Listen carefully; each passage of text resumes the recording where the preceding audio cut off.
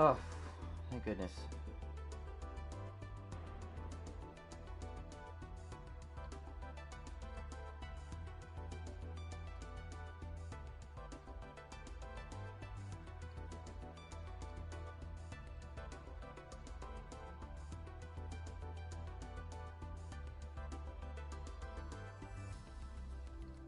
Setting this up has never not been annoying. Never. Every time.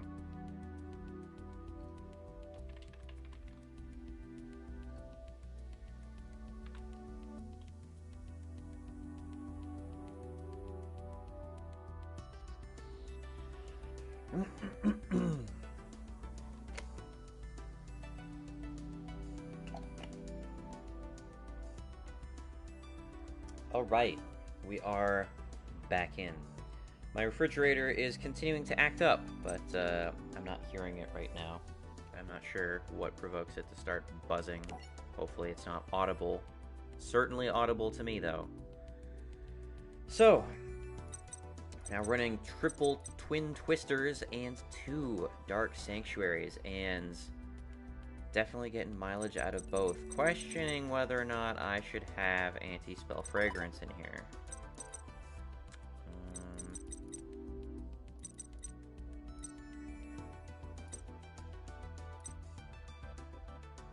Let's ditch card trader. Put 1 anti-spell fragrance in.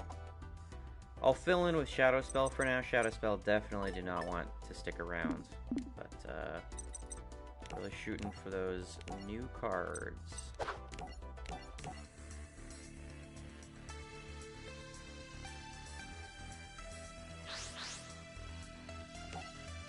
Once again, I pretty much have everything I think I want. I did get those anti-magic arrows, but I don't know if I really want to put them in the deck when I have, I don't know, something like, oh,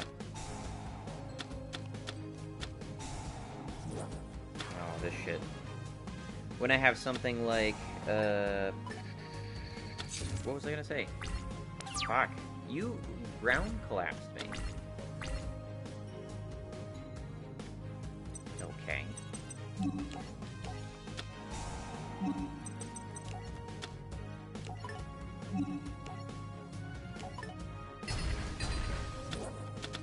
I forgot what I was gonna say. Oh, when I have Solemn Judgment. I already have Solemn Judgment as like a counter to, you know, effects when I swing for Uria. But the problem there is that anti-magic aura doesn't work on monster effects, I don't think, and it's only during battle phase, if I recall. So that sucks.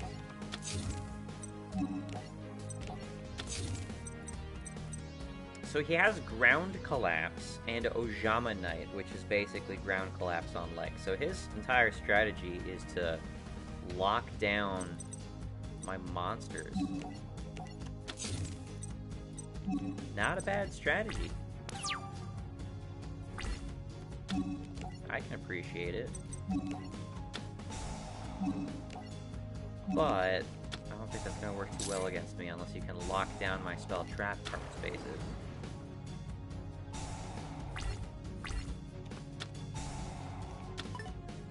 Got it back.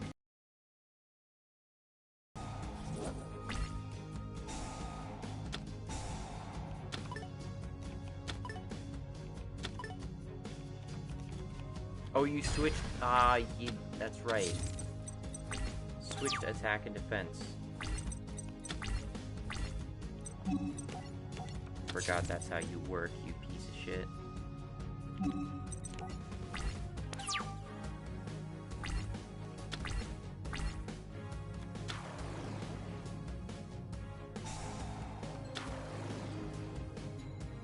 I still don't want to Nightmare Wheel then.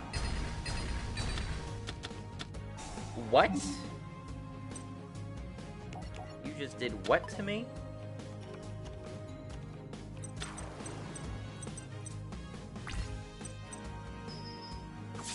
Destroy all cards on your opponent's side of the field. I have that card. I know this exists. Oh my god.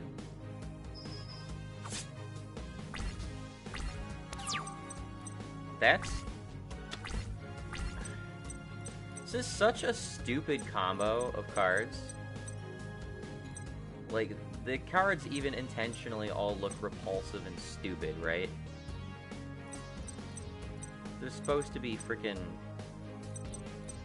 goddamn dumb and unlikable. It's supposed to be troll monsters, basically.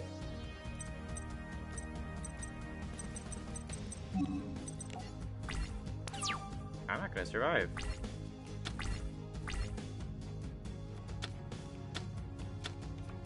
Oh? Why are you doing that? Is 1,000 considered too small to be meaningfully useful? You could have tried for something. Alright.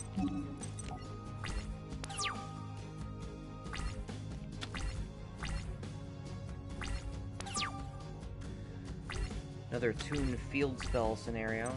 I would have liked you in my opening hands. I'll just set this down in case.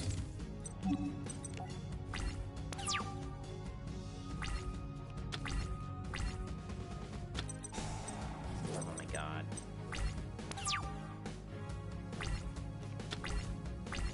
Man, that one face down really scares him. Probably could have killed me. I mean, I would have destroyed Ojama Country with Raiko, so...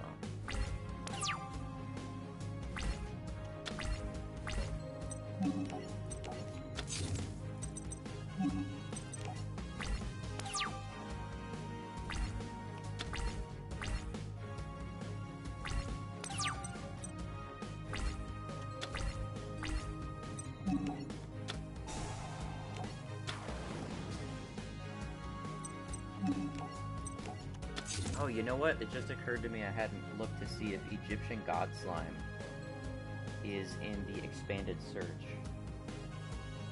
looks like that. I would like to get it. No?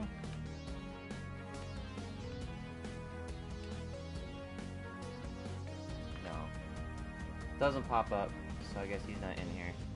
That's like maybe 3 or 4 cards at this point that I can still confirm aren't in the game that I would like.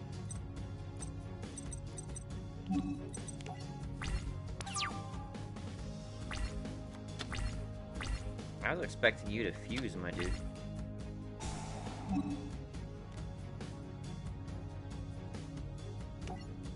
This is a very odd choice. He was baited by the 0 defense.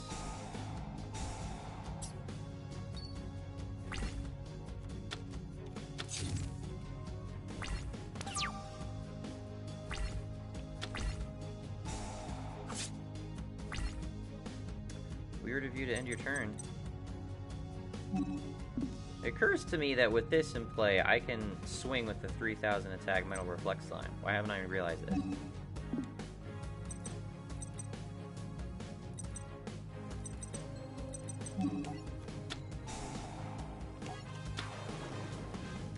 You comes into play in defense. You all switch to attack.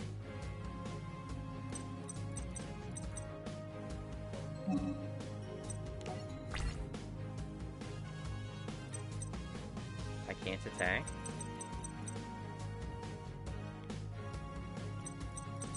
Why can't I attack?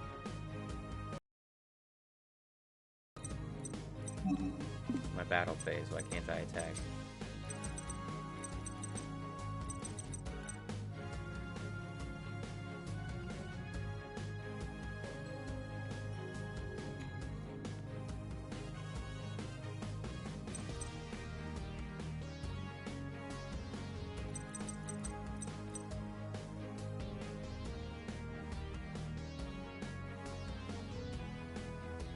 Oh, this card cannot attack. Why have my eyes completely glazed over that? Well, that sucks. Oh, okay.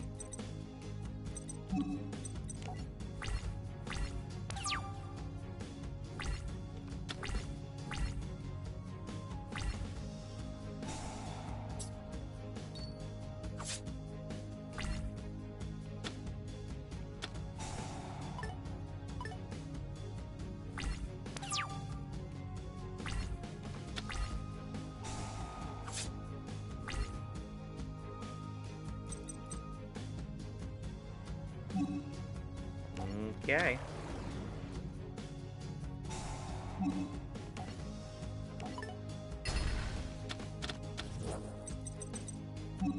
Shifts you to defense. Not that it matters, I'm gonna tribute you. Let's get Uria out.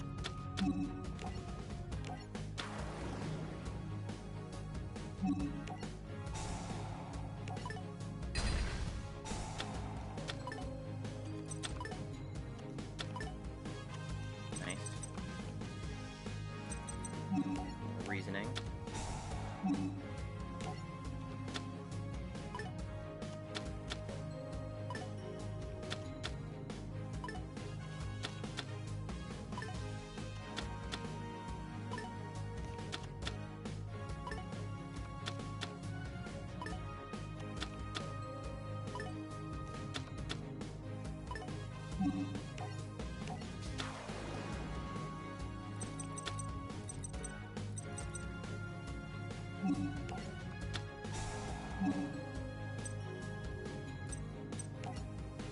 This is kind of wasteful, honestly.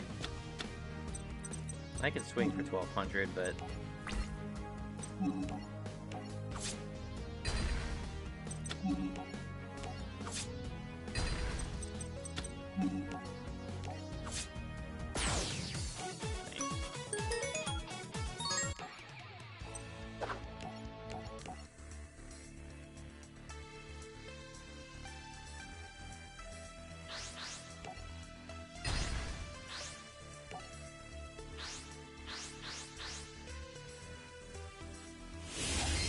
I wish the Crystal Beast cards got more support.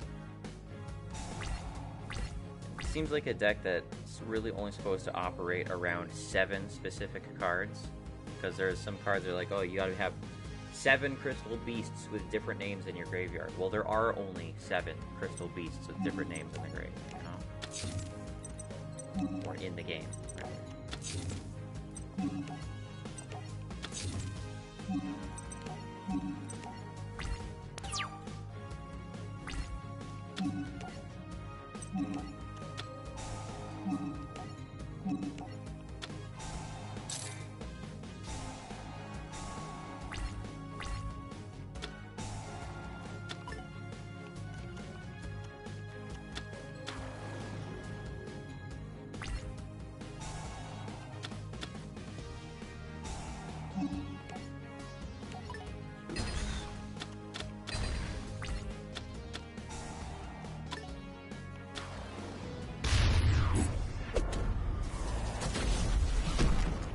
Nice.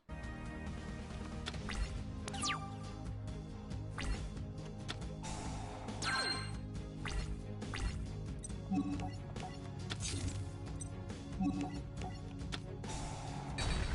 don't want you in play at all. I don't have anything else to stop attacks. So we'll just double toll hike.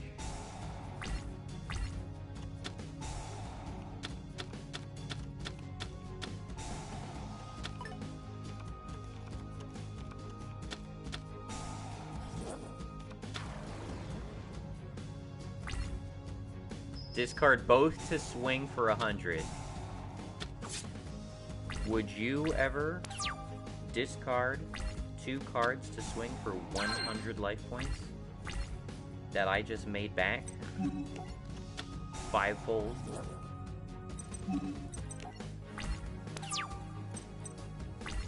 If you're like me, you would.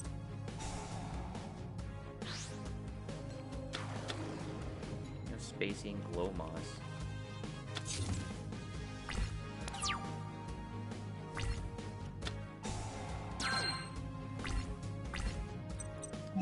Let's just keep denying you.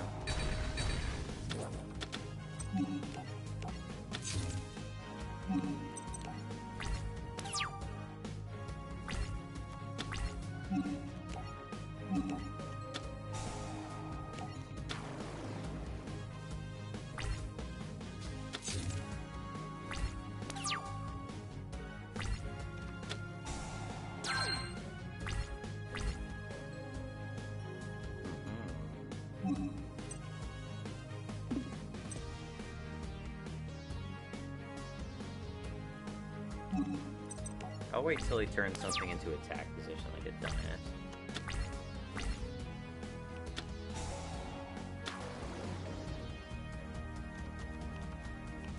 Crystal's Pantail. Hi there. Didn't have to wait long, did I? You can return both the at the start of the damage step. If this monster battles an opponent's monster, you can return both the opponent's monster and this card to the hand.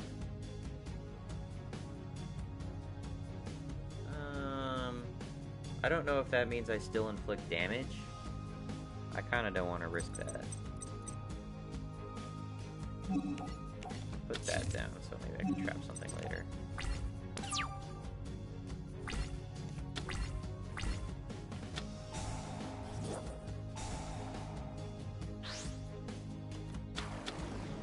Spacey and Dark Panther.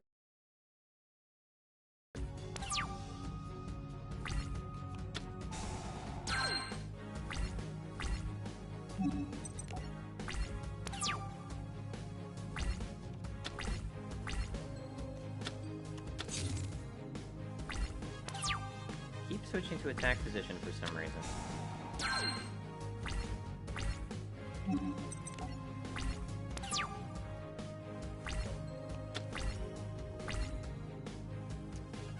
First time live stream of Omni that I've seen.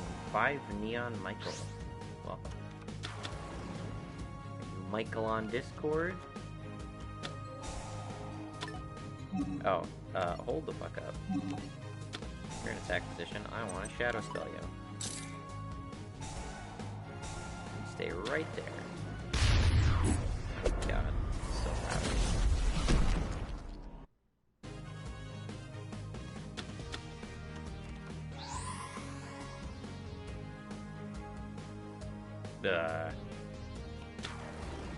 What is that? Oh, okay.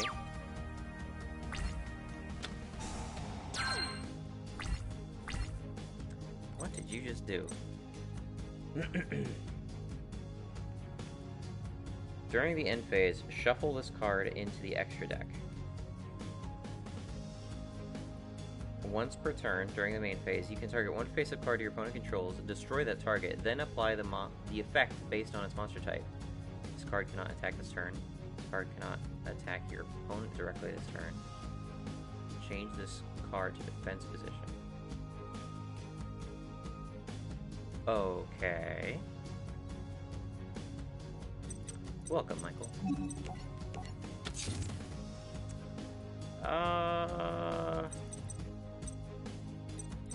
3.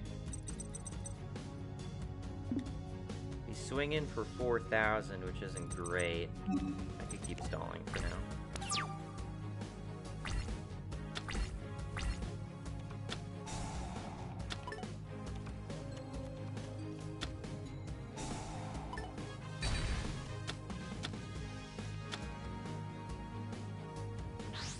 $5,000. 6,000.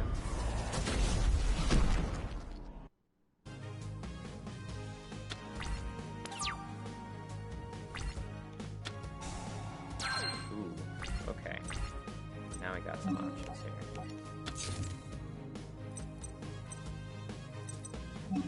Let's flip.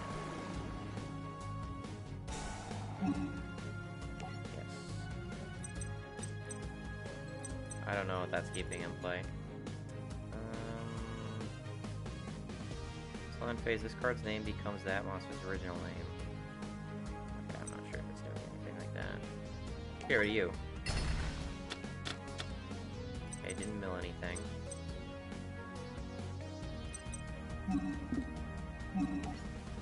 Can't do anything else.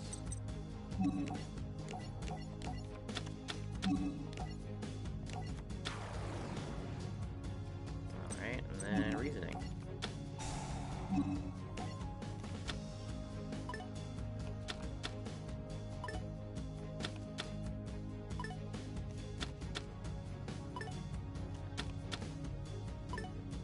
How high can we go?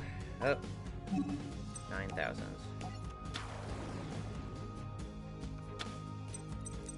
Not bad.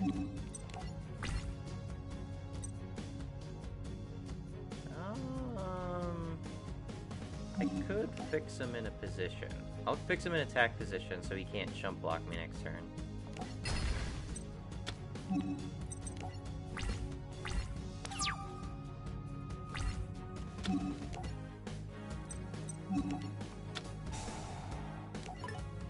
There we go.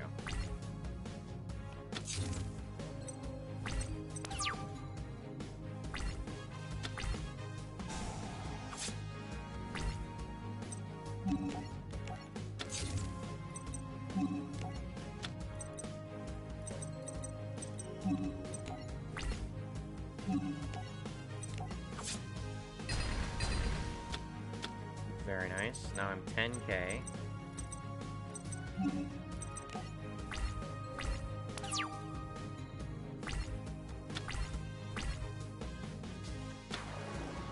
Ooh.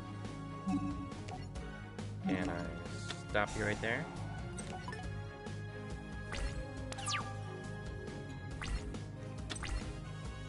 Alright, that's gonna be game.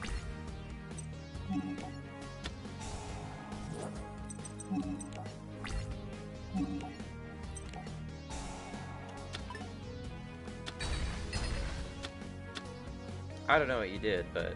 Wait, what? You didn't die. This card attacks or is attacked. Your opponent draws one card and shows it. Then, based on its type... Oh! Ends the battle phase of this turn. If a card is attacking, you can change it to a direct attack instead. Change this card to defense position. Really? Okay. You got one over on me there.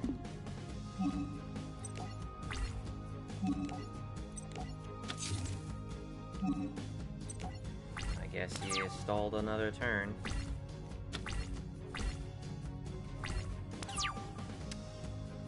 Alright.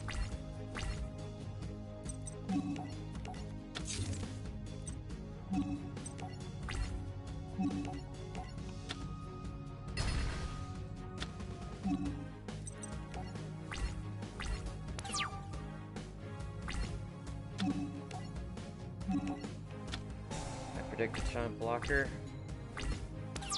No! Okay. Works for me.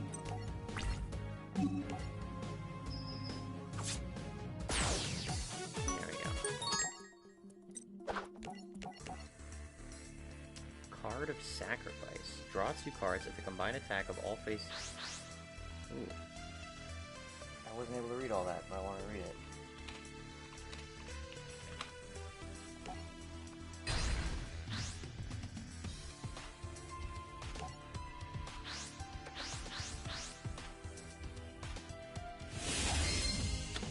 Card of Sacrifice. Draw 2 cards. If the combined attack of all your face-up attack position monsters, minimum 2, is less than the attack of your opponent's face-up monsters, you cannot summon or change battle position the turn you activate this card. Okay.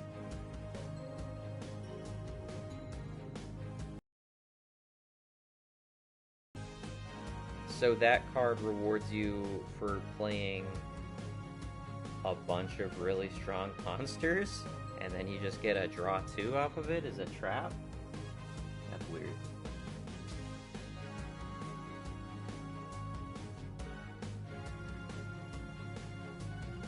Not a bad card. Not one I can justify for myself, per se. That's not.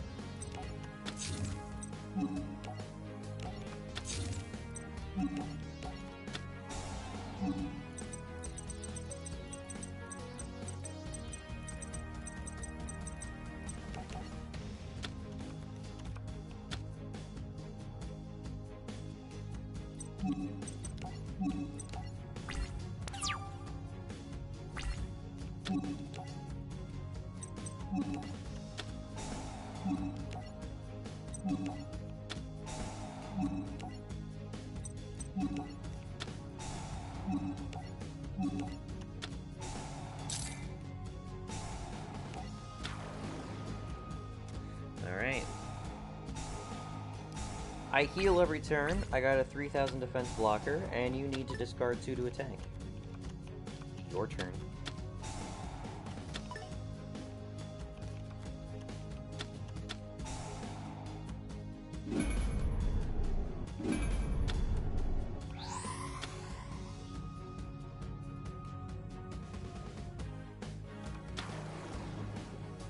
Eight.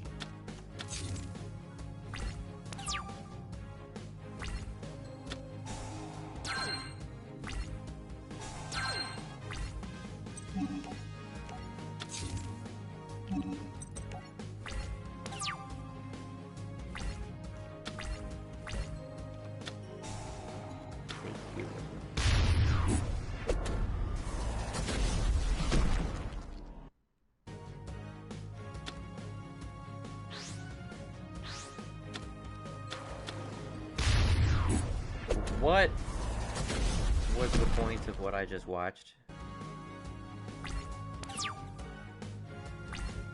Did you just sack Neos to summon Neos? I don't get what just happened there.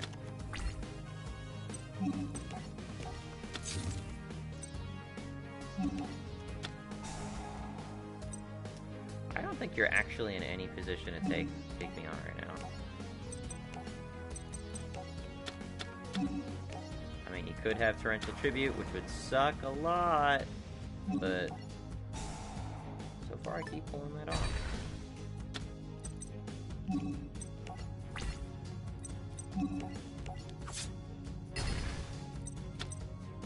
Okay then.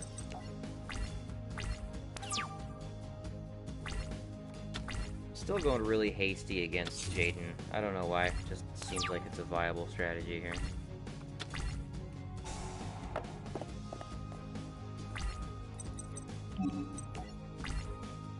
Just gotta roll bad on the dice, and then you won't have a blocker.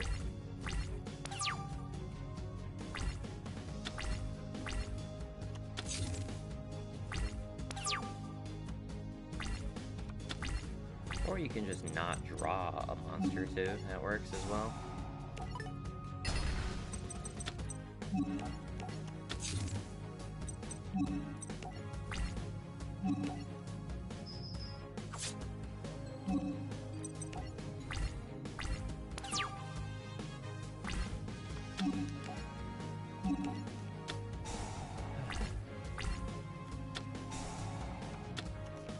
Ooh. That was a dead draw. Shame that. Some Monster Gate or Slime. Oh, that's game then.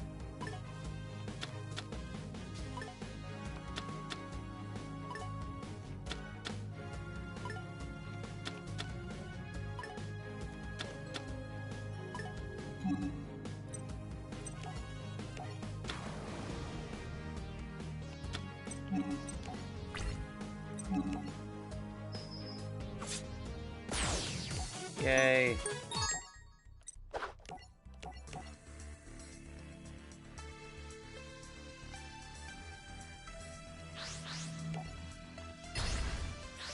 What kind of deck does this guy have? Jim Crocodile Cook? Does he fight with reptile monsters? I'm assuming the guy I'm playing as has like a dinosaur deck.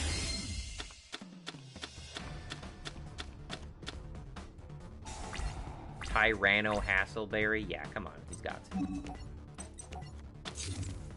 I'll only keep one Needle Wall. Maybe excessive. And I don't have a great defense right now, so let's actually...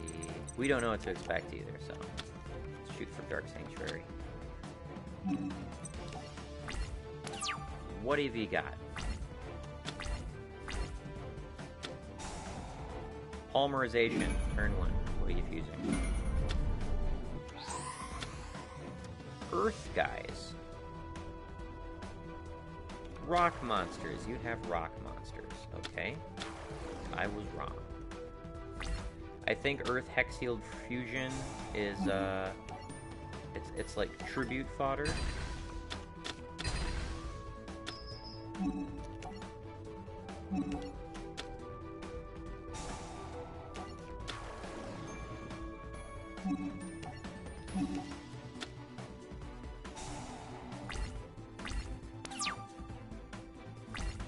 you're down several cards.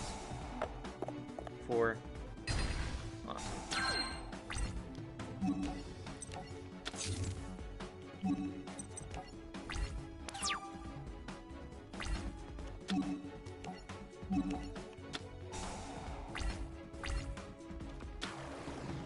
Big piece golem. Oh, it's literally just Cyber Dragon as a rock monster. Okay.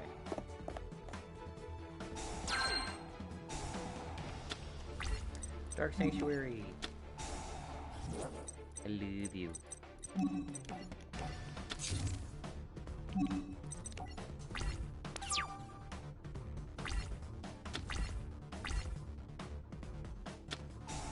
Call the Haunted. What is that? Special summon one small piece golem from your deck if it's summoned. Monster's effect is negated if it's face up on the field.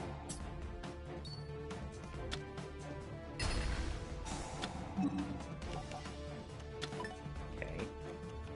Not too worried at the moment.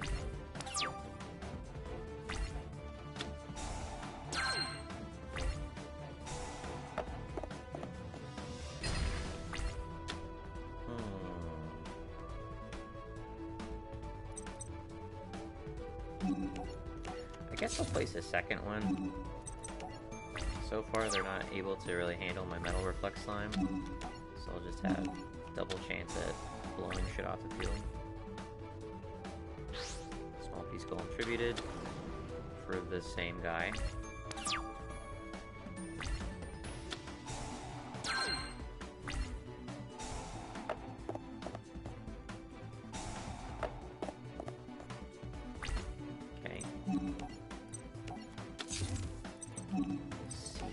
Anti-spell fragrance accomplishes anything.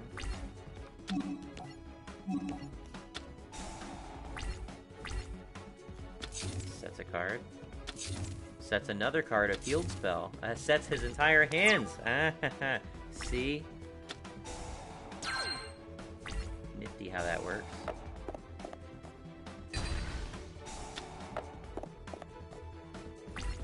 Anti-spell fragrance is actually just useful for intel, it seems. Because if he wants to use the cards,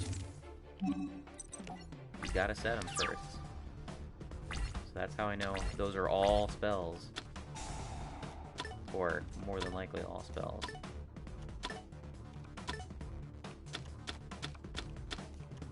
Oof, draw 2. That's pretty good. Big piece golem again. Gaia, Plate of the Earth Giant. Released from stone. Okay, he's got to call the Haunted for rock monsters. Small piece golem. Needle Wall's gonna have a day. What was that? Why did he do that? And why was it 1400? I haven't read this card yet. Don't destroy it yet.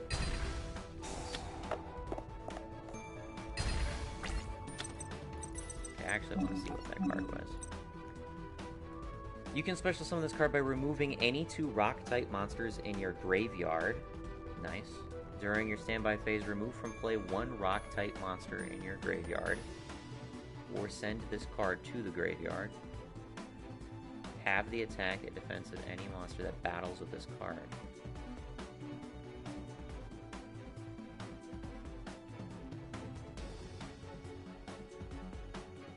The math is just not shaken out in my head, so I'm still not sure where that was coming from. Anyway.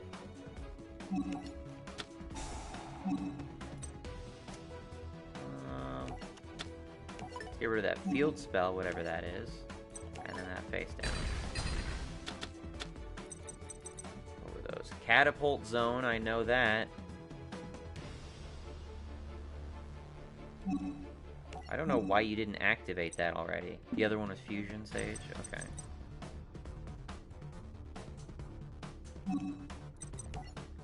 Looking for... Got a good position right now. Just need some gas. Reasoning.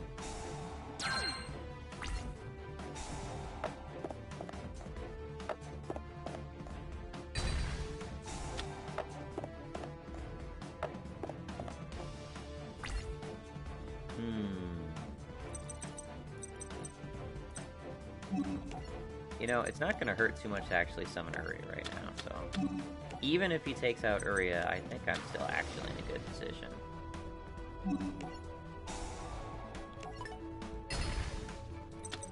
The thing is, these rock monsters are actually going to be in a pretty good position to block, but it doesn't mean a whole lot to Uria.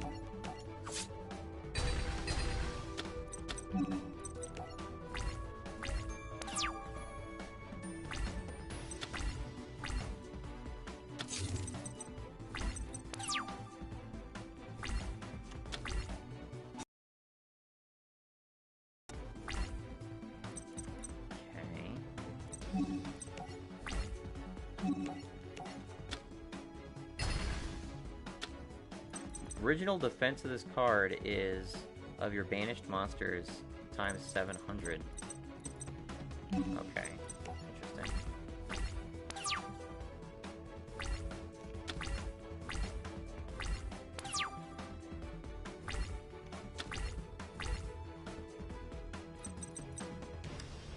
Okay, well, I'm gonna drop you down to 200.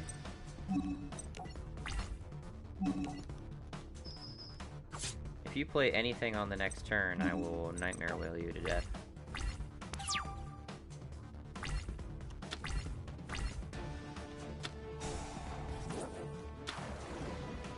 Well, that's game then. Excuse me, I can't Nightmare Wheel? Why not?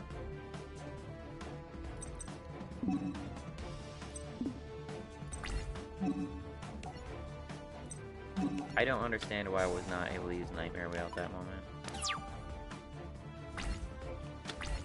Either way.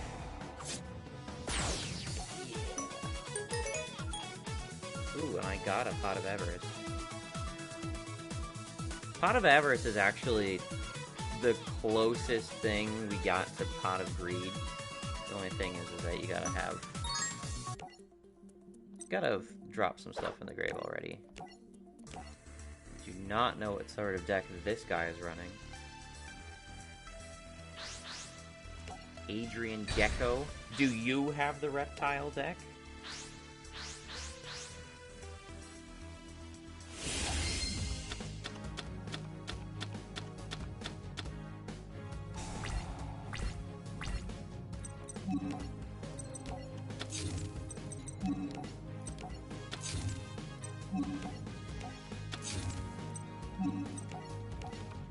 Finding myself using enemy controller less and less.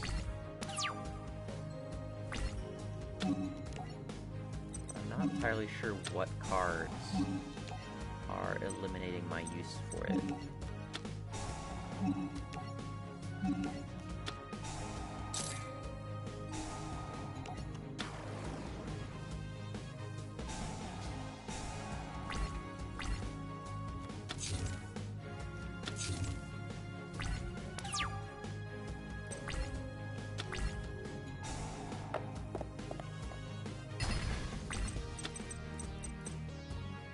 Cloudians. Okay. So you got the Cloudian deck. Interesting.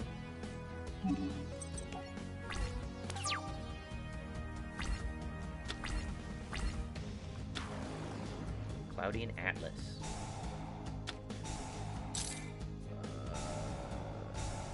Inflict 500 damage to your opponent each time a card they control. Let's get rid of your trap. I think it's probably going to be an issue. Okay. When you normal summon this card, place one fog counter on it for each Cloudian. You can remove 3 fog counters from anywhere on the field to discard one random card from your opponent's hands. Okay, that could be an issue. Cloudian Cirrostratus looks like a cat. Cloudian Sheep Cloud. Oh, it acts like stray lambs. Okay. You can remove 3 fog counters from anywhere. You currently have 1 fog counter. Okay.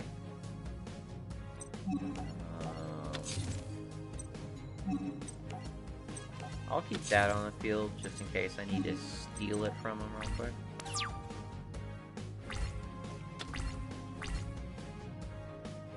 No, tributing. Okay. Cloudy Nimbusman. Gives himself a fog counter. Gains 500 attack for each fog counter. Oh, it's gone. Okay, never mind. I could swing. Actually, I couldn't swing. Never mind.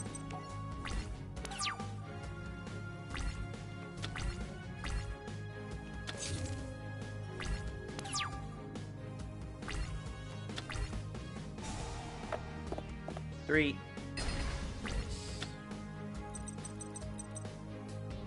Cloudy and Ghost Fog.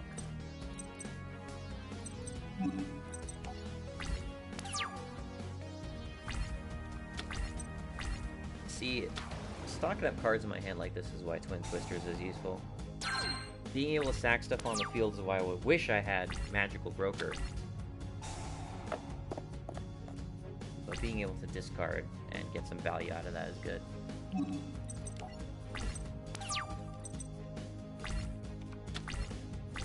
can remove 2 fog counters to... Sorry, what? Destroy 1 monster? Stop selecting your grave. Stop selecting your grave. God. Destroy 1 monster on the field. Okay.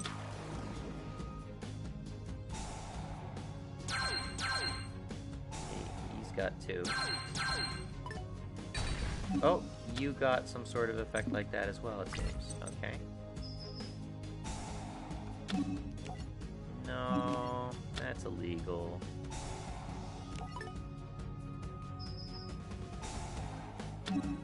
No. I know you're swinging for, like, a frankly pitiful amount of damage, but you're not even gonna get that. That killed him somehow. I don't know how.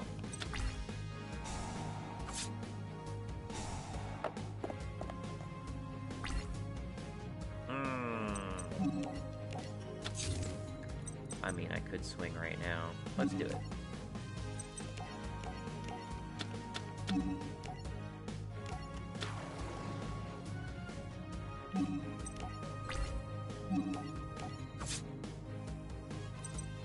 You didn't die.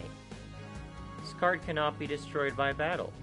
This card is in face-up defense position. Destroy it. Oh, okay. Oh, so it can't be destroyed by battle. And it has a 2 counter destroy effect, which is really good. When you normal summon this card, place a fog counter on it for each Cloudian monster on the field. Okay. And its main disadvantage is that you can't turn it into defense position, so it's vulnerable to exactly what I did. Okay.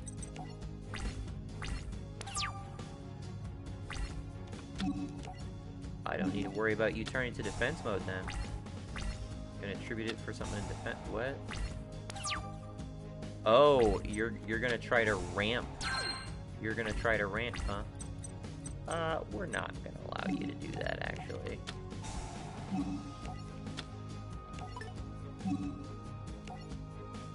Oops.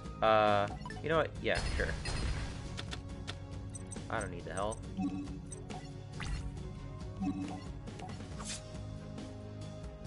$300.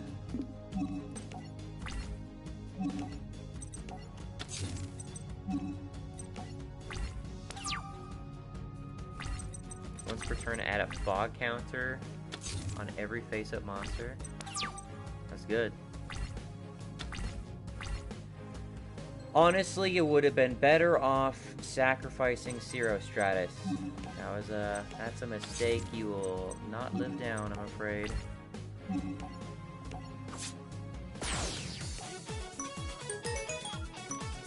a bunch of Cloudian cards. Rainstorm. What is Rainstorm?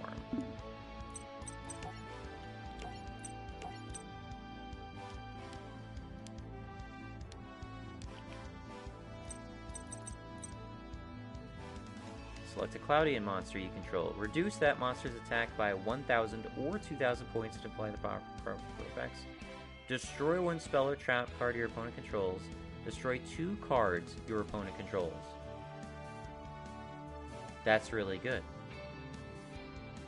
And for monsters like the Nimbus Cloudian dude, I guess he can ramp up to where he can suffer taking a permanent penalty to his attack.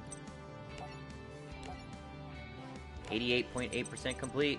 It's not a lot left. Fucking Jaden again.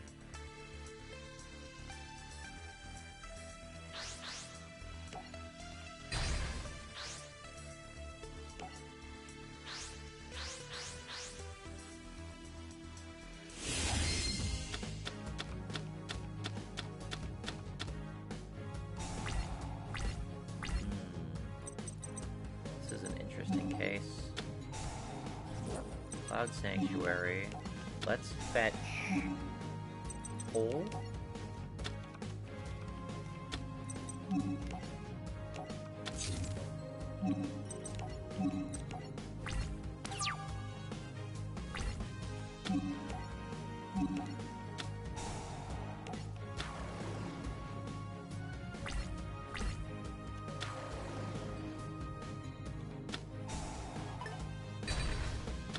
That's not good. I get fucked.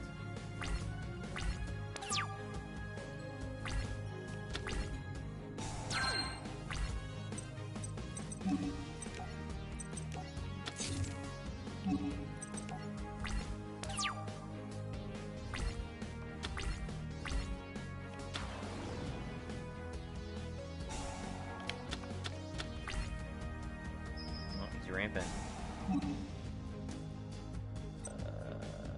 No, just I'll take it. Nice.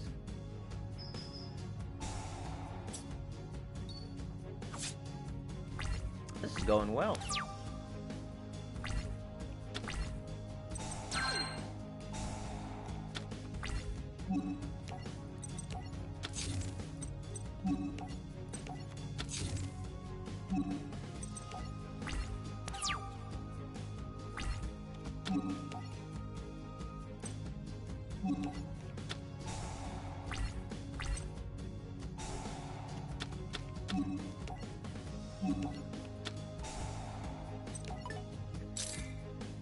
As long as you're gonna stay on the field to mill yourself, might as well burn you for it.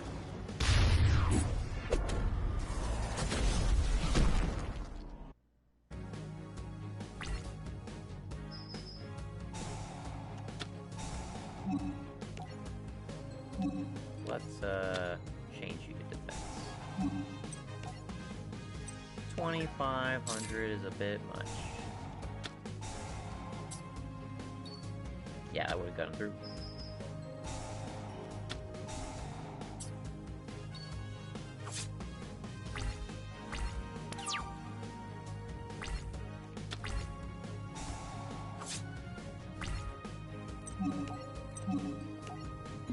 Stop.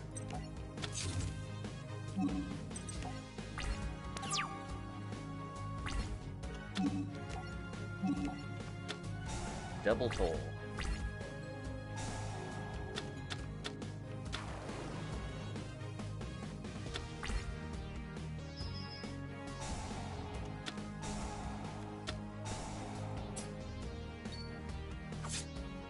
Okay, I'll take it.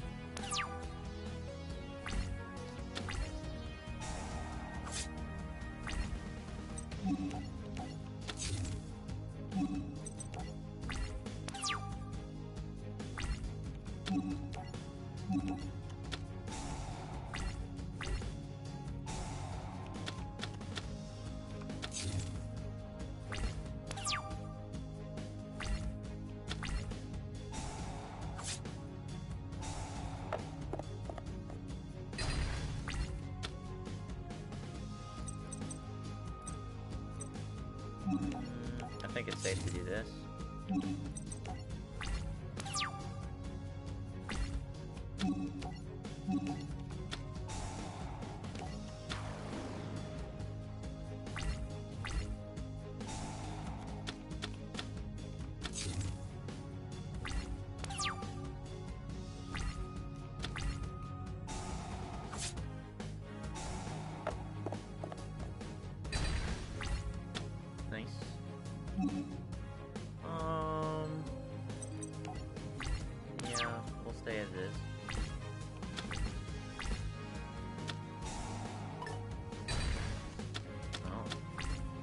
Okay. Don't like vulnerable, huh?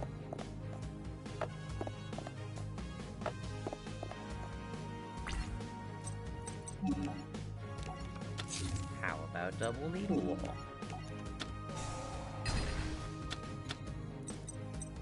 Yeah, that was unnecessary.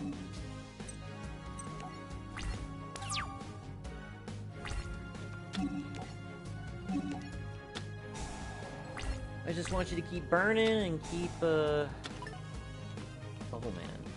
I forget what can Bubble Man do. This card is summoned, you can draw 2 cards. You must control no other cards and have no cards in hand. Okay, gotcha. Oh, he goes back to your hand, huh? Oh no. Wait, did you draw? This card destroys sends the graveyard, draw a card. Oh, okay. That's fine.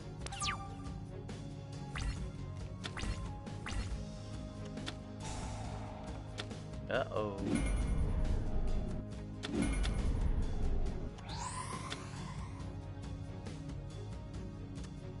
Plasma Vice. Inflicts piercing damage. You can discard 1 card to target 1 attack position monster your opponent controls. Destroy that target. Well, there it goes. I'm fucked. Why do you think I'm fucked?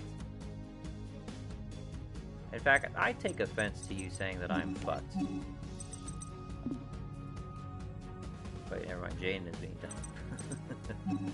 I think he's fucked. You know what? Let me confirm that theory real quick. Let me see if he's fucked.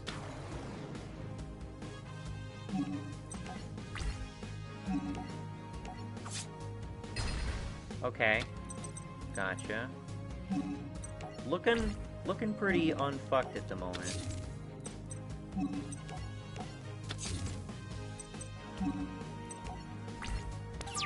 He destroys Uria, I got another one. Dark hole! Okay. Well, that's interesting. Thought he was going into something much better than fucking Plasma Vice. No. Come on. How many copies do you think he's got of, like, all the basic 2-hero combinations?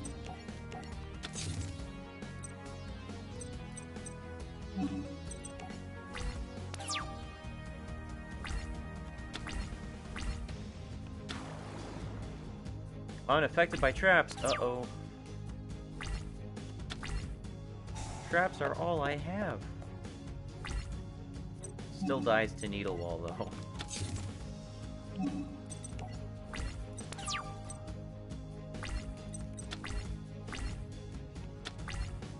Changes to defense.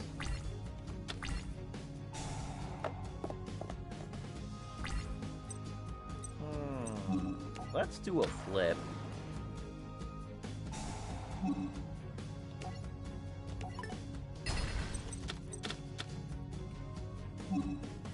Flip. Let's attack with both these guys. Okay, that's 450. 250. And healing every turn. Does nothing. I'm gonna attack with a candle. A literal candle. Dies to candle. Well, I was sure fucked.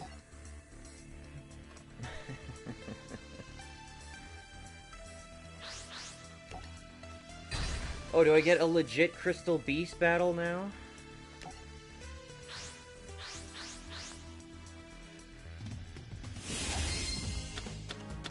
Let's see the Crystal Beasts. They're a cool deck archetype.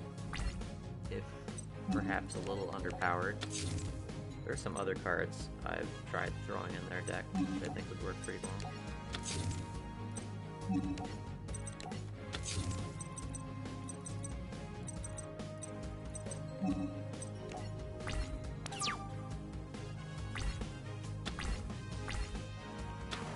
Yep.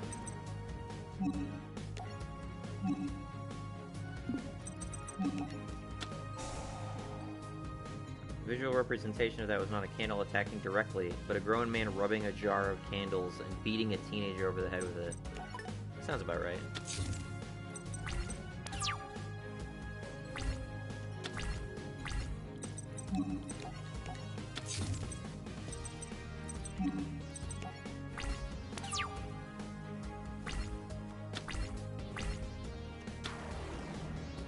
See, if Jesse was smart, he would run Hammond Lord of Striking Thunder in this deck, and then we'd have a true rivalry of the Sacred Beasts.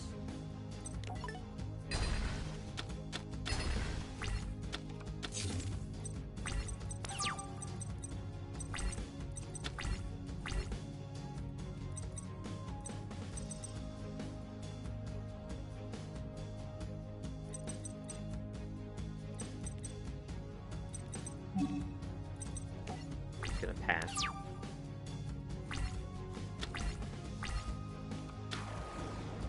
Oh, she can attack directly, actually.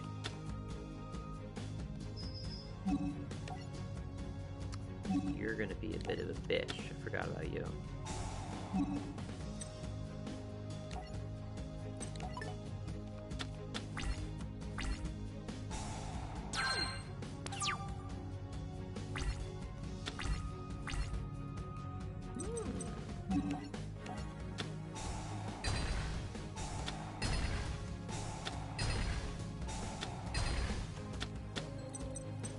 And then a little Twin Twister.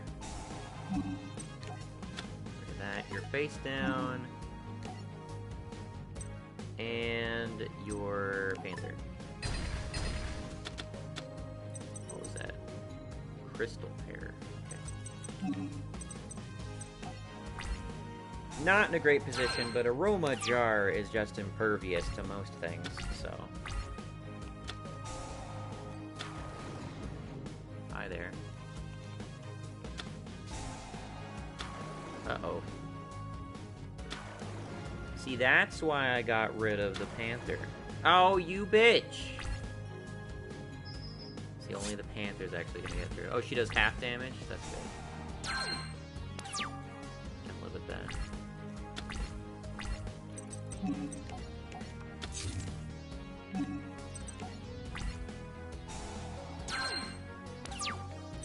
But she's doing half damage. She's hitting me for 600 and I'm healing by 1,000 every turn, so I don't even need to worry about that. I do need to worry about the card he just played, though. Because that gets buffs depending on how many Crystal Beasts he's got. In his zones. In his zones. Not the monster zone, spell drop card zones. I need,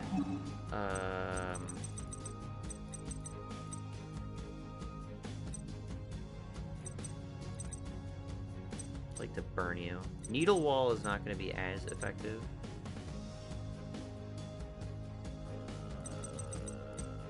Sure, this is a good Dark Sanctuary. And then I'm going to use Raikou to take care of that field spell as soon as possible.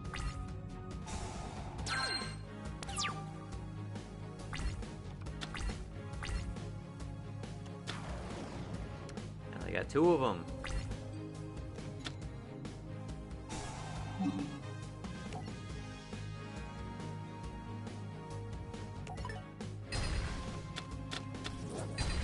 Now he can out-damage me for a bit.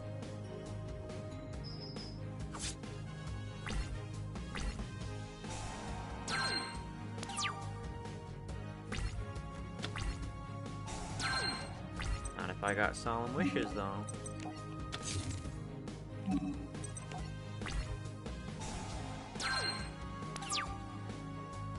Now I take 1,200 and gain 1,500 per turn.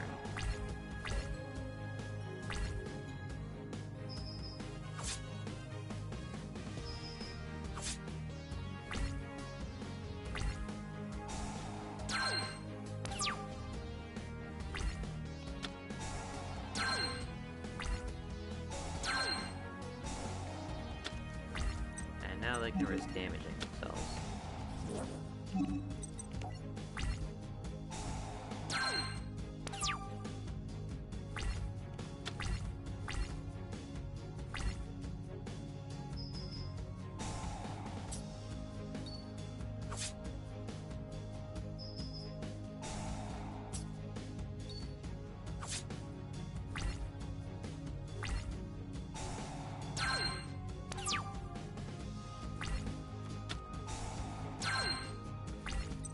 Get you to start discarding.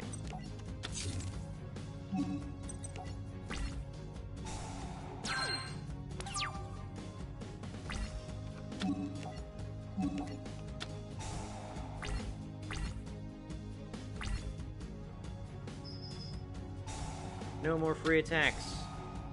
Costs you.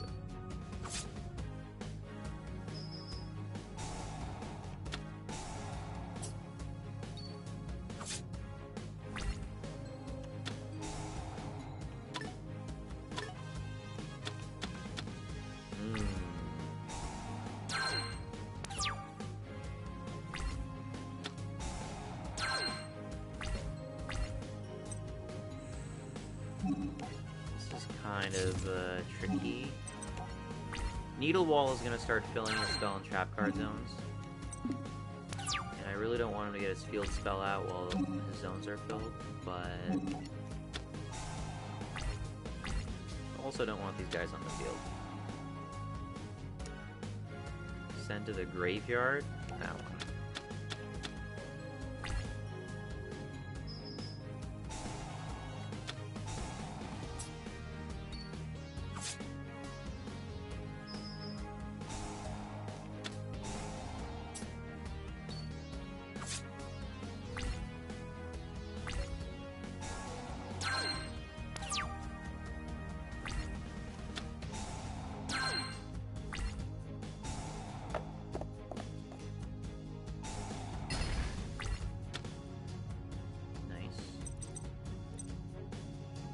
If there was a Needle Wall equivalent for spell and trap card zones, that'd be awesome.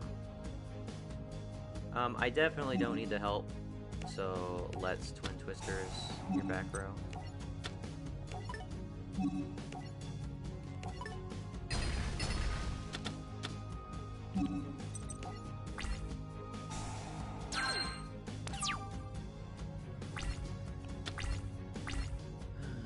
At this rate, he will deck out before me.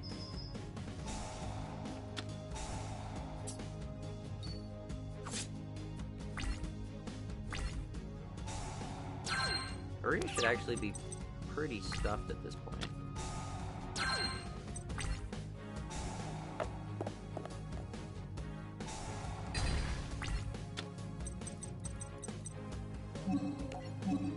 Three, 4, 5, 6, 7, 8, 9, 10. No, 9. 9,000? Okay, I can swing.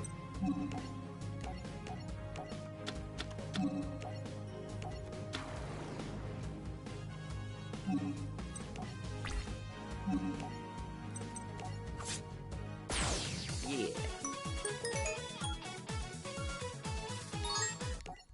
Swift Scarecrow on that deck. Is this the last 5 fights? Last 5 fights. The Sacred Beasts guy versus Jaden.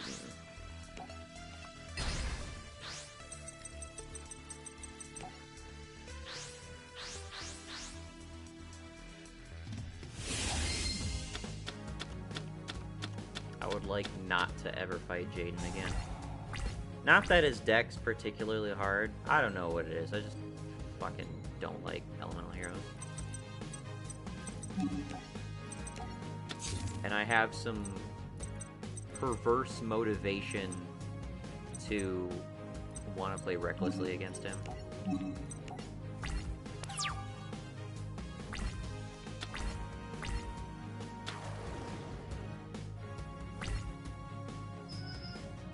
Swinging with 1600. He's swinging with the normal monsters. I shouldn't be concerned about that.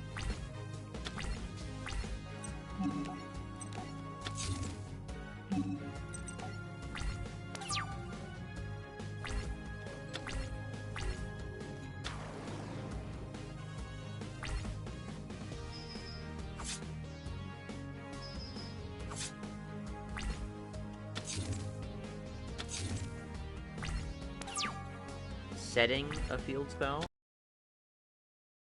anymore.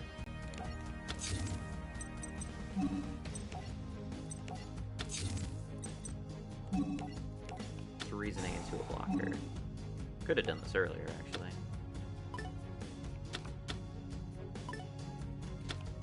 I don't want it to be into Raikou, though. That sucks.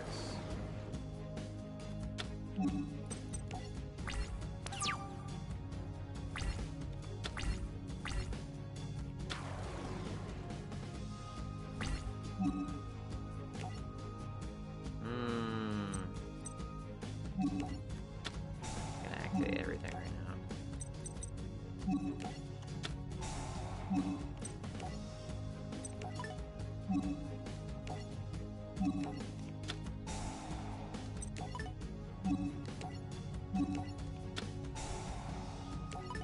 There.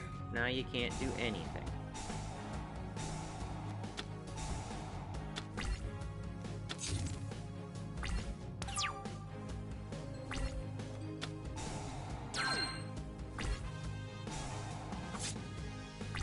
If you inevitably tribute some of them to summon something, got a Nightmare Wheel Hill too.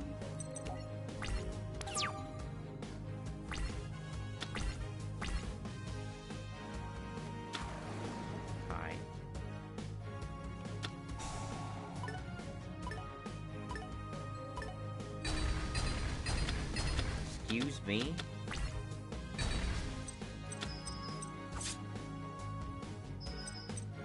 Destroy spell and trap cards equal to the number of elemental heroes you control. Really? Hey Stone, what's up?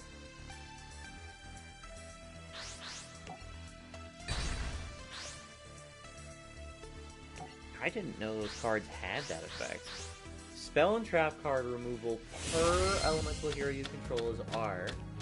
H allows your hero to inflict piercing damage. An emergency call is a fetch. O Oversoul is basically Call the Haunted. That's a really good roundup of fucking cards.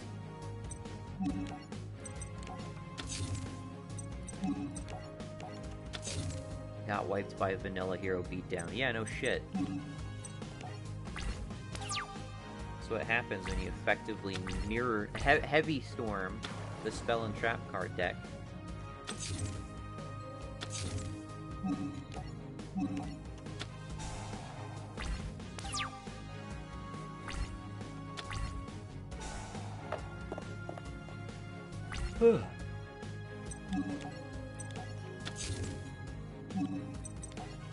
I can't wait to replace these shadow spells with gravity binds.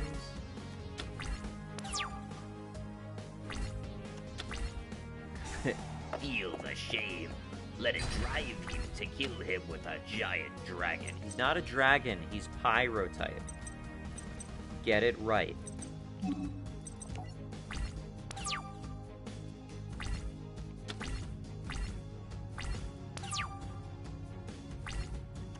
Imagine how different this deck would be if Uria was a dragon. It would have access to so many more cards. They might have been aware of that when they printed this card. Hammond is Thunder type too. Thunder is really hard to support as well.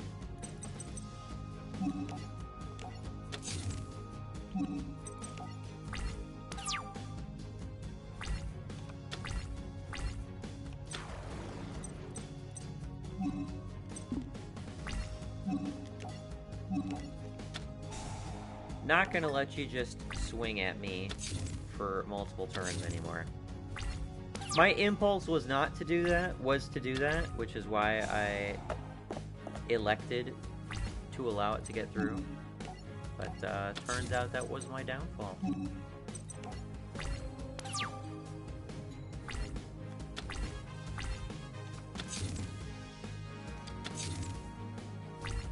Yeesh. I guess that's a Clayman.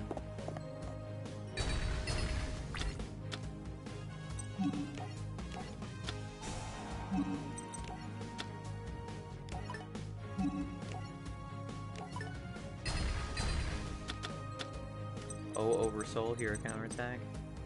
Thunder has 3 good archetypes: Hunter, Batterymen, and Thunder Dragons. They don't get a whole lot of love, and I only know 3. I only know one of those 3.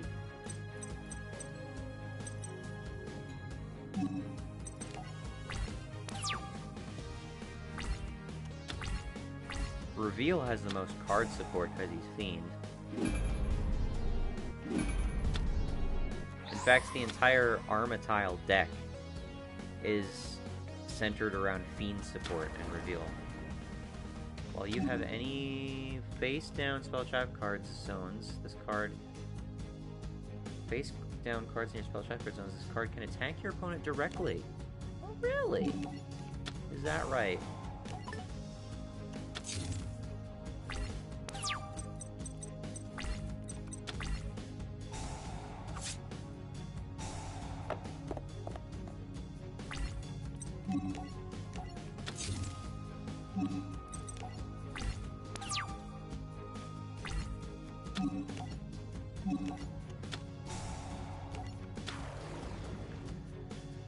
I want to melt Jaden.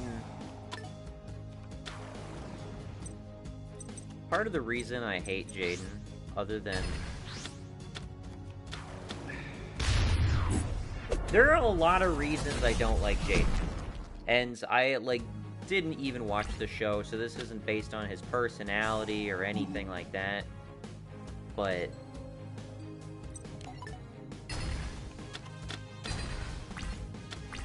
I don't like his character design. He's got a stupid bowl cut with a straight-laced fucking school jacket. And it's in a school atmosphere. Like, oh wow, that's such a step up from Yu-Gi-Oh! Yu-Gi-Oh!, which started off with some fucking reincarnated ancient Egyptian pharaoh running around and killing people. Like, cool. Great step down to fucking Jaden bowl cut fuckwit.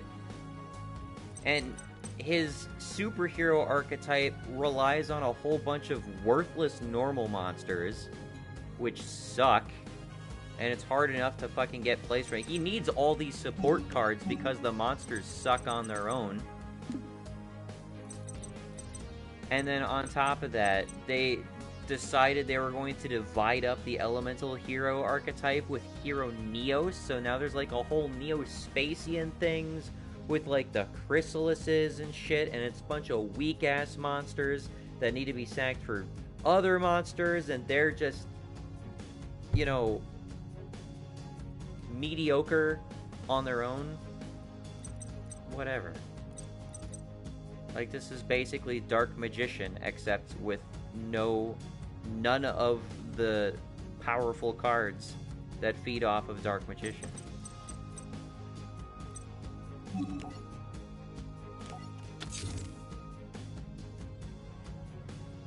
Mariner Equip Spell OTK, I don't know what that is.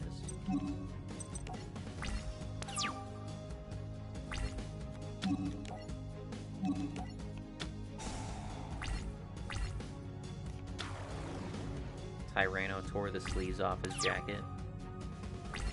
Jim Cook was dressed like an honest-to-God explorer. Jaden has no excuse to look so basic. Hey, yeah, like, you know, I can look at the dinosaur guy and go like, he's got a dinosaur deck, right? Total guess, and I'd be on the money. I mean, does it need to be stereotypical and obvious? No. But at the same time, I mean, he's coming after Yugi, and Yugi still looks cool, okay? The hair is probably the weirdest shit, but now there are, like, every single... For some reason, Jaden is the most normal-looking protagonist in the series. And all the other protagonists are like, you know what Jaden lacks? The hair.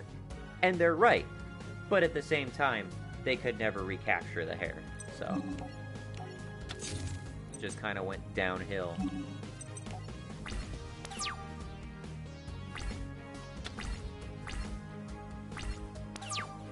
Pass turn. Okay.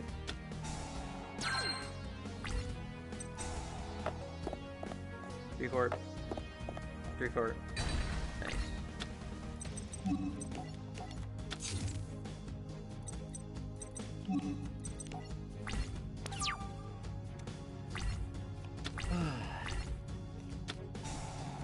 No, hold the fuck up. Oh, at least he only got to do one.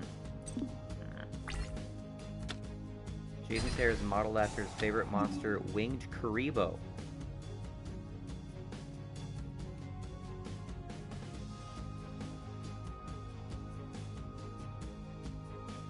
Why am I thinking too hard about that?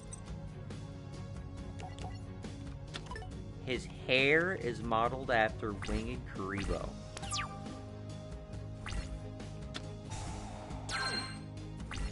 Why did you say that to me? now I can't not think of that association.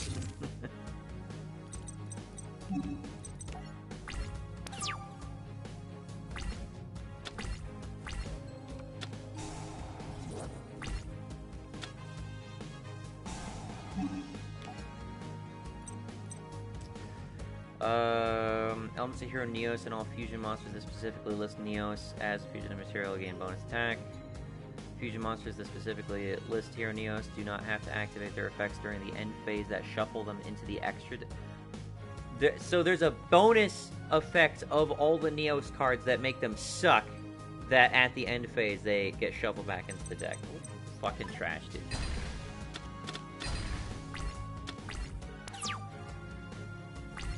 Be cursed with this knowledge.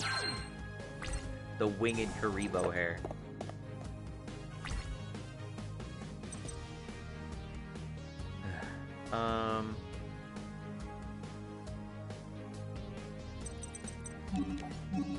Three, 4, 5, 6, 7, 8. It's not enough to kill at the moment. But I got reasoning in Monster Gate. I can probably kill.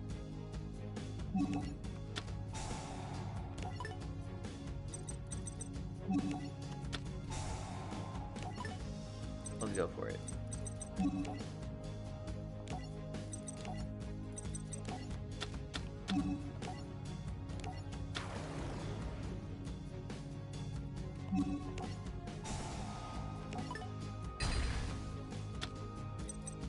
Hero counterattack. Alright, reasoning. Modern heroes are so much better than Jaden's normal monster, into fusions, and Neos garbage. Keep to the deck. I mean, I'm seeing, like, 4-star hero monsters, like elemental heroes, that, like, they have special effect. Like, what, fucking Stratos is one, and then there's, like, a Burstinatrix substitute, right? But they actually have effects that make them useful. Well, I don't think I need Monster Gate at this point. Hi, Raikou. Let's put you in attack mode. I'm gonna kill you with Raikou. Actually, you know what? I should have Rageki'd. What was I thinking? Totally reckless. Nice.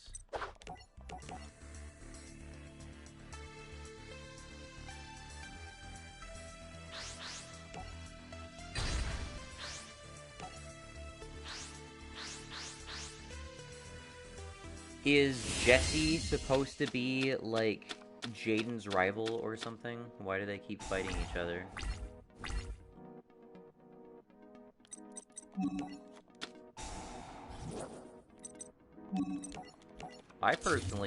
I think Jessie is better than Jaden in, like, every way.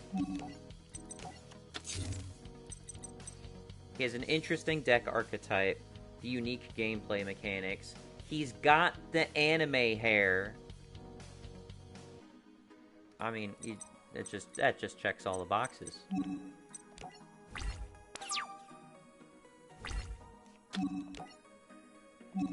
I will admit his name is boring. Jesse Anderson. Man, you know who my favorite character is? Jesse Anderson. Although you can do Matrix references with that name. Mr. Anderson.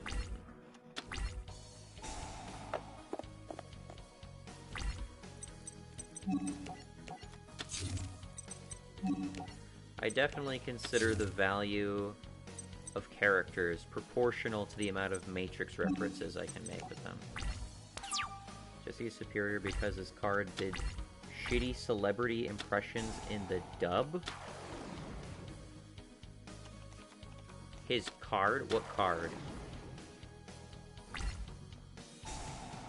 Okay, you just played a bunch of shit. Hold the fuck up.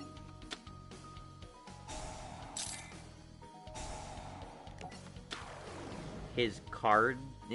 His cards, like his Crystal Beasts? The Crystal Beasts did shitty celebrity impressions? The fuck does that mean?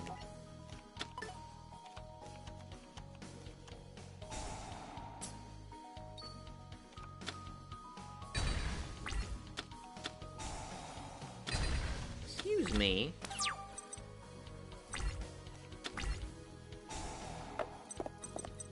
What happened to my flip effect?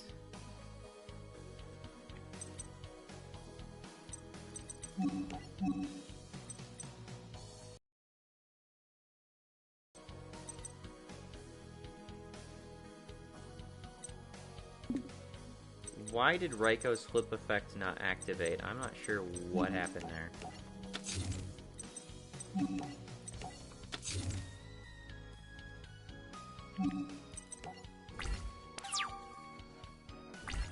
Jesse's cards doing shitty celebrity impressions in the English dub sounds very Digimon. Marco, hello. How are you doing? If this card on the field is destroyed and sent to the graveyard, for the rest of the turn you take no battle damage. How about I slap you on a torture device and I'll just bleed you? Okay, he's treated as Elemental Hero Neos, but that does not grant... We do not grant you the rank of intro cutscene. I play Yu-Gi-Oh! In fact, I do. Or rather, I did, like, 15 years ago. But now I'm playing the shit out of it again. Every Crystal Beast that talks did a celebrity or pop culture impression of some kind. That sounds awful.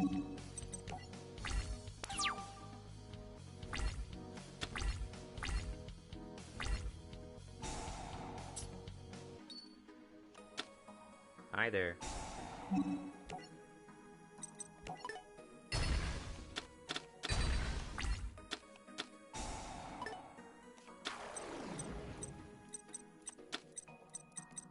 Oh, he's fusing. Oh, he's tributing. Never mind.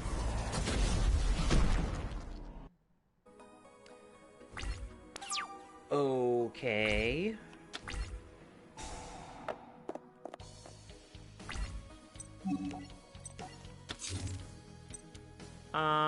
You know, I'm not really liking the 3,000 attack. 2,500 attack, you know, that made me feel warm and fuzzy inside. But the 3,000, now you're just riling up my fear of the unknown.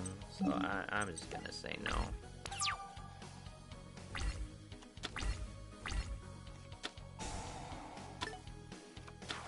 Hi again.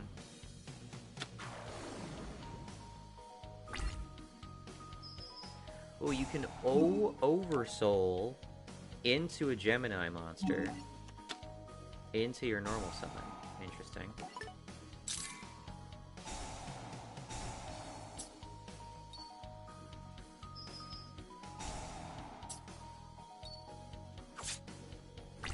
First damage.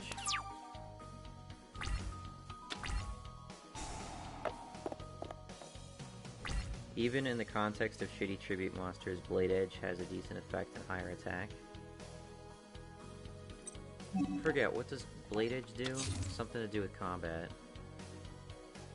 I have the original Legacy of the Duelist, didn't buy this one. I don't know the differences, to be honest. I think they tacked on the V-Rain stuff, but I'm not sure how meaningful that is. This just has all the DLC on it, I think. Neos is ass, and I'll never get off the hate train. Neos looks like a superhero condom. Who's with me? Does he not look like a superhero condom? He he looks like a superhero condom who is adding... He's trying to do everything he can to play within the rules of the little instructional pamphlet that comes in there. Oh, don't put on 2 at the same time. What if I put razor blades in it? That should work. I don't know. I don't know where this joke is going.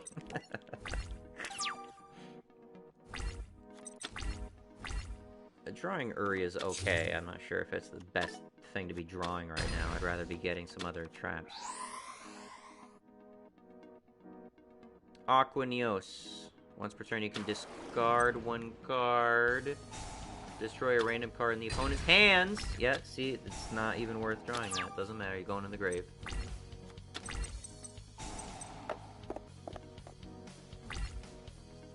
I mean, you could have summoned it? No, I don't think so. I mean, I wouldn't have summoned it. That would have left me way too vulnerable, I think. Uria dies to cheap removal, unfortunately.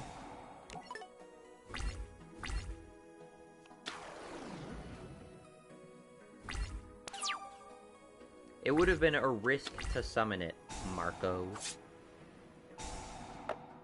You will find that this deck is not about getting Uria out as fast as possible. I am very much opposed to that.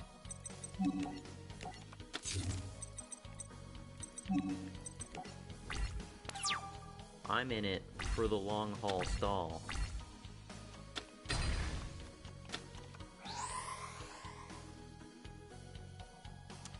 Air Neos. While your life points are lower than your opponent's, toss a coin. If the result is heads, negate the attack, and if you do, inflict damage to your opponent equal to... I would love it if I could read the fucking text of what I'm holding up.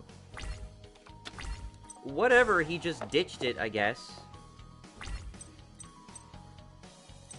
Oh my god, I don't even want to play Anti-Spell Fragrance. Can you just burn to death and let us be done with this?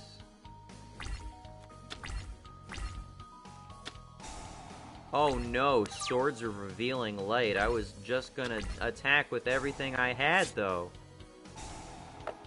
Jaden has popped, got rid of 2 monsters and a card in his hand to destroy 1 card in your hands.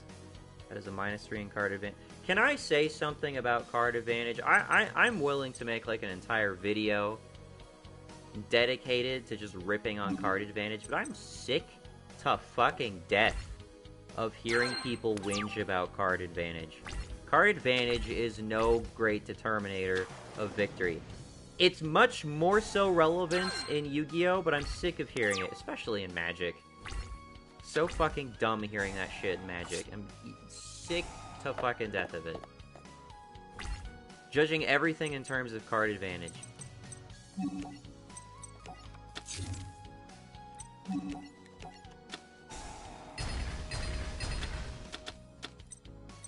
I could have burned, but whatever.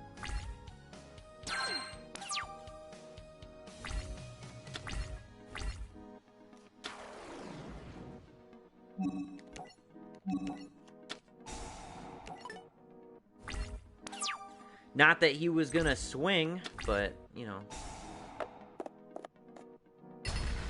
And there it goes. See, now is about a time where Uria would be a solid draw.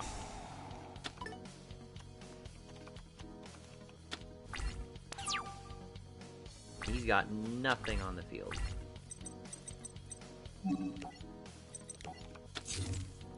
In preparation for Uria. That is not what I meant to do. I meant to set that card. That works, though.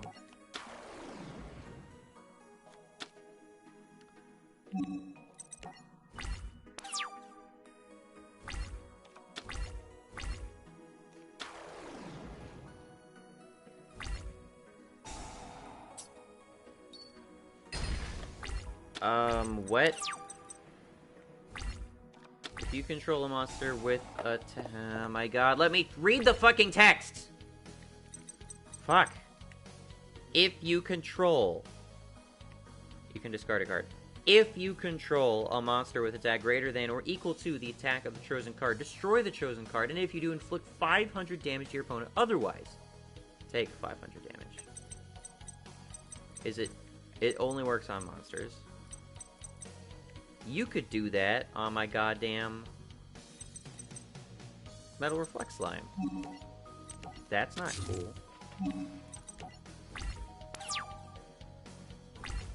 I can't comment about card advantage in Magic, but in Yu-Gi-Oh! It's usually a good guess to say the guy with more cards at his disposal is winning when you have no other information. It's correct 60%. You know, 60% is such a huge margin of error. That's more than enough reason for me to rail on people who keep bringing it the fuck up. Oh, it lets me approximate how well someone's doing with a error margin of like 40%. Fuck the fuck off.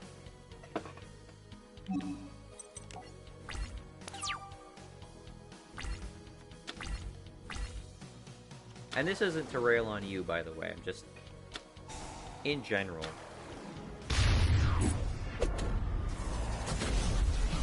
Oh no, Elemental Hero Neos. And he's gone.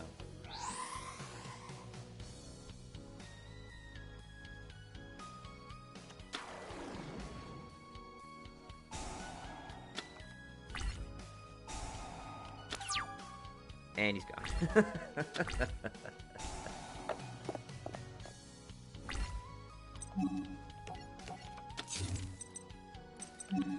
Give me something. Come on.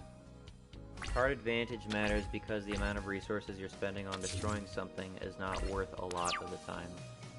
What? Card advantage matters because the amount of resources you're spending on destroying something is not worth it a lot of the time. Well, that's just the transactional nature of the game. If I decide, if they place one face-down card, right? See, here's the logic of it. If the other person places down 2 face-down cards, right? They set 2 cards. And I use Harpy's Feather Duster and I wipe them both out. Supposedly, I'm up by 1. Or at least they're down 1 as compared to me, right? Because they played 2, I played 1, and now I'm having the benefit of 1 card, whereas they are lacking the benefit of the 2. Or, rather, they would have had 2, I had 1. The difference is 1, right? But, here's the thing.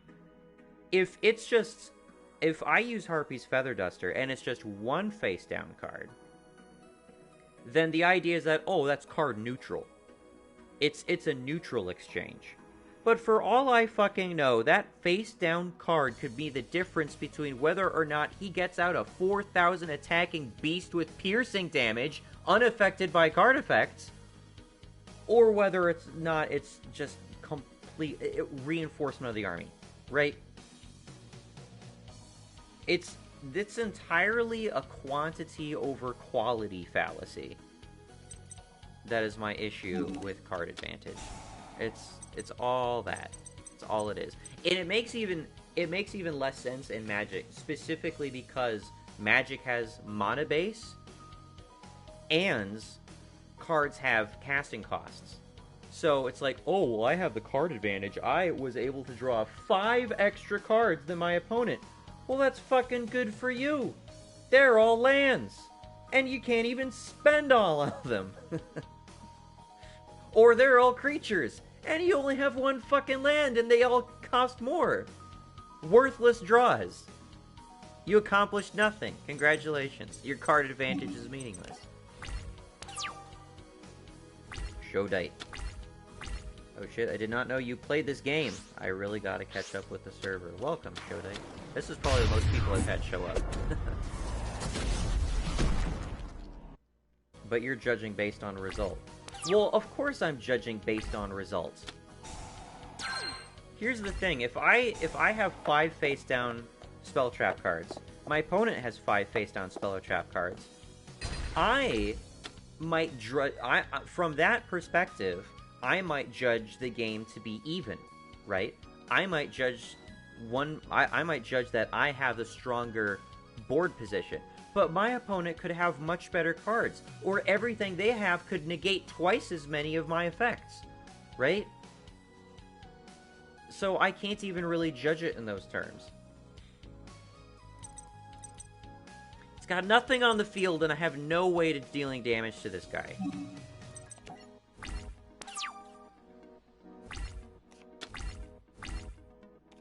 If Pot of Greed draws you into 2 vanillas, then it sucks. But Pot of Greed is one of the most broken cards in the game. It's really weird to say that Pot of Greed is broken, to me, honestly.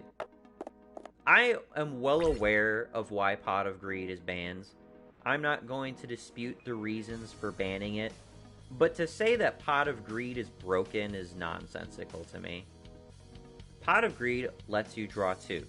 Drawing extra cards can be valuable, especially in a game like Yu-Gi-Oh! Where there aren't casting costs, where card advantage makes a bit more sense, generally speaking. If every card you can potentially draw is playable, like you can special summon it without expending your 1 normal summon per turn, or it doesn't have tribute costs, or it's a spell, and you can play every card you can draw, then there's no downside to having extra draws. It is 100% value in the moment for you to get those draws. But that's not to say that, say, I draw fucking 2 Solemn Wishes and a Toll Hike, and there's a maximum 5 spaces on the board. I can't do shit with these cards right now. Drawing these 3 cards, oh, I'm +3 in card advantage. They're worthless to me. I can't do anything with these cards right now. Now, if I got card destruction, if I was able to nuke my own cards, like with emergency provisions or something, well, guess what? Technically, that counts against me in terms of card advantage, because I'm trading card advantage for life points, and those cards are going in the grave, which also go towards making Uria more powerful. Milling 3 cards from my deck with fucking Raikou is certainly not counting towards card advantage for me, but guess what? It helps my overall strategy. So card advantage is once again fucking worthless. Anyway, I drew Uria. Let's fucking end the fucking game.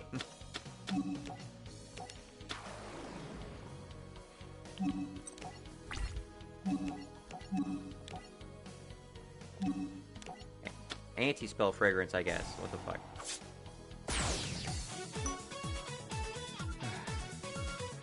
But there's also the flip side where you draw the best... That's what I'm talking about. It's entirely possible for any given card draw to be worthwhile to you. It's not like I don't want card draw in this deck. There's a card I want called Magic Planner. But guess what Magic Planner comes with? Comes with the condition that you have to destroy one of your face-up cards on the board. That is -1 card advantage now, isn't it? So it's not... You're not trading... You're not trading... If it was just 1 card per draw 2, then it would be Pot of Greed, and it would be +1 card advantage. But instead, I have to get rid of a card on the board. So it should be card neutral. Card advantage neutral. But it's not as simple as that, because I'm throwing cards into the grave that I want in the grave, and I'm clearing space on my board that I want open. That has value to me, apart from how many cards I have in my hands.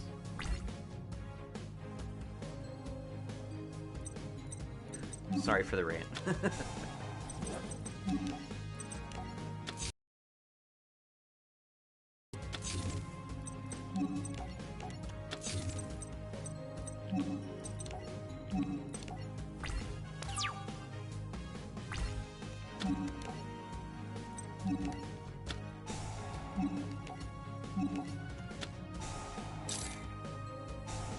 It will be too soon to never see Elemental Hero Neos again.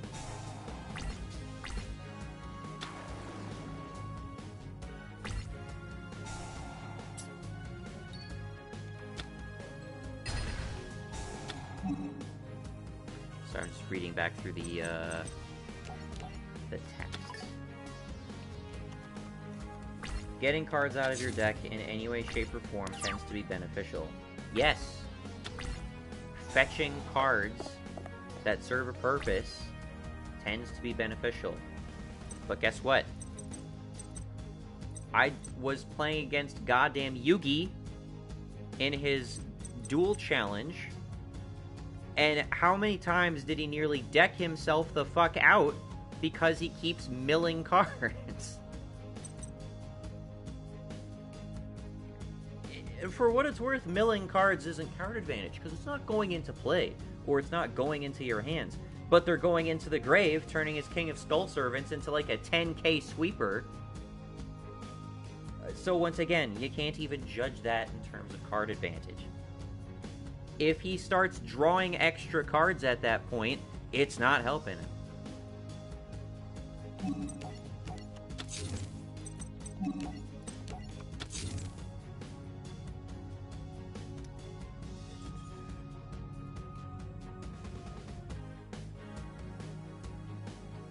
Foolish Burial is at 1 because the grave is another hand in this game. See, that's BS.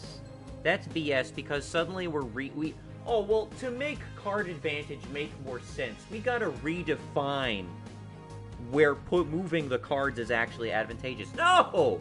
That exposes the whole vulnerability to whinging about card advantage. You can't just say anything in the grave is card advantage now, because I can't draw this fucking Sangan back. I don't have means of getting Sangan back out of the grave. Right? So that's bullshit. It might be more applicable when I have certain cards in my hands, but now you need some goddamn algorithm to calculate card advantage relative to the cards in my hand, whether I can tap into my grave. Ugh. The grave is another resource you can use. As if I don't know that, running a fucking Uria Lord of Searing Flames deck. Like, what am I not communicating here? Come on.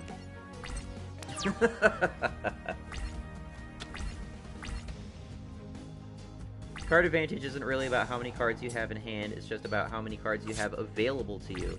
A trap in grave for you is advantage. But what advantage is that giving me? A trap in my grave is not the same value as a trap in my hands. They serve entirely different purposes. So why am I calculating a trap in my grave is +1 as a trap in my hand is +1? Does that make any sense? The value of a trap in my grave is fucking zip if all 3 Uria are in my grave. And if I have a full board that is not about to get destroyed anytime soon, any amount of traps in my hand is also worth zip.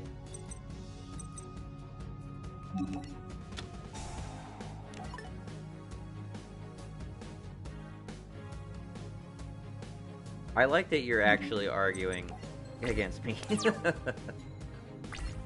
this is something that's been bothering me for a while. I just see so many people, like, they need to... Do you not understand that you can't just talk about card advantage in equitable ways like that? Equitable is probably not the right word, but I mean, like I said, yes, if is it really fair to say that a card is quote-unquote available to me if it's in my grave? A trap in my grave is potentially valuable for me, yes. My deck is oriented around trying to get traps into my grave, right? I'm aware of that. But once again, the trap in my grave does not serve in any way the same purpose or carry the same value as having that trap in my hands. So, does it make any sense to count them as both +1? That makes no sense whatsoever.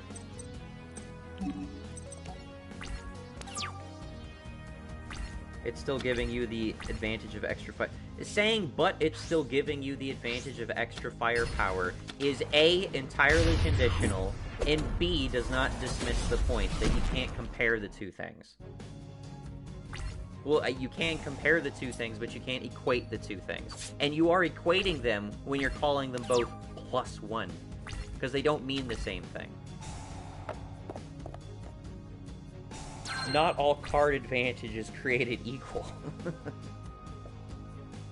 I am a licensed judge. Really? Okay.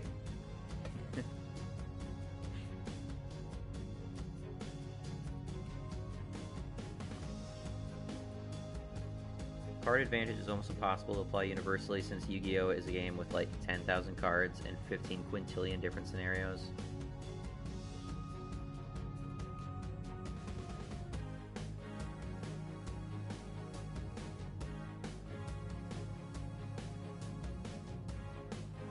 You have a trap in the grave that is useful to your strategy. If I have a trap in the grave that's useful to my strategy, what is that in terms of card advantage? Because if you say it's +1, that +1 does not mean the same thing as +1 when I draw. They mean completely different things, and situationally serve very different purposes, and have wildly conditional levels of usefulness. So calling them both +1 is not only extremely uninformative, but it can be totally fucking delusional to try to organize, to try to process the game that way.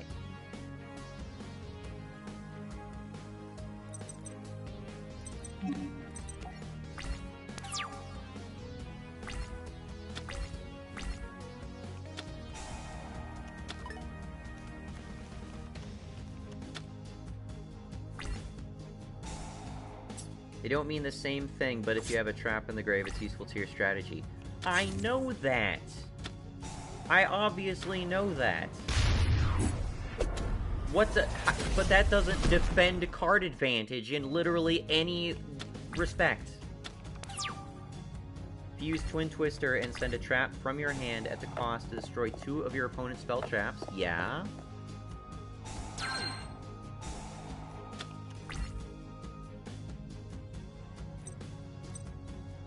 The cost wasn't really a cost. Okay, let's just use that example let's just use that example, okay? Let's say my opponent has 2 face down right now, right? And I have a trap in my hands that I don't have a need for on the field, but I would serve a purpose in the grave, okay? Let's say I Twin Twister that. I send my Twin Twister into the grave with my trap to destroy their 2 face downs, okay? We both lost 2 cards, but the cost I paid is actually beneficial to me. If we consider that as, oh, I only paid I had a card advantage neutral in that case, because I spent 1 and I got 1 benefit out of it, okay? So I'm card neutral or whatever.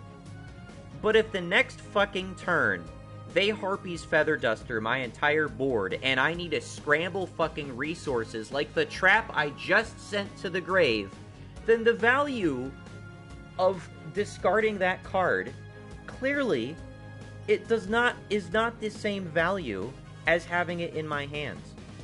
So once again, talking about card advantage in +1 or -1 or neutral or +2 or -2, completely meaningless, stupid, wrong-headed.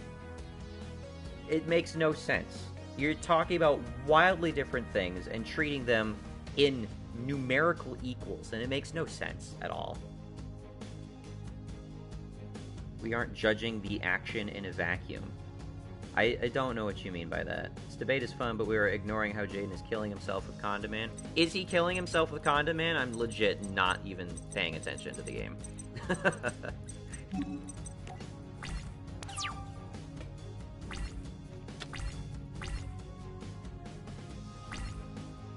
Judging actions in a vacuum never goes well. What do you mean by judging actions in a vacuum? Yeah, you can talk to me about how Harpy's Feather Duster is like 1 for 6 or whatever. I understand that. That person had 6 cards available to them, but you only needed 1 to take out those 6. Boom. Great. That seems good on your face. Guess what? He wanted all of those in the grave anyway, so you fucked him over. Guess what? They were all Crystal Beasts. Sent them to the grave. He's got the fucking Dark Field spell out that makes them all Dark Monsters. Boom, Rainbow Dark Dragon. You just satisfied his summoning condition. Oh, but it was 1 for 6. What went wrong? I was judging in terms of card advantage, clearly. And then I can't criticize that because it's quote-unquote judging in a vacuum. No, it's situational. You need to judge based on the complexity of the circumstance. And it can't be as simple as fucking card advantage. You know? It was a mistake by me.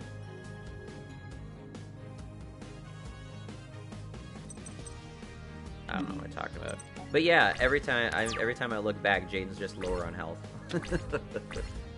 Is he just struggling to try to swing at Raiko and killing himself in the process? Oh, there you go.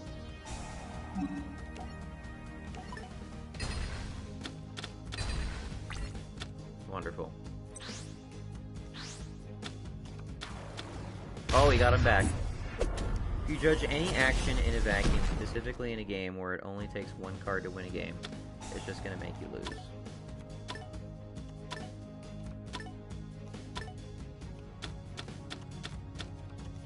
Fifth Hope? What the fuck is that?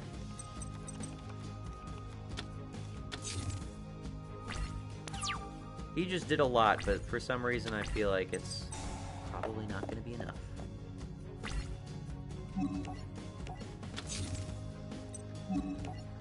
I can afford to discard something to get rid of his face down.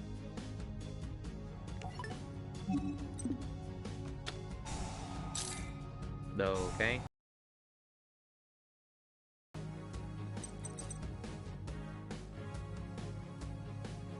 During the battle step, any opponent's attack that takes place while you control an elemental hero is negated, but this effect only works once. Okay, so don't swing with Uria this turn. Got it.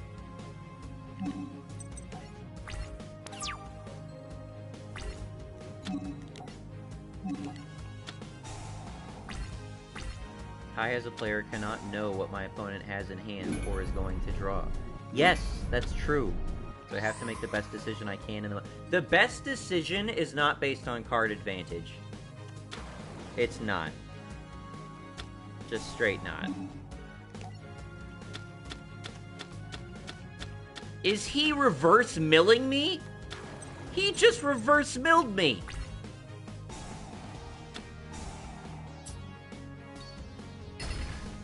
Sir, I worked to get rid of my graveyard. I worked to deck myself out. How dare you take that back?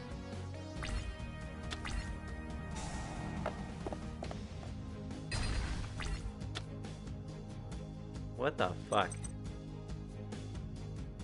And after all that, he's got one Spark Man on the field. Okay.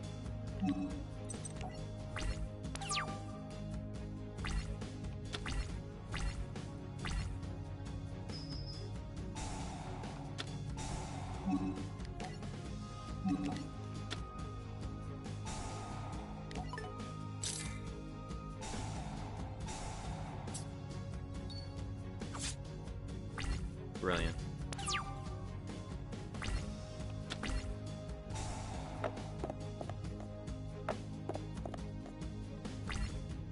A 4 would have been awesome.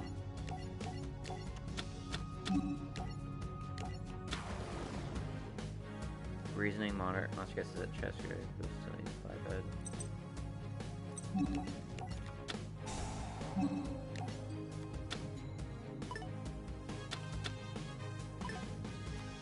From a raw summon, let's see how big Uria can get.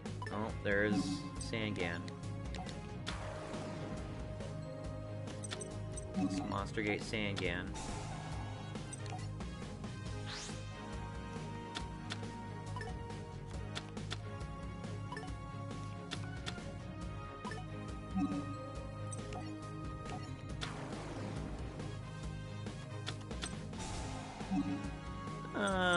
Yeah, you know, I think we need another Uria. Sangan is card advantage, he searched. Is it really so strange that someone who plays a game that involves and sees the value in drawing, fetching, and even milling my own cards takes a wild fucking dump on card advantage arguments? I don't think so. It's strange.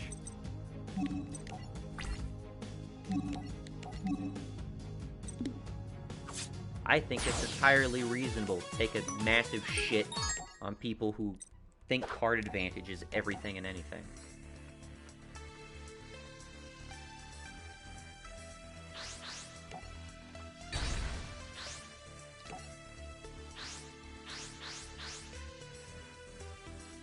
Sangan is card advantage. He searched.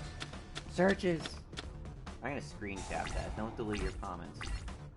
They're funny. There we go.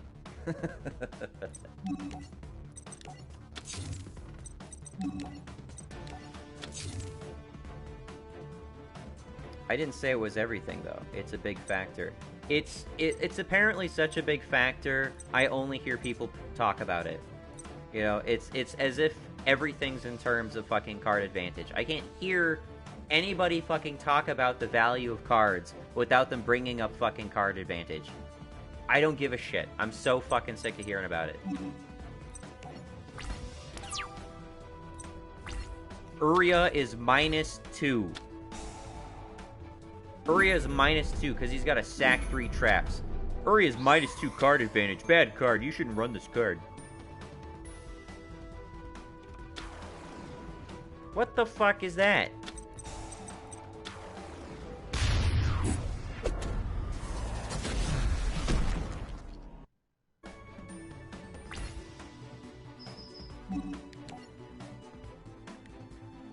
What do you even do? Gains 100 attack for every elemental hero in your graveyard. Oh, that's it? Okay, I'm not too worried about that.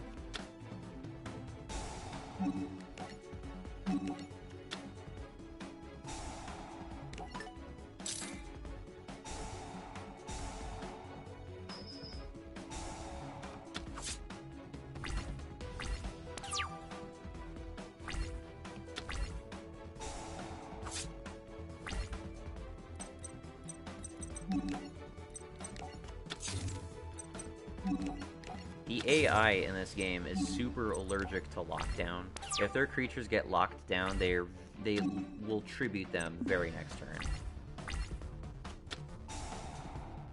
Like that, see? His name is in Portuguese, it means dark. Nice. Did you just fuse the exact same monster? Well, I'm just gonna use the exact same card on him. Nice one, loser.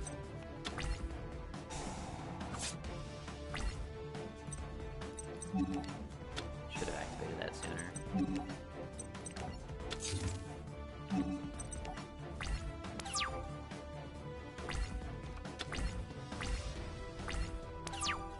Tribute him to play Elemental Hero Neos.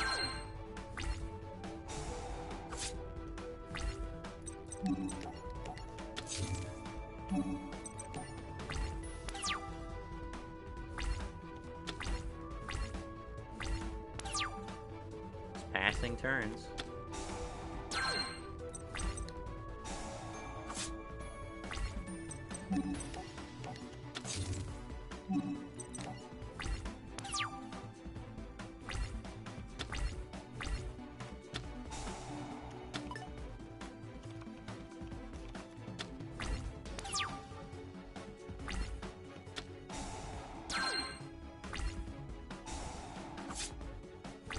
Could have won. What do you mean I could have won?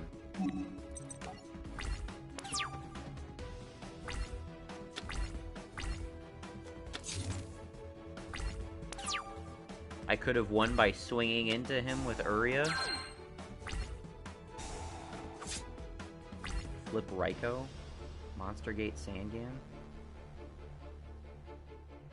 I suppose. Yeah, that's a fair point.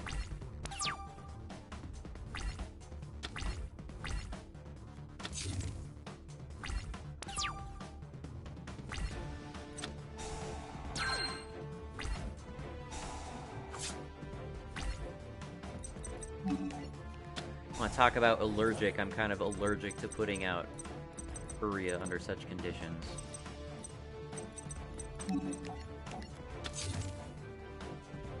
just attack with Sangan. Yeah, any strategy that involves attacking with Sangan is not one I'm particularly keen on.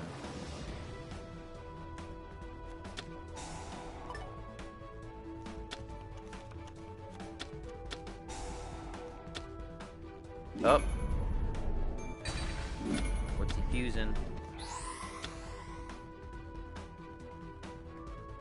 The same exact monster. Oh no! Lockdown.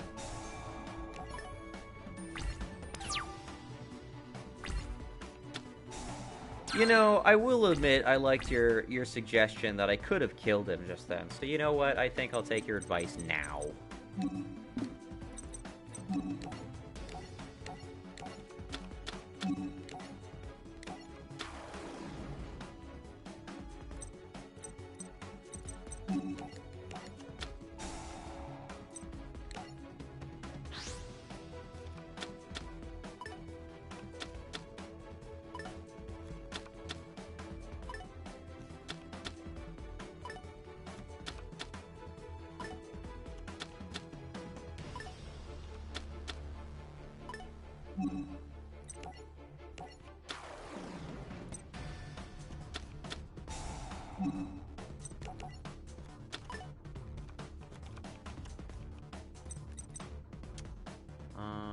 You can destroy one card on the field, so...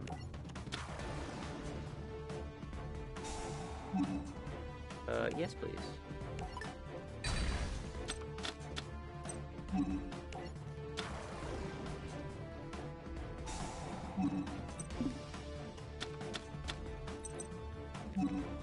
Okay, let's go to, combat. Oh man, I thought it was gonna do more damage. Wow, guys, only 400 damage. Can you believe that?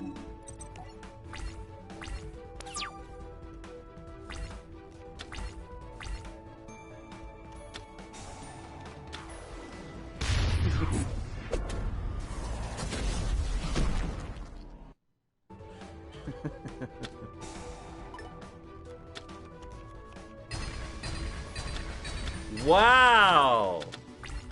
Wow, I did not expect him to do that. Okay, nice. Very nice. What if he Regekis Lamau? Select one face-up elemental here. I've never seen this card. Nice. Very cool.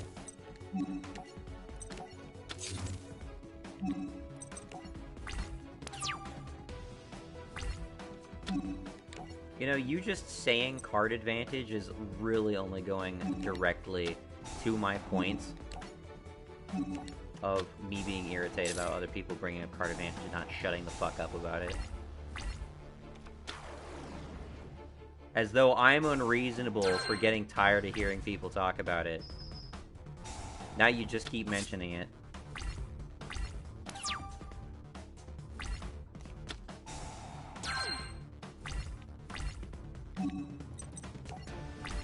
"100% did that to troll, okay? Wasn't a mistake. I did that intentionally. I've done some stupid shit on accident, but that was not one of them.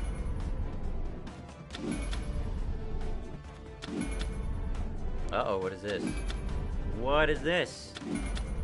Oh, it's his, Electrum. What is that? Did I just troll myself into getting fucked? What is that?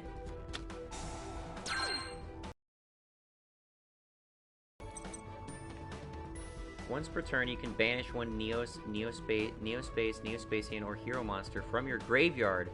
Card gains 500 attack until the end turn. Also gains the banished monster's effects.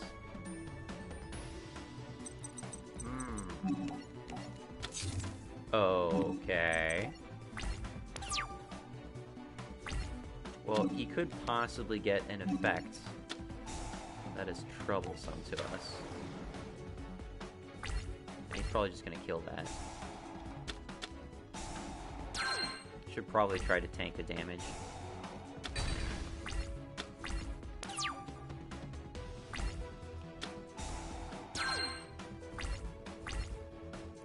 might die here. Yeah, I might.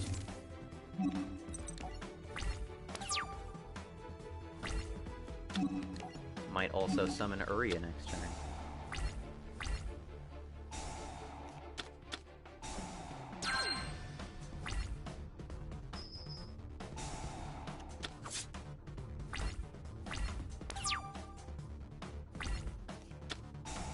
Regeki.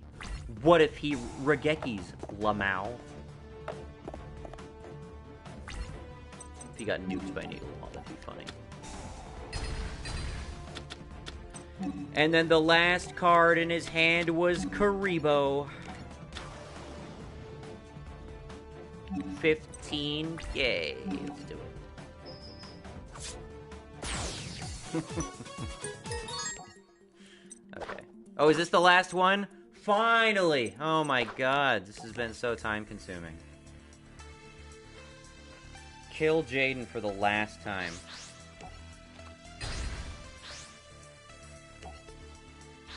Then we can play with 5D's characters and their crazy decks that I've never experienced before. And then I can get a bunch of brand new cards. Finally!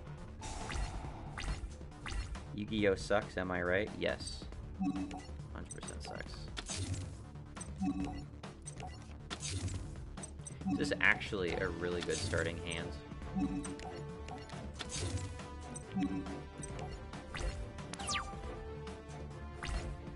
5Ds is great. Can't relate.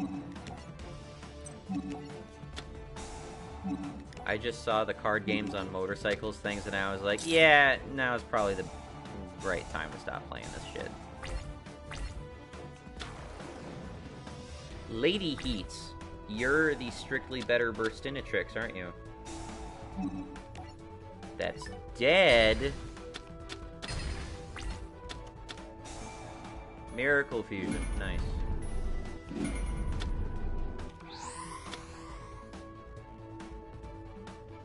The Shining.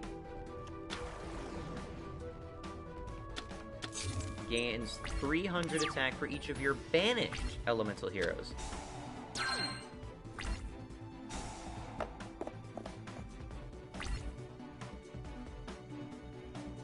It's the best out of all 7 anime seasons, and the synchros are your favorite mechanic?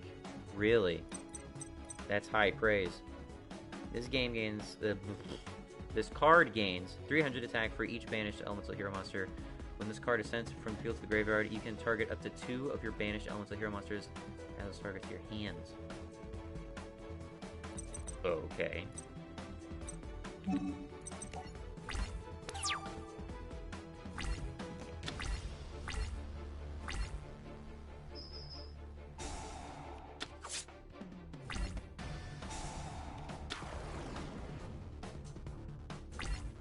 Oh yeah, Blade Edge has piercing.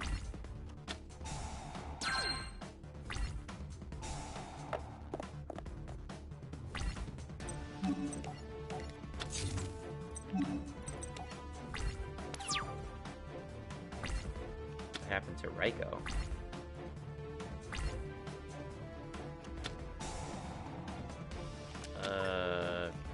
Killed somehow?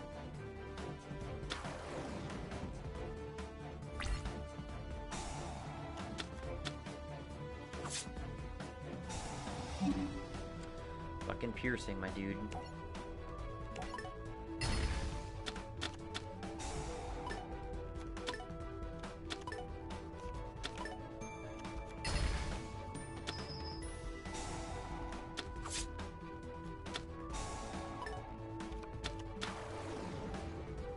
What?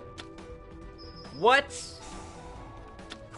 What was that? What the fuck did he just do? Mask change into some fusion monster I'd never seen before? What was that?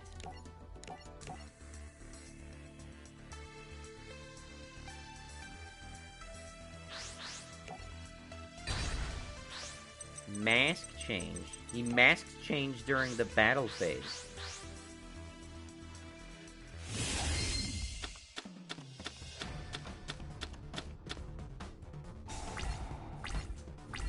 This is an alright starting hand.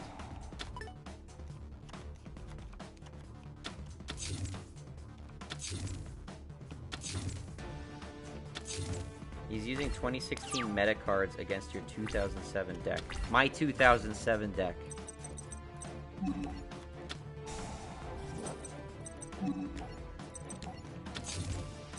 I'm not concerned.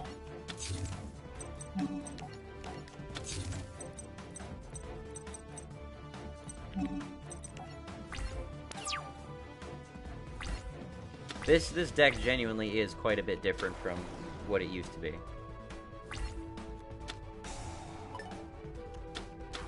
Not entirely, but... Masked Hero Acid. What on earth is going on with this game?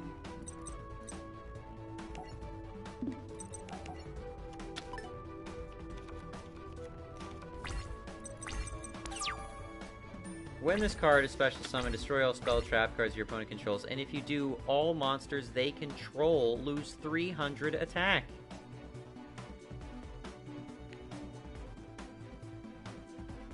Must be special summoned with Mask of Change.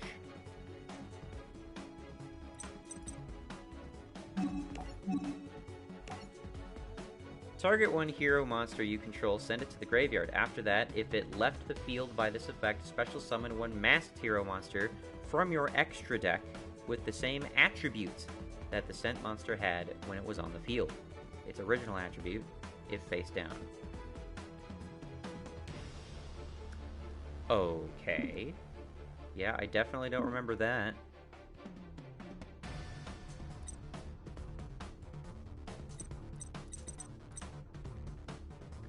Okay, well now he's just a 2600 attacker, right? So who cares?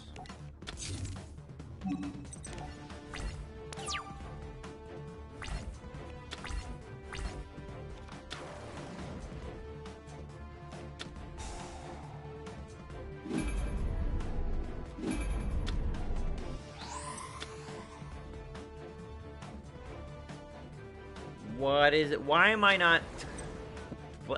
What is this shit? Oh, he's gonna return it to my hand. Fucking asshole.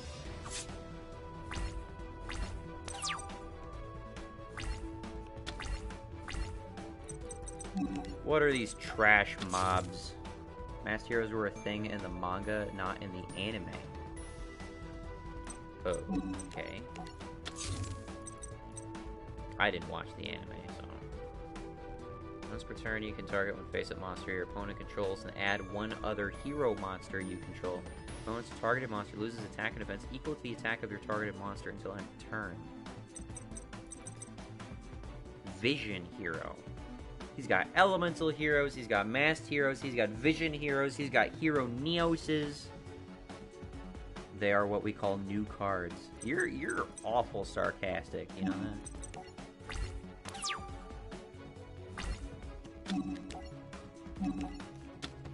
Sarcastic isn't the word. Sardonic. See, I was expecting you to do that again. That doesn't flip effect? Come on. That's not a flip effect. Dark Sanctuary, save me. Yeah, get fucked.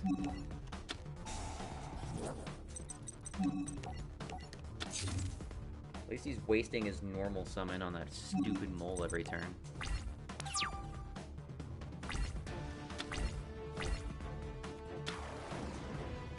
Prisma.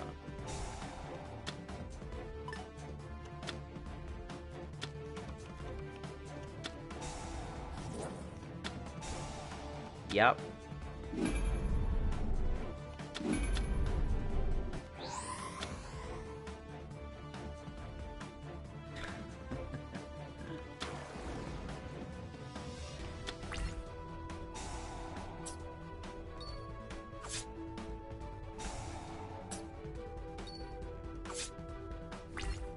Rip me, more like rip him.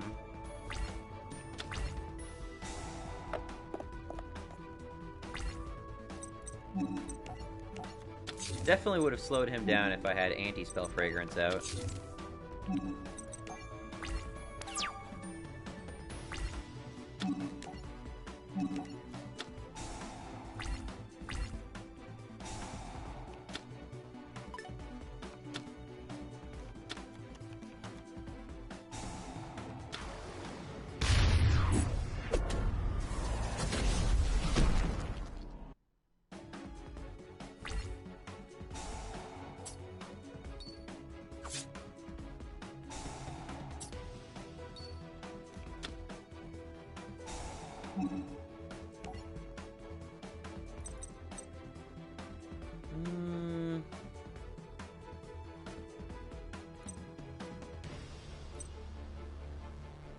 I'll get rid of you.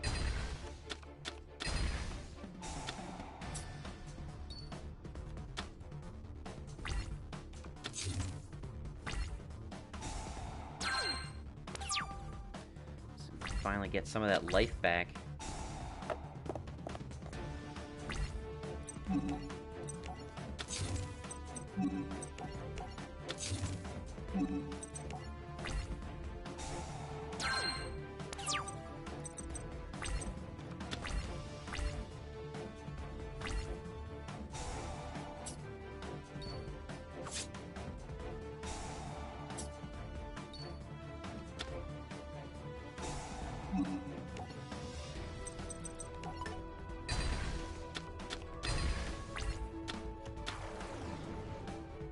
That fucker. Let's just keep him in play. Stupid mole.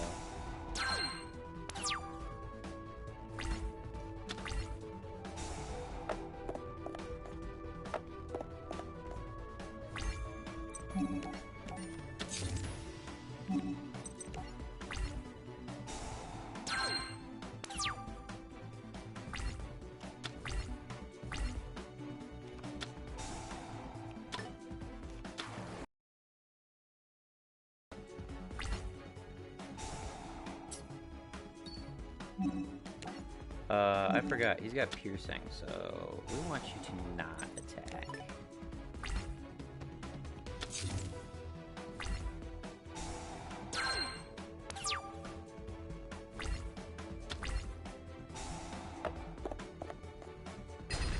Roulette. What is that? Elemental Hero Shadow Mist. If this card is sent to your graveyard, you can add one hero monster from your deck to your hand, except Elemental Hero Shadow Mist. You can only use one Elemental Hero Shadow Mist. That's great. If this card is special summoned, you can add one change, quick play, spell card from your deck to your hand. So this fucker not only fetches you an Elemental Hero when it dies, but if you can special summon it, it will also get you Mask Change, and then you can Mask Change into a monster that effectively has a Harpy's Feather Duster on it. Jeez, dude.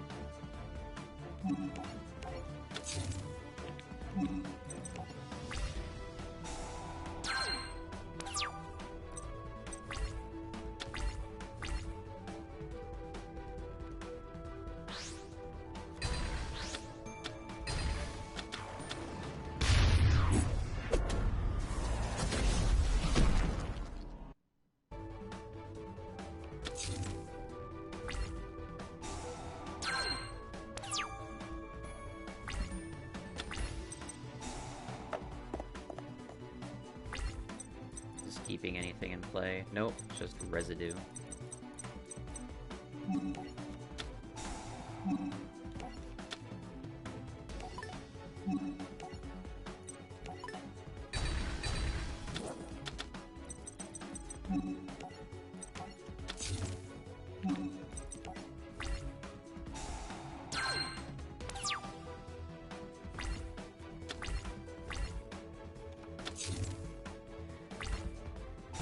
Getting very unlucky with these. Am I?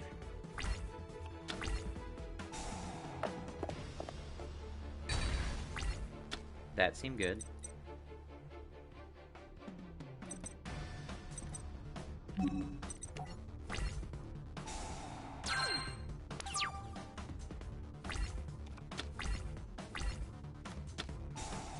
Super polymerization.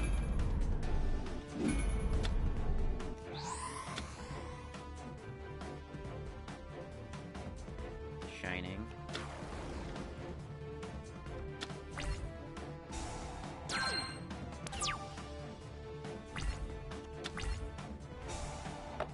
Roll a 3. When this card sends together... Oh, yeah. I'm not worried about him. But with this, I can burn you.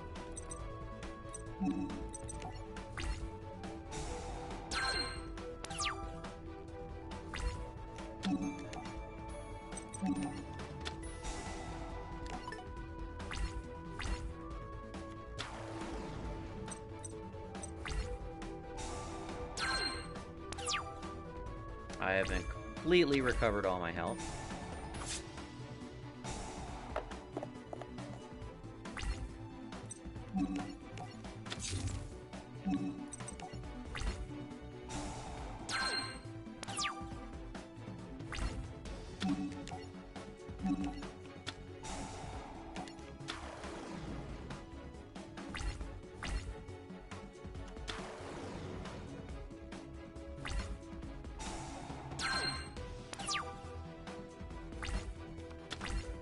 Oh, Regeki. I kind of want to hold on to Regeki, because I'm currently burning him right now, so... Needle Wallen, they're not synergetic at all. Not really, but sometimes it's useful if I destroy my own Nightmare Wheels. Because then it fills the graveyard. Can I even use it? Use what? Oh, Regeki? I guess I do have to place it face down if I did want to use it, huh? You know what? I'll place it face down. Just for future potential purposes. I guess I could swing in with Uria right now. I can destroy that face down.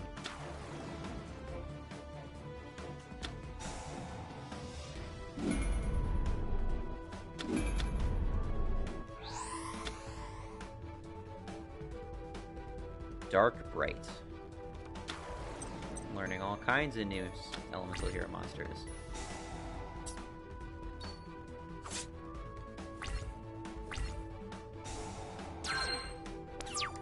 He's at 700, 500 life.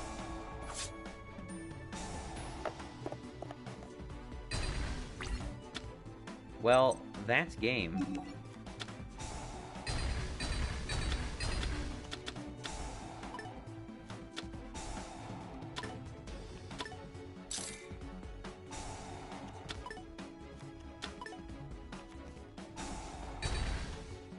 He kills something when he dies? Oh no!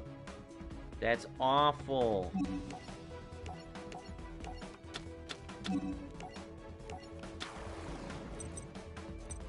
Does this count as overkill?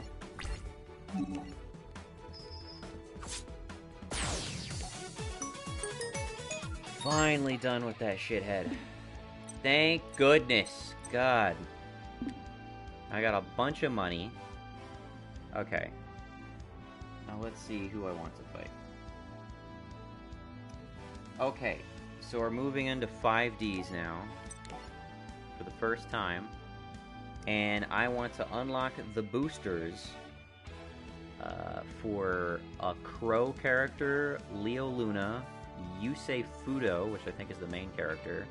But mainly, I want the booster pack for a character called Akiza Izinski. Because they have like 5, 6 different cards that I want. So if I could unlock one of those boosters, that'd be great.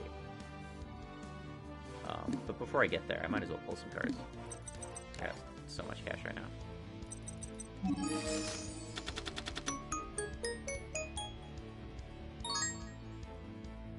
Deep Eyes, White Dragon. Well done, Simp. Thanks. Oh, is that one of the female characters in the show?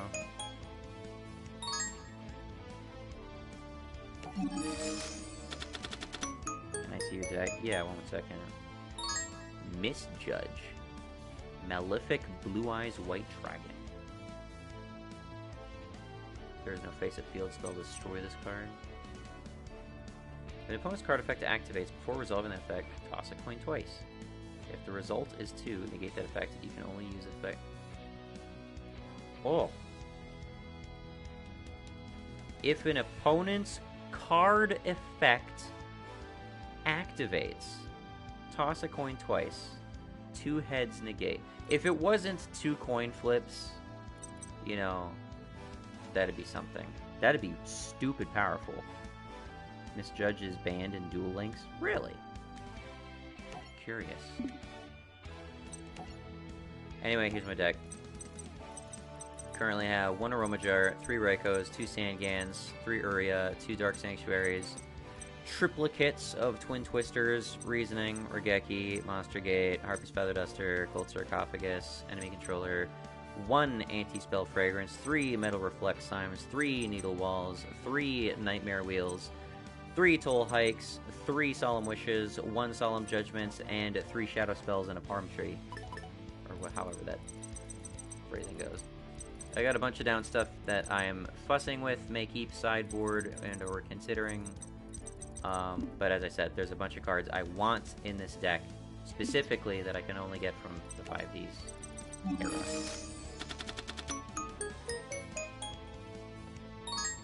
Apprentice Piper. Flip, you can special summon 1 monster from your hand. If this card is destroyed by battle or card effect and sent to the graveyard, you can special summon 1 monster. What? This fuckhead can special summon 2 monsters from your hands? No questions asked? That's disgusting. What is this broken-ass card?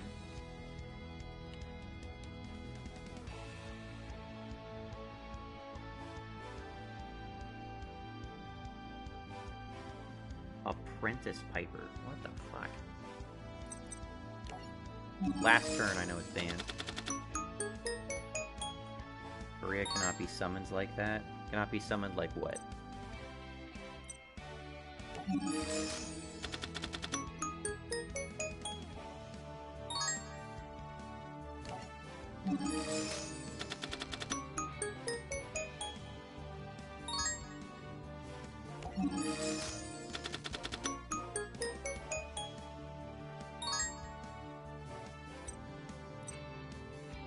Tribe Shocking Virus.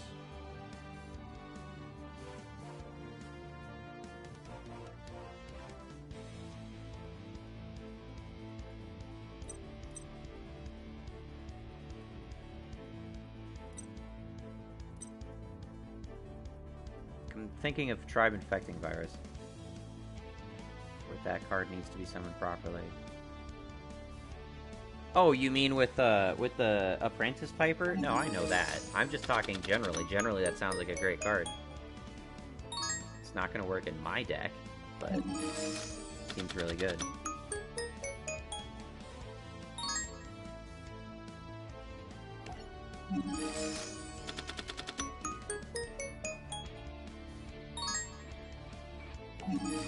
Card of Safe Return is banned. Agave Dragon sounds funny. Have you looked into the Thunder Dragons? No, not really. Although I am aware that there's Thunder Dragon card support for like making a deck around them now.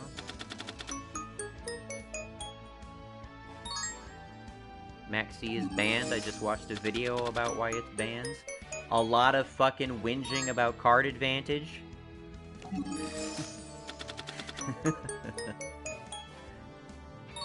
Protector with Eyes of Blue.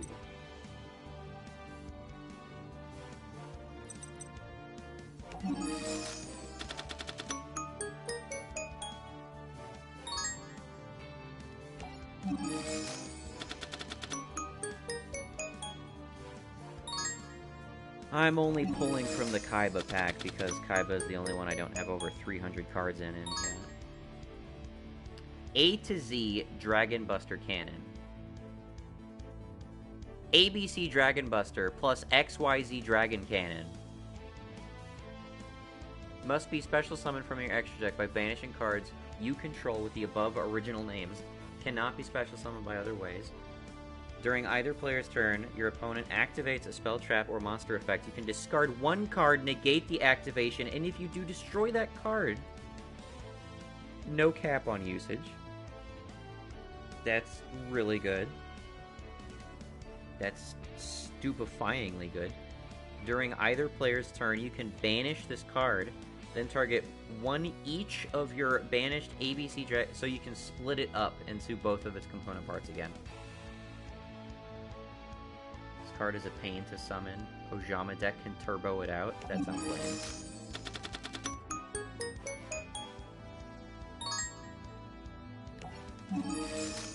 the XYZ was meta back when I was playing this game.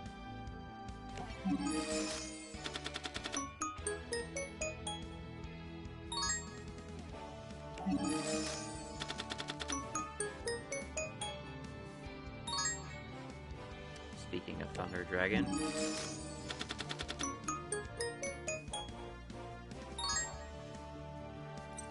Guiding Light.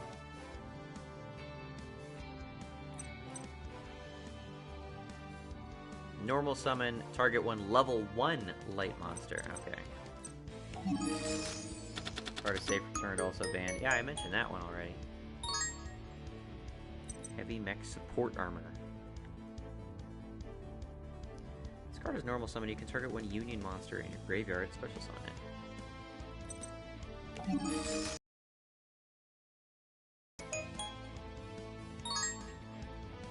Card is safe return again. Priestess with eyes of blue.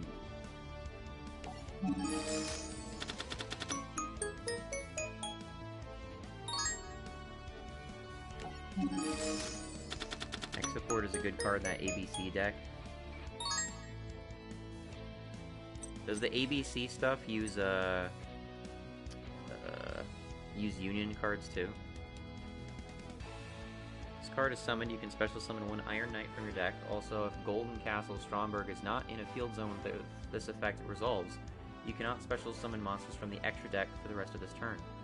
You can only use this effect of Iron Hans once per turn. Gain 1,000 attack for each Iron Knight you control while it's on the field.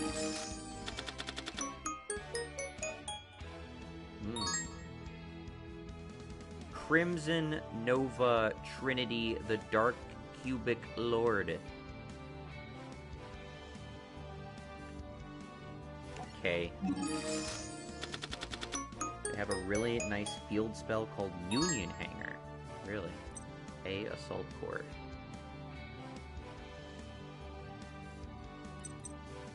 Union Scramble. I thought the Union cards sounded interesting back in the day, but I mean, clearly they've gotten more support since. I also appreciate really good field spells. This looks different. Oh, it's another Golden Castle Stromberg thing. They were trash back then. Well, maybe Union cards on their own.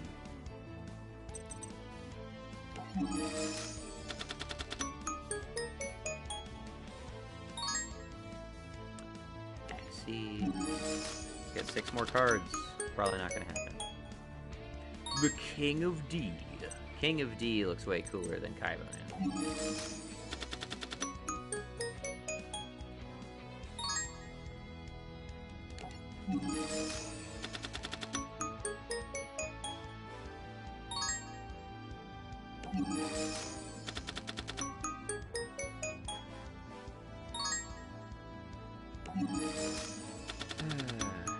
I'm even already on my 2.5 hour mark, but I want to keep going because I just finally got to 5Ds.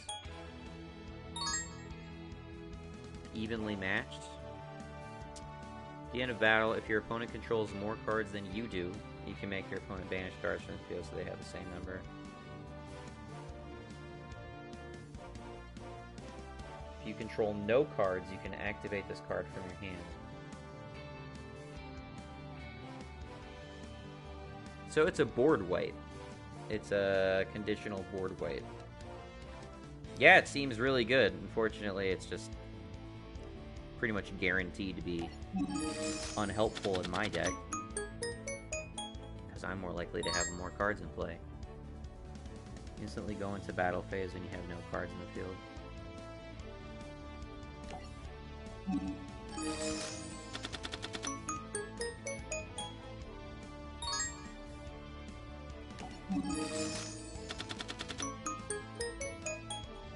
Thunder Dragons 100 Thunders. Thunder Dragons 100 Thunders. I play 100 Thunder Dragons 100 Thunders trap card. I get to target one Thunder monster in my graveyard. and special summon it. Then I can special summon as many monsters with the same name as possible from my graveyard. So I summon Thunder Dragon. I have 2 more Thunder Dragons in there.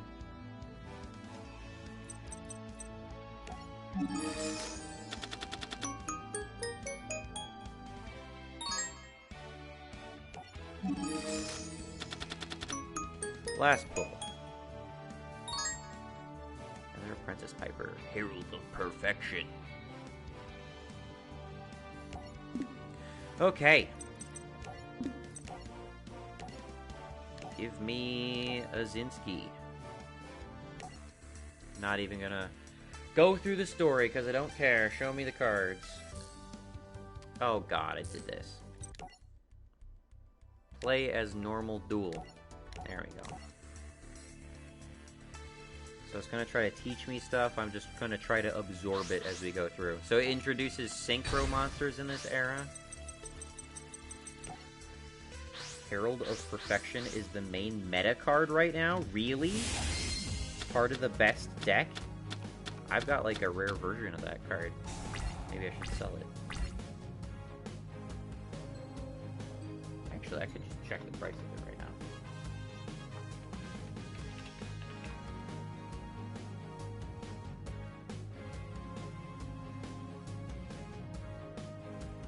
I pulled it in a pack.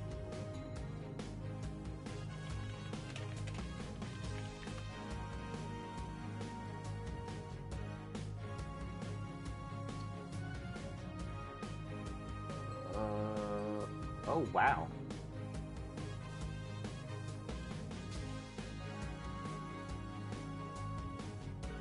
There's a ghost rare version that I guess is going at least for like 20 bucks.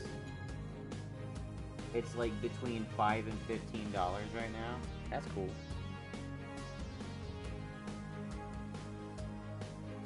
Okay, we got a new layout. We're playing against some guy with major eyebrows. In fact, Tetsu Trudge, he looks familiar.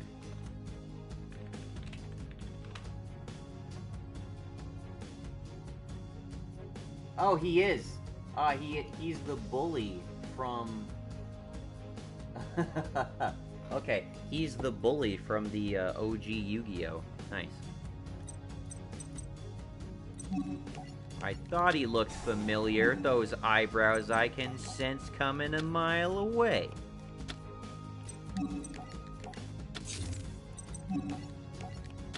Okay, what kind of deck do you have?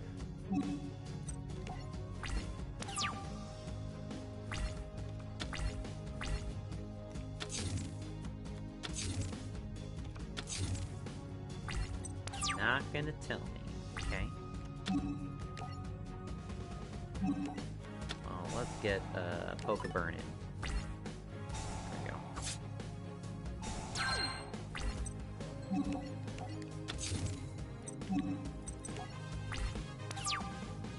He's got extra deck, 10 cards.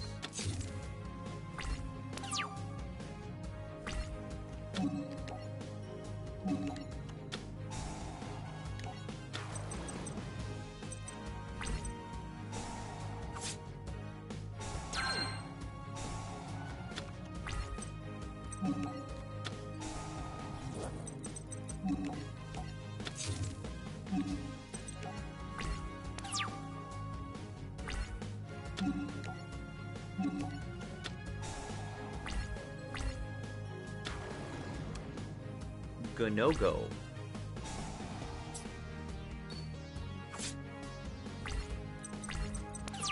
Gonogo. If it battles an opponent's monster, change it to face down defense position. Change that monster to face down defense position. Okay. Magic Planter's in Akiza's pack, right? Her deck is plant type, makes sense. Oh, okay. Yeah, Magic Planter is definitely one of the cards I want. Because it gives me card advantage.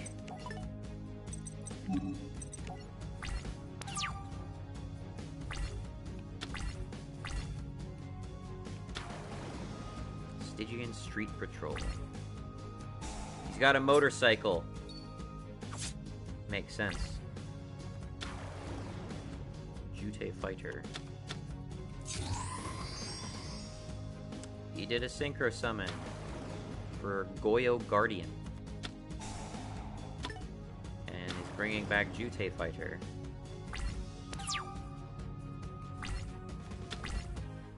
Card games on motorcycles. Womp womp. Okay, what is this?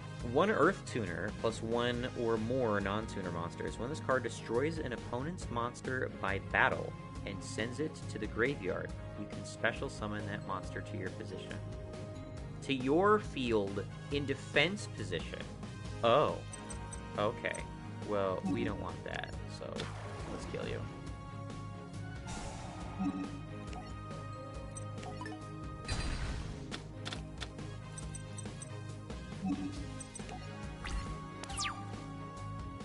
Goyo was banned at one point. Didn't require an Earth Tuner, just any tuner at the time. He got errated to requiring to having stricter summoning conditions. Really?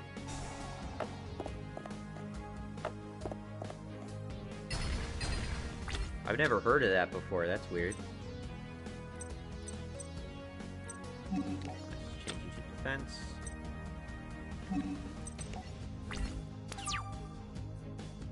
He's gonna die from burn at this point.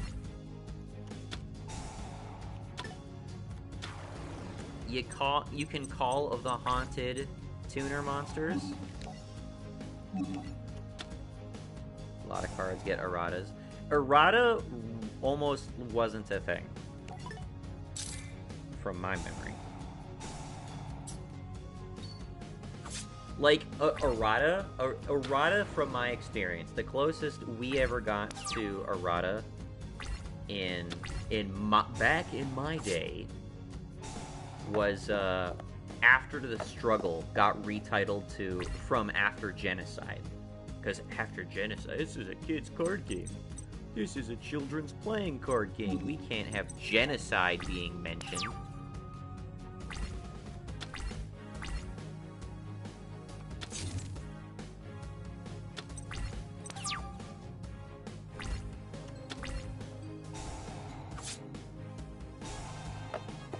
Two more turns.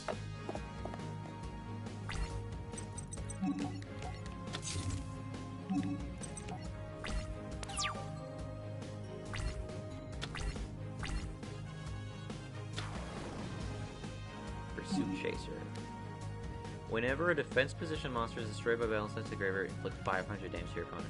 So he just really wants my cards to be in defense position for some reason.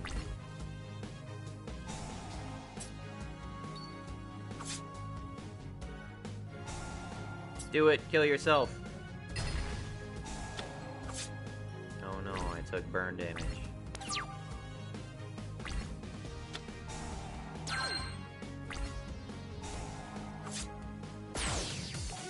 Yay. Oh, there goes my promotion. Guess I'm going back to being a dual runner meter maid. I got his booster pack. He's a booster pack? Let's check his booster pack.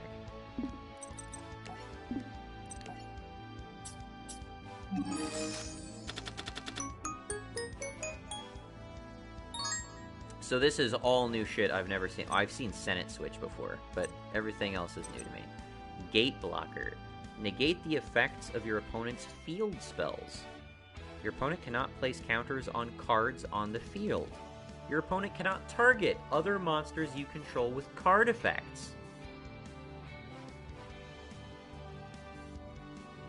That's actually a really fascinating card. Gate Blocker. I'm gonna write that down. Gate Blocker. Wow, okay. UA block backer. You can special summon this card by returning one UA Is there just a footballer series of cards? Treasures pack isn't that great. I'm just testing it out. I know. It's he's not in any of my desirables, so change their battle positions if you do negate their effect one. Okay. Night Ends Sorcerer. This card is special summon. You can target 2 cards in your opponent's grave or banish them. Yeah. 6 style dual wield, 6 samurai. Cosmic Fortress Golgar. Alien Ammonite. Non-tuner alien monster. Select any number of spell or traps, return those cards to their owner's hands, and distribute new A counters among monsters on the field equal to the number of counters returned. Ultra Athletes. Oh, is that what UA is? Ultra Athletes? Nice. I'll do one more. More 6 Samurai. I wouldn't mind 6 Samurai cards. I remember them. Inflict 500 damage to your opponent. If this card was activated as Chainlink 2 or 3, add this card to the deck and shuffle it. If this card was activated as Chainlink 4 or higher, return this card to the hands. Oh, okay. It seems like this would go into a deck like Chain Strike. In fact, I always thought Chain Strike was a good card, and then suddenly, oh, I found out it's limited now. Chain Detonation.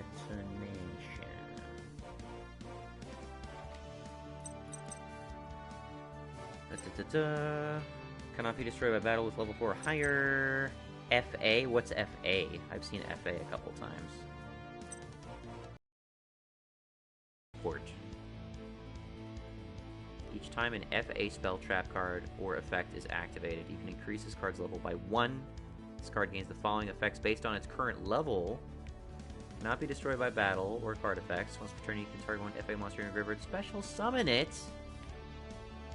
Jeez. Chain Strike was semi-limited. I think it's limited now.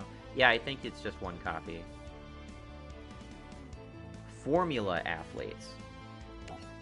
You know, honestly, the flavor is not something that would appeal to me anyway.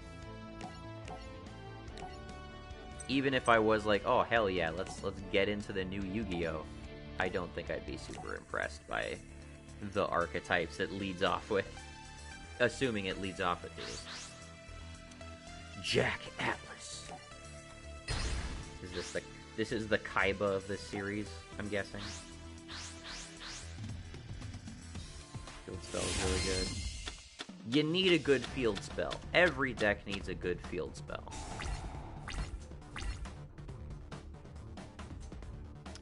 Okay.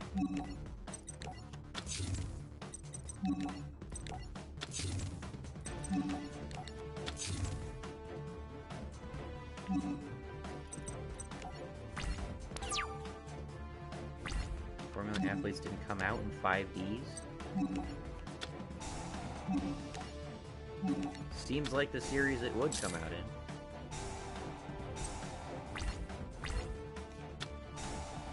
Fusion. It's got 5 fusion monsters, possibly. Another Golem. I recall these cards already.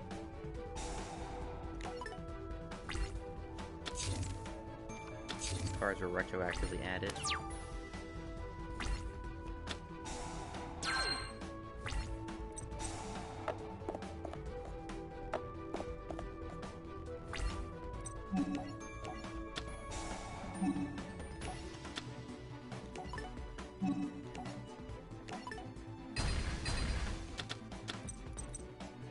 Synchro Deflector, so not all fusion. Prideful Roar, I know what that does.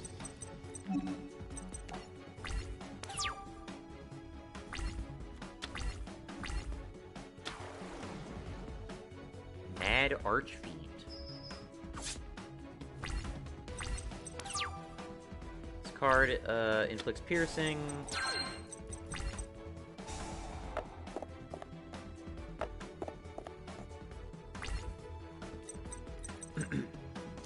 Piercing. If this face of attack position card is targeted for an attack, switch it to defense position. Oh. So it's an 1800 1-drop piercer. But if it's targeted, it switches to 0 defense. Makes sense.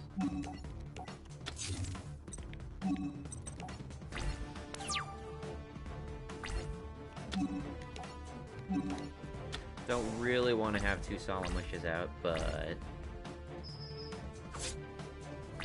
could have all 3 Solemn Wishes, but I don't want to fill my slots.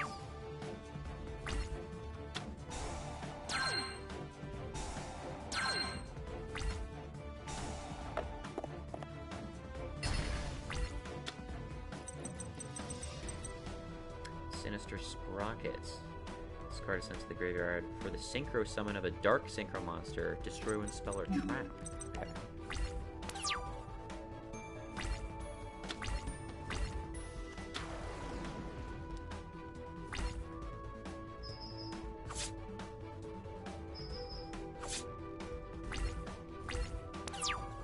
Come on. These are not cards I want to be drawing.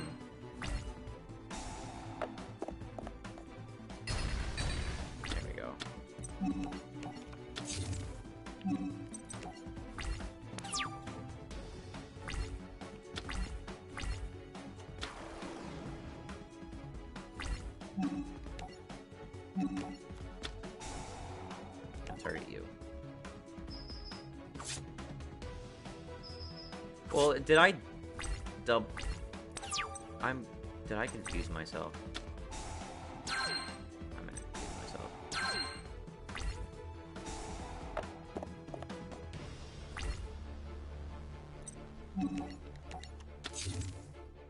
See, if I had all 3 Solemn Wishes out, I'd be losing health, and I would not be able to play a Metal Reflect Slime on this turn.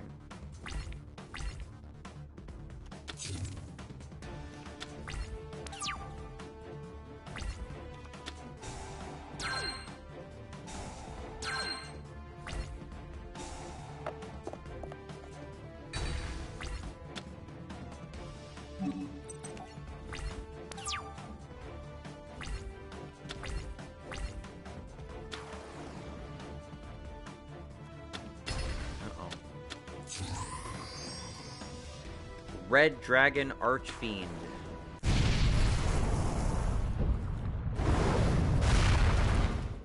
Haven't seen that. Oh, shit. Well.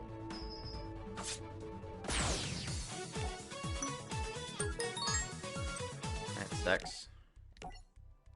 Let's try that again. Those are bad draws. Those really were bad draws.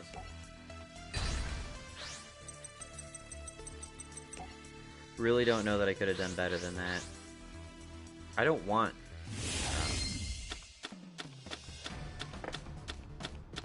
What I think that Azinski deck can give me Gravity Bind, I think. Yeah, one of those is Gravity Bind. I would love to have Gravity Bind instead of Shadow Spell. This seems to be a much more balanced start.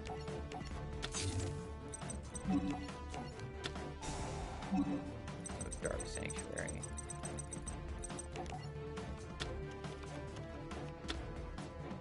I think you need a faster paced deck. That's what fucking Magic Planner is for, man. I'm going for it. That's why we're doing this battle. To get the faster deck.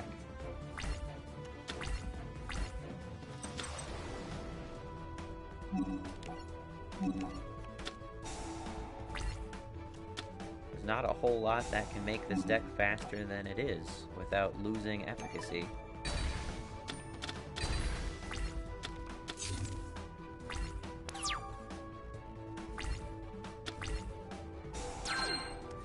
Well, you just gave me a very easy choice.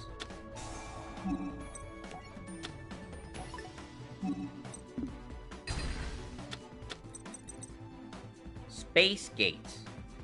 Actually, that ended up being a complete waste. See, I could have left Space Gate on the field, and I would have never suffered for it. I know what that card does. It's a great card, but it's worthless against me.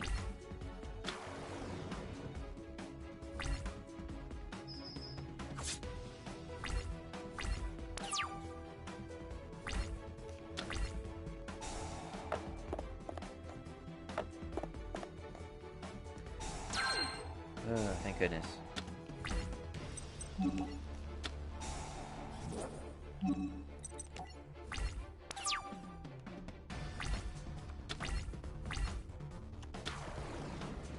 Got dice and coins on my side.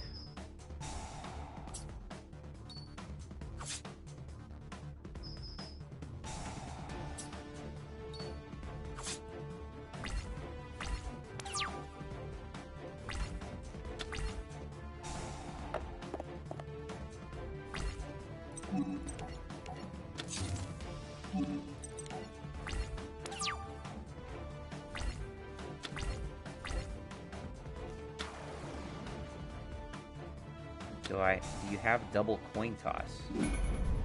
Double coin toss? I'm not sure if that's the card I'm thinking of.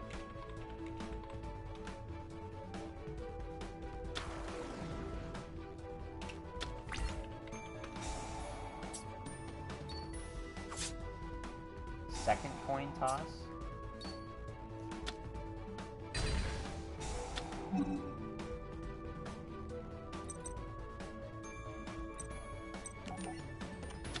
There's second coin toss.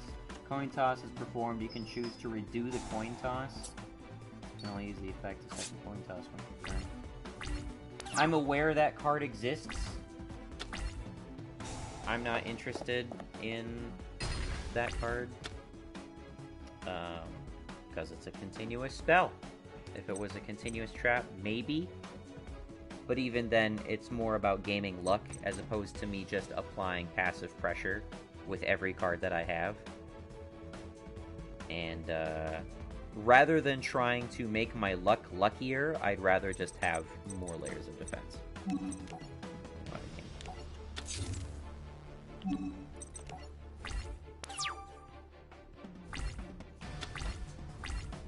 It's a really bad card, to be honest. What, second coin toss? I'm sure it's pretty good with other cards. Oh, destroy. Inflict piercing, probably that. Cannot be destroyed by battle card effects. Yeah, we'll get rid of that. Spare me, bro. Spare me, bro.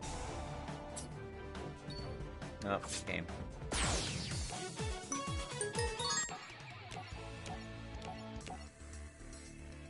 Invoked Elysium. That looks interesting.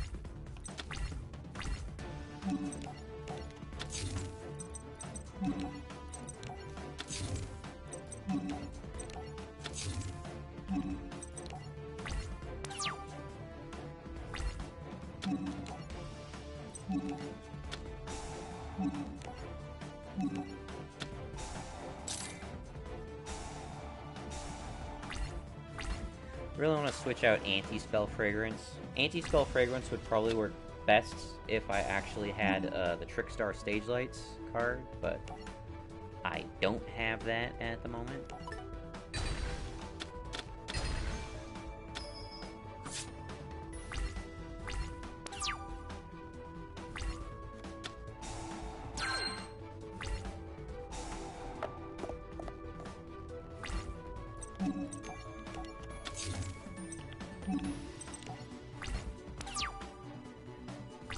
I feel like you could win a lot easier if you just played a better deck. Funny.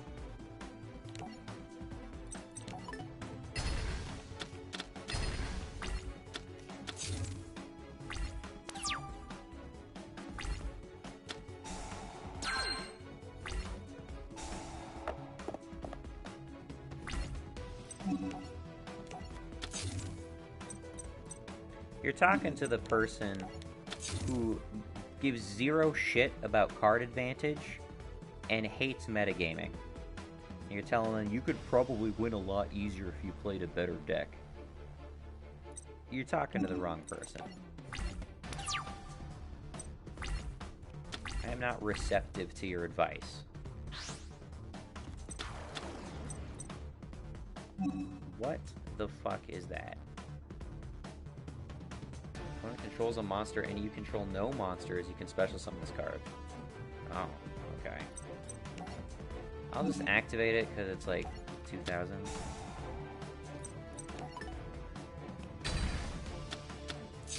Oh, you were going to tribute it. My mistake. Stardust Dragon. I've heard of you, unfortunately. Hi. Can I destroy you? Cool. Well, that was significant.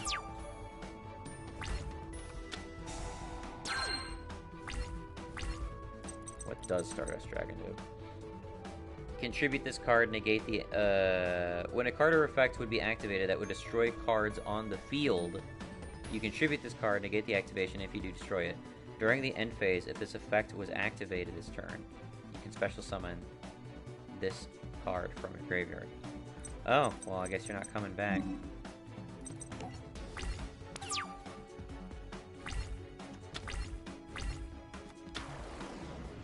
Could he have tributed to prevent his own destruction and then bounced back from the grave?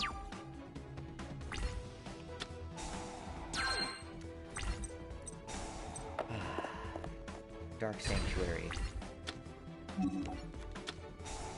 Back in a warm, cozy place.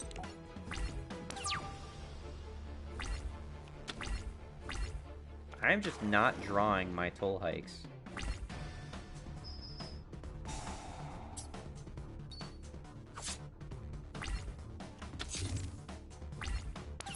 I also do not want you to be sacrificed. Do not want to put out a second Solemn Wishes. I will Regeki you.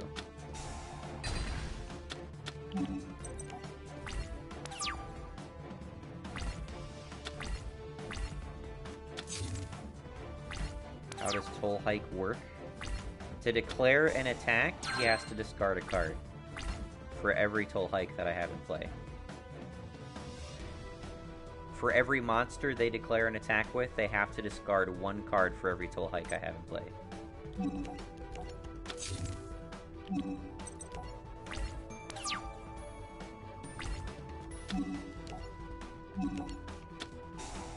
And yeah, they cannot attack if they do not have cards to discard.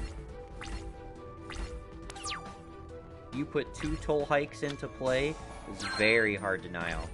That's an attack every turn unless they have draw power. Sorry, that's an attack only every other turn, is what I meant to say.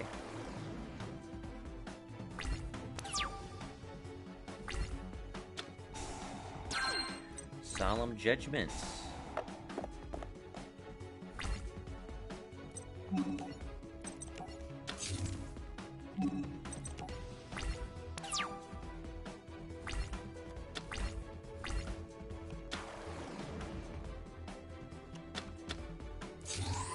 Guess who's about to get Solemn Judgmented?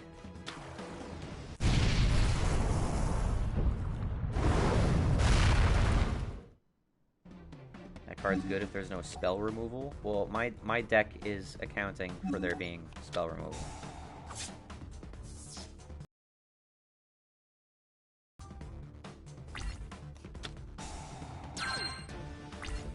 I'm aware of that possibility. And I'm prepared for that possibility.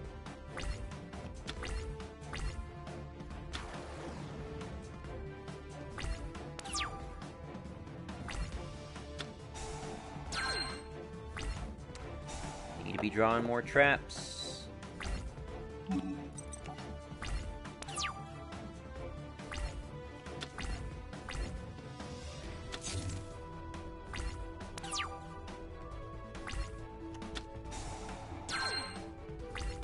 This is a situation where I really am just gonna have to fetch some traps.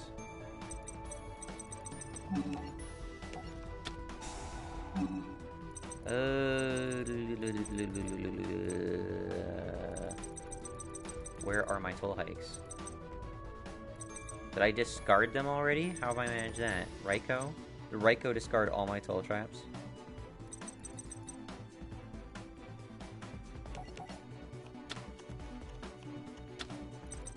my tool hikes. 1, 2, 3. Yep, they all just got discarded. That sucks. Harpy's Feather Duster? That was probably a good choice, too.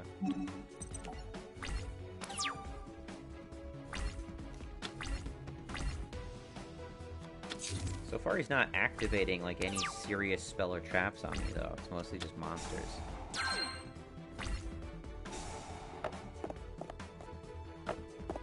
Can go for lethal, possibly. I suppose with Harpy's Feather Duster, huh? Yeah. Should have thought of that. I feel like more getting the board into a winning state organically is something I try to do. I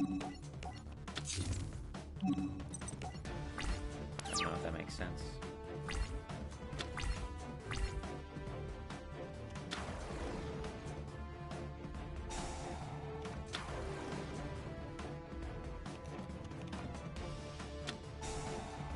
Oh, fusion.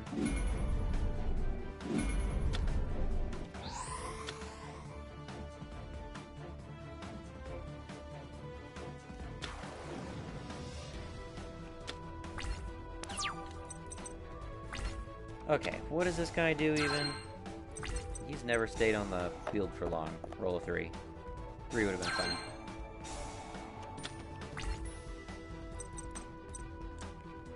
At the end of the battle phase, if this card attacked or was attacked, you can return it to the extra deck. If all fusion material monsters that you used for the fusion summon of this card are in your graveyard, you can special summon them.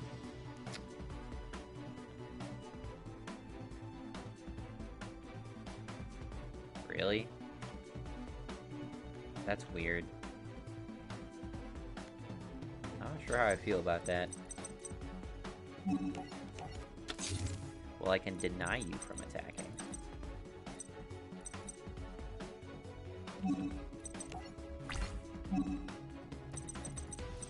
We'll discard the needle wall. So he can't bounce himself. Nightmare Mail.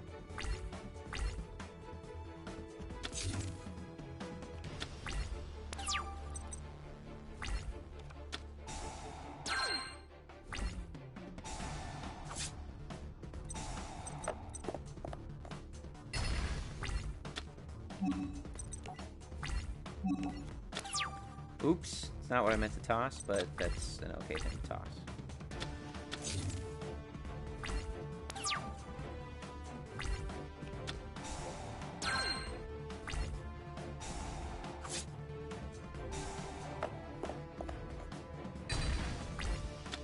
I'm gonna deck myself out if I don't do something.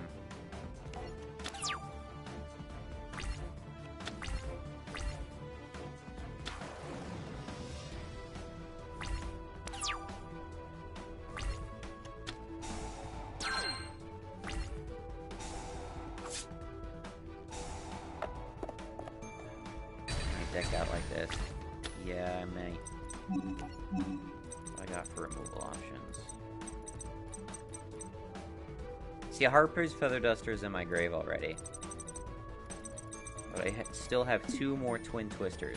So I'm going to try to draw into my Twin Twisters.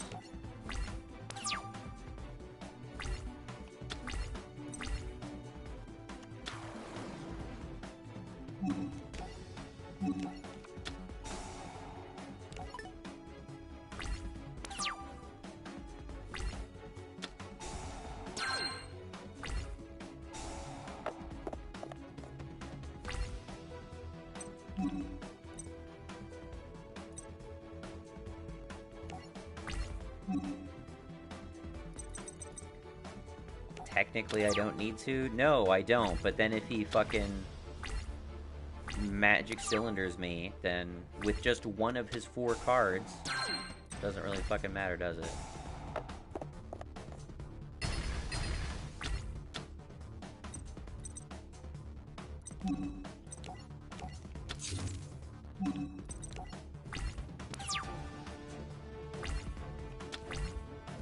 He doesn't play Magic Cylinder. I'm speaking hypothetically. I don't know what's in his deck, Marco.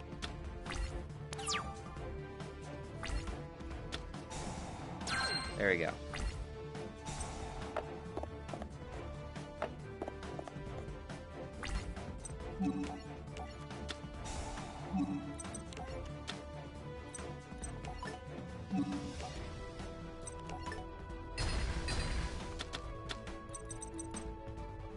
Okay, one was Space Gate, which wouldn't matter.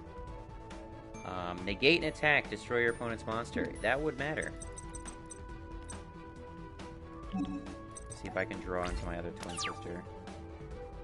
But I do, because I'm a weeb and watch the anime. Your weebery is not helpful strategic advice, unfortunately.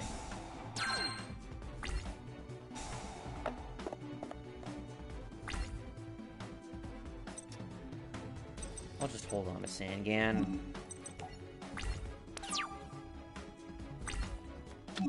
Actually, I should keep someone in defense position.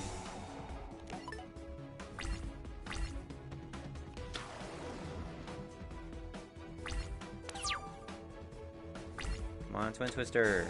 It's not Twin Twister.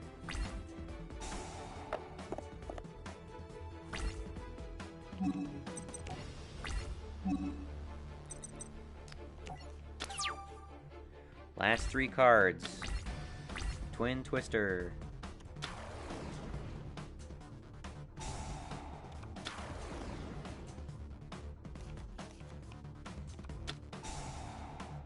Oh, of course he's gonna do it with one of the cards I'm fucking using.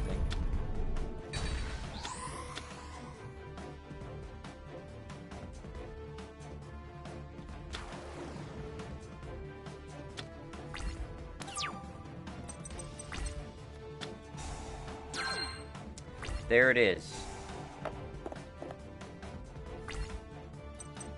Alright, here we go.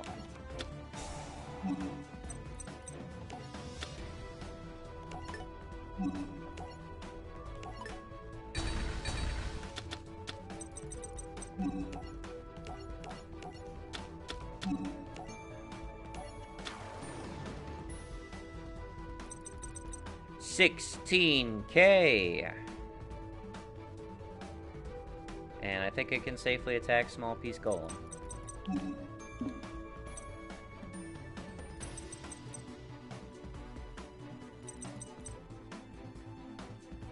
Actually, you know what?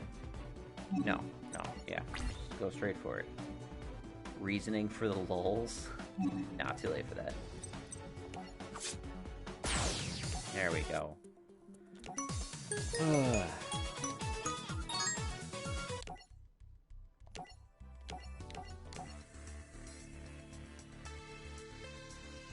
That was a trial. Bolt Tanner.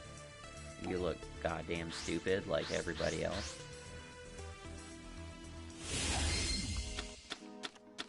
Down to the wire. There's my toll hikes. You stalled a computer, yes. I've stalled people in real life with this deck, too. It's possible.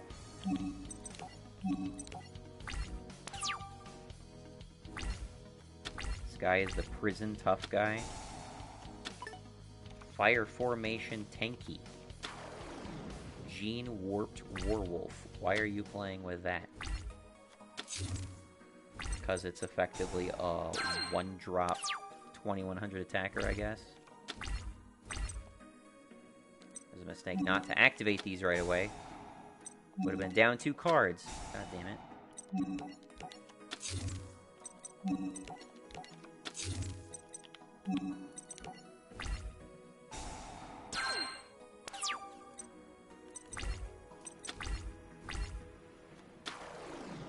Enraged Battle Ox.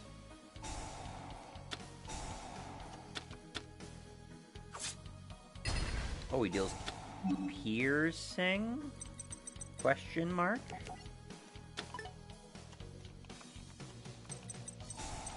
Does that fire formation grant him piercing? You have piercing too. Excuse me?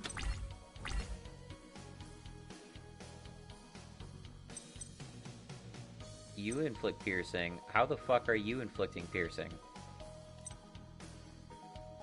Oh, it's an aura.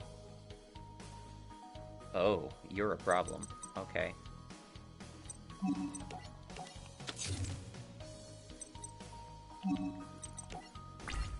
Nifty. Should have put out the metal flex line.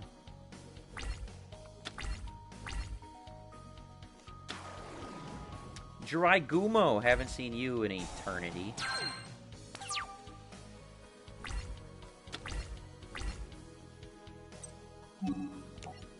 Flip summon.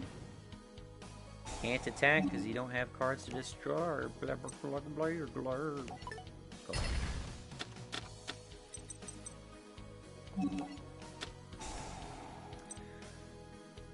When a card declares an attack, toss a coin, and if you call it wrong, lose half your life points. When this card declares an attack, toss a coin. Why would I not invite you to toss coins? That seems suspiciously disadvantageous.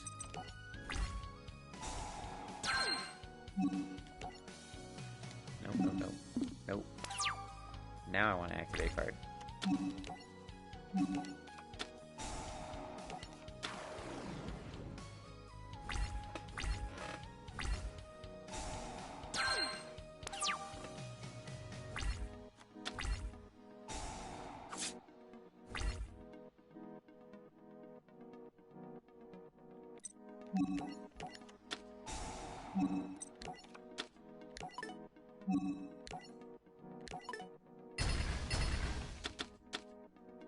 Okay, now your board state is one normal monster, locked down and taking burn damage, and Jirai Gumo.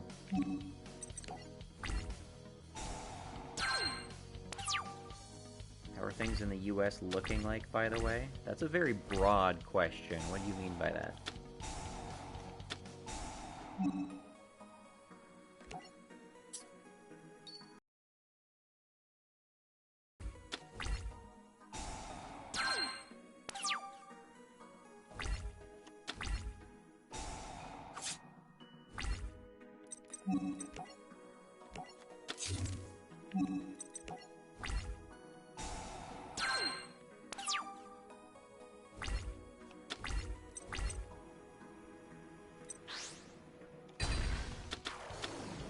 Ooh, Manticore of Darkness.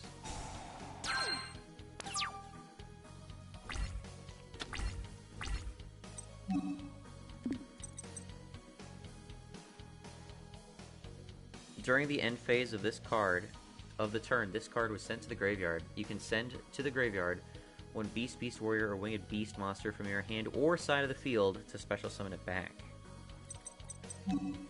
Okay, well you currently have an insect in play.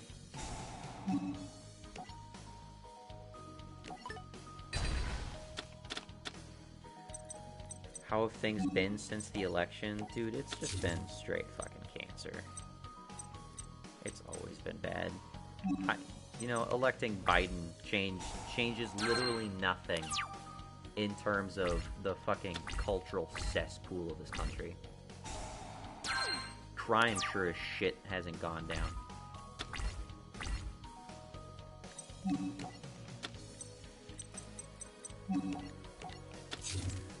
Alright, so he missed his Manticore window. I know there's a housing problem for a while now. Dude, housing's always been a thing.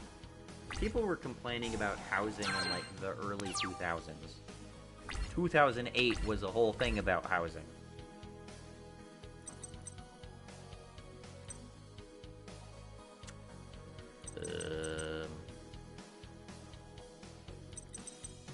I mean, I could.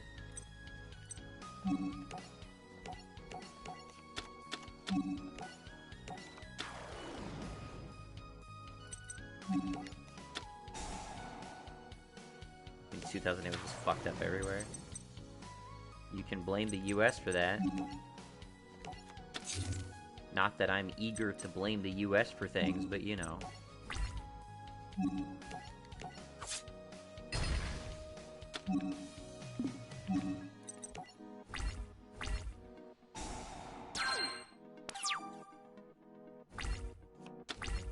you got?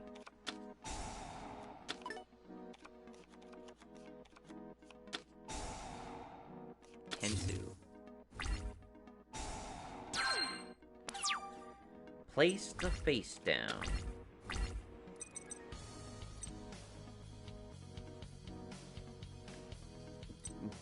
I'm sorry. During your main phase, you can normal summon one. Okay, gives you an extra normal summon. I was about to say, your Beast Warriors gain 100 attack is pretty underwhelming.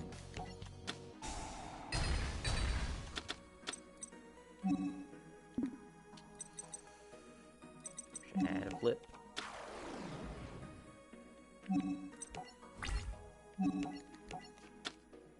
Oh, hell yeah.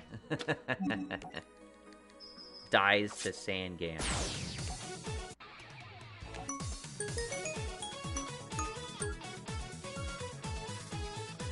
Signature card. The Lockdown Duel. Really? Lockdown Duel, you say? Tell me more. Mr. Armstrong. Mr. Armstrong is gonna lock me down. Yeah, no shit, Trap Hole. Dude, Trap Hole, that is a bomb-ass, like, meta card right now. You hate this guy? Let's see how he goes. If he's gonna do Lockdown, maybe he's gonna play a bunch of spells. I wonder.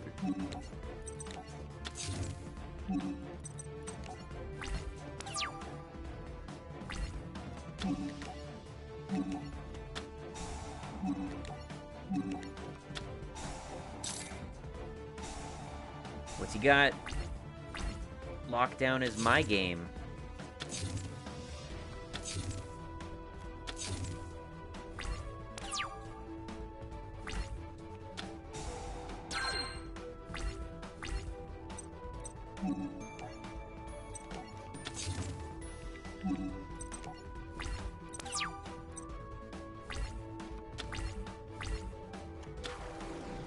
Needleworm. You're gonna mill me? Okay. My deck is pretty bad against this. Oh yeah, he's got some sort of mill deck ready to go. Interesting. Let's see if it really is so bad.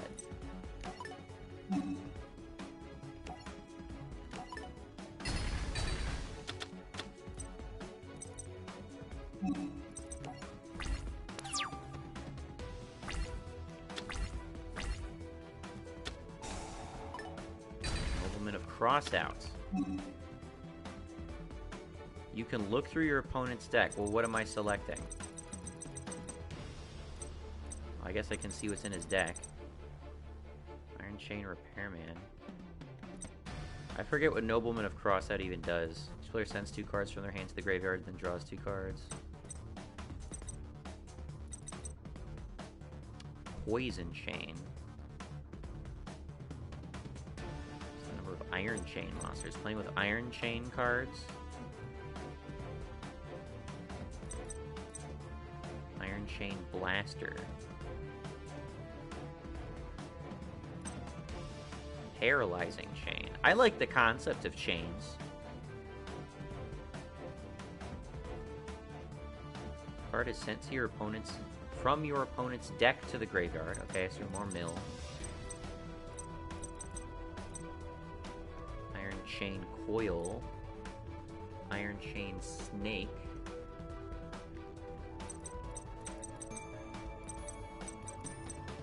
Not blown away by the cards I'm seeing. So what, I just get to look at his deck for some reason? Each player reveals their main deck. Oh, you saw my deck, I guess.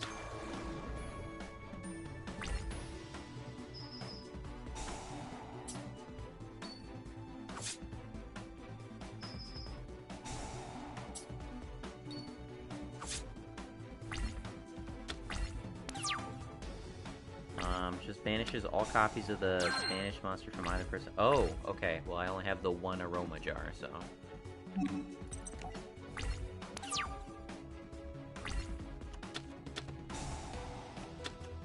definitely has some cards that I would put in there if, I gotta put both of them. Alright, fine.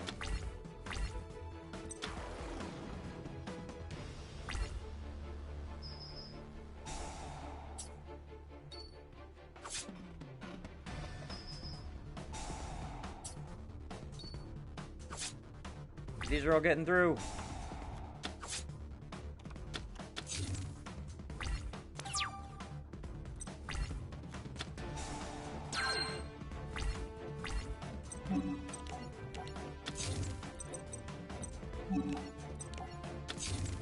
Alright, this should help significantly.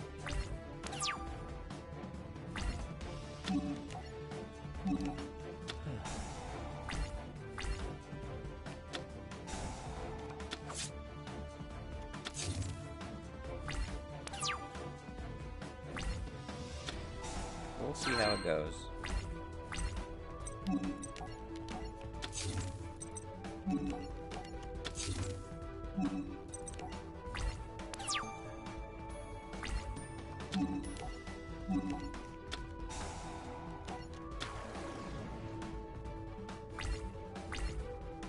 Does he even have tribute monsters? Because if not... I mean, he's got 3 extra cards in his deck. He's got 3 extra deck cards. So he's got something.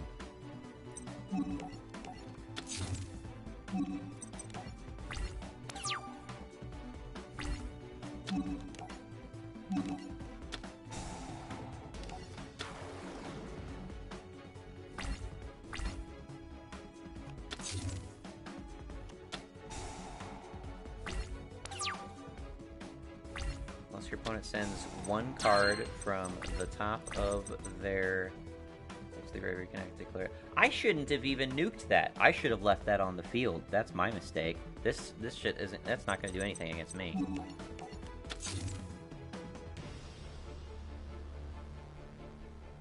He doesn't have Poly, though. I don't know how he accesses those. Are you sure they're fusion monsters?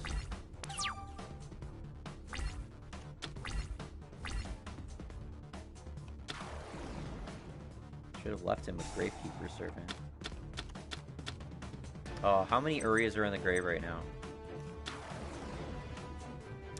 I don't know what he does. Oh, he puts that shit back into play. And he's gonna nuke his other monster. Oh, is he gonna nuke himself? Okay.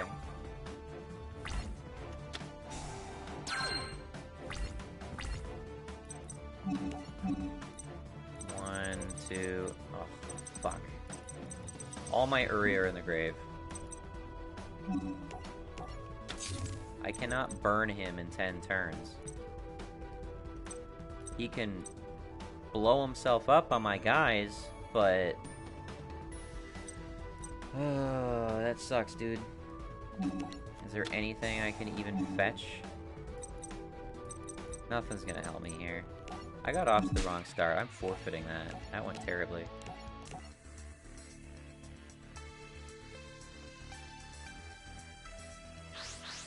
Iron Chain Dragon is a synchro monster.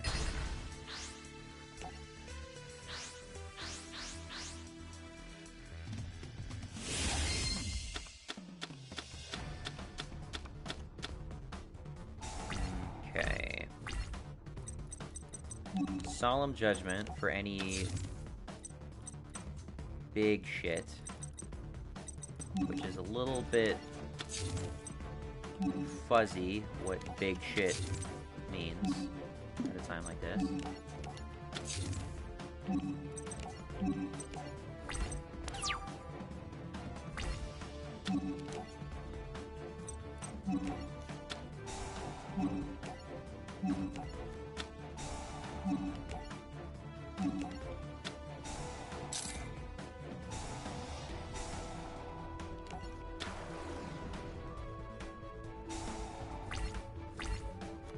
Plays 1 Mystical Space Typhoon. Is that what you mean? What are these cards? When a card is sent from an opponent's deck to the graveyard, click 300 damage. Oh, great.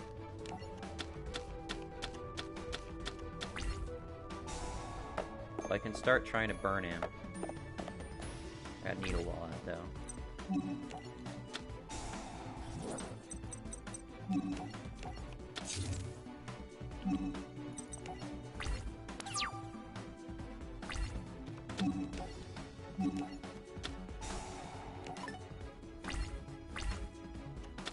Probably gonna summon the monster, let them sacrifice Iron Chain creatures.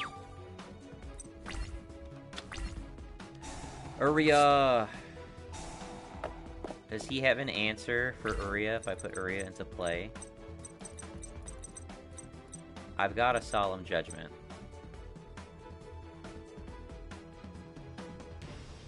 Let's see what I can do. Let's nuke that. Nuke that, nuke that. We'll keep Needle Wall in play.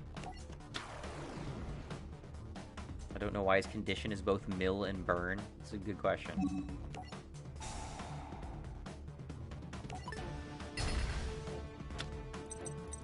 Fiendish Chain, okay. And now I have Solemn Judgment. So let's swing into him. No answer.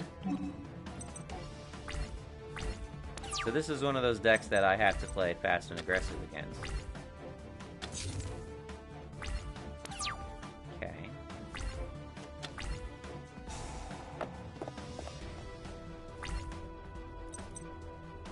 Okay, I'll activate my other effect. Robin Zombie. Okay. From what I saw in his deck, he didn't have anything crazy face down except for Nigger. Sure, it'll damage me a little bit. It's any number of cards, it's not per card. If it was per card, that would be insane. But unfortunately, it's not.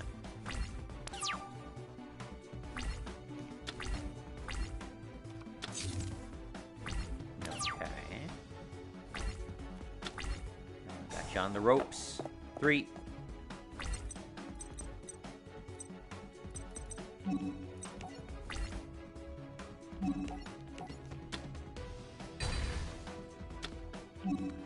going good. Book of Eclipse seems really good in his deck. Really? Why would Book of Eclipse be good? Ooh. That looks like game, sir.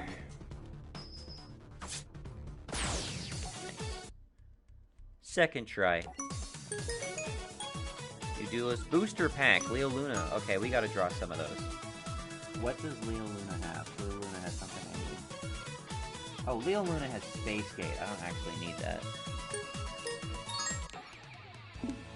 I'll draw some, though.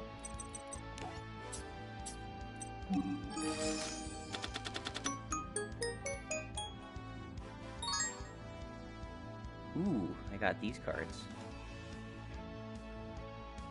Your opponent controls more monsters than you do. You can discard this card. Reveal one card from your extra deck, then look at your opponent's extra deck. Also banish all cards in their extra deck. Oh, that's worthless. They're never going to be the same cards. Phantasmal Spiral Dragon. Ebon Arrow.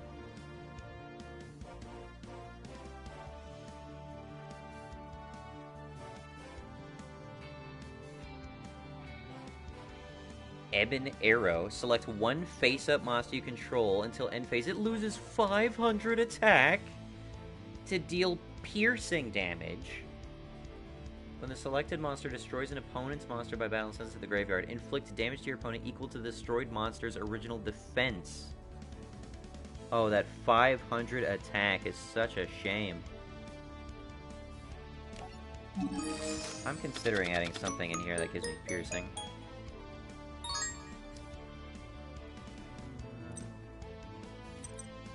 Soldier Dragons. Dragonuity.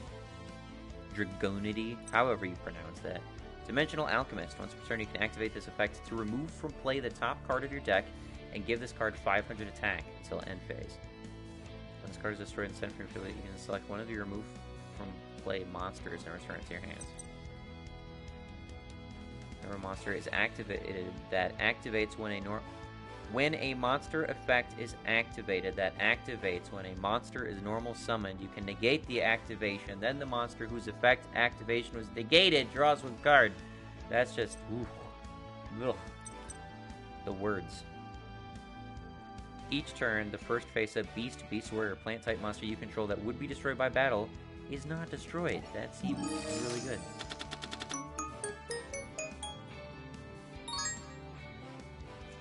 Ghost Ogre and Snow Rabbit. Trap Eater.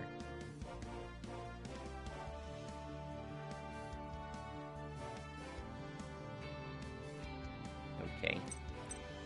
Intercept. Take control of a tribute summoned monster. Okay.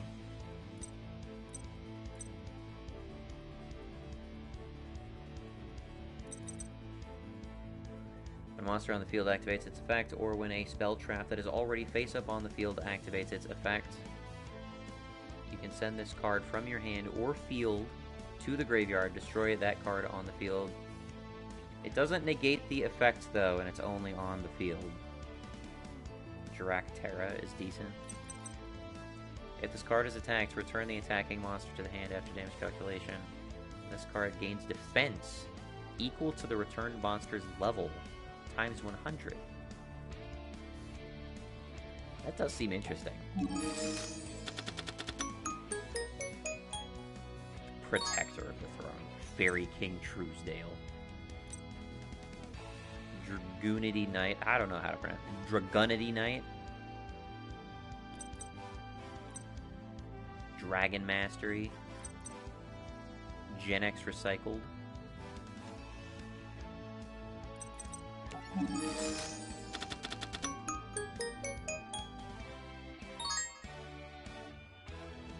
Gen X Ally Axel. Roaring Earth. The Beast type monster attacks and foot piercing.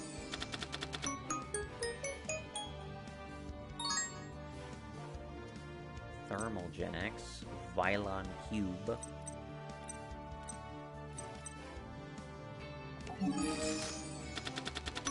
Gen X sucks. Gen X Power Planner. Track Ascension. Feet of the Pharaoh is a cool card. Lifestream Dragon. 1 tuner plus Power Tool Dragon. When this card is synchro summoned, you can make your LP become 4,000, sorry. You take no effect damage. If this face-up card on the field would be destroyed, you can banish 1 equip spell from your graveyard instead. That suggests a very strange type of deck.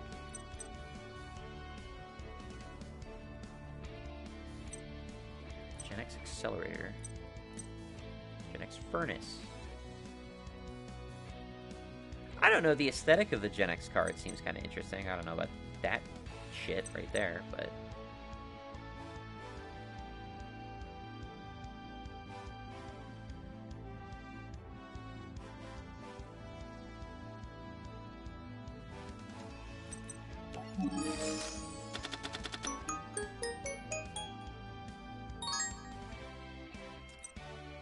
Beast of the Pharaoh. If this card is sent to your graveyard for a synchro summon, you can target 1 level 4 or lower zombie monster in your graveyard, special summon that target. Yeah, I can see some possible value in that. Target 1 Vylon monster. That is an equip card. Special summon it in defense. Banish it when it leaves play.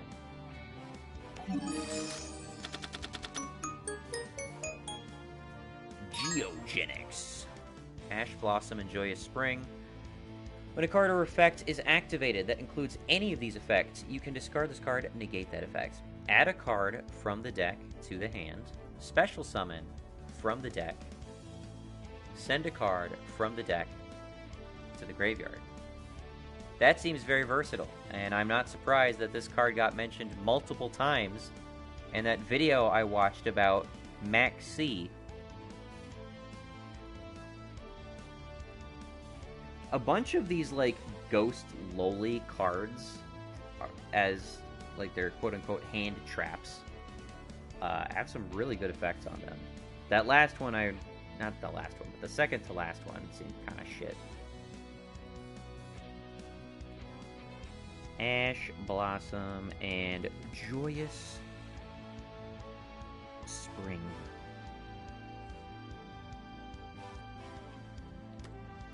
Cursed Fig. When this card is destroyed by battle and sent to the graveyard, target 2 spell traps on the field. While this card is in the graveyard, those set cards cannot be activated.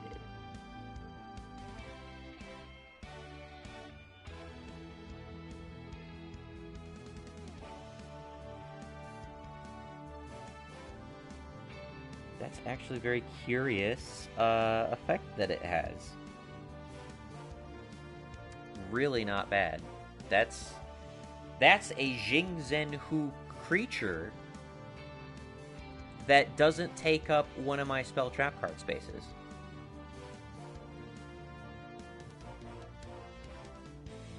That is pretty significant lockdown potential right there. I'm gonna write that down too. Cursed Fig.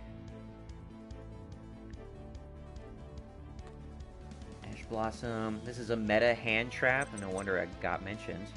Ghost Ogre is okay. Cherries don't get played at all. Ash Blossom is the most used card in the game in recent years. Geogenics. Once per turn, if you control a face-up level 4 or lower Gen X monster, you can switch the original attack and defense of this card until the end phase, for as long as you control a face-up. That's so underwhelming. Who cares? Ash Blossom and Joyous Spring. Seems good, but at the same time, it's not necessarily stopping something I need to stop my opponent from doing. If they send something to the graveyard from their deck, whatever. If they special summon something from their deck, whatever. And if they add a card from their deck to their hand, that really only matters to me if they're playing like Exodia. So, other than that, I have answers to the things that they're doing.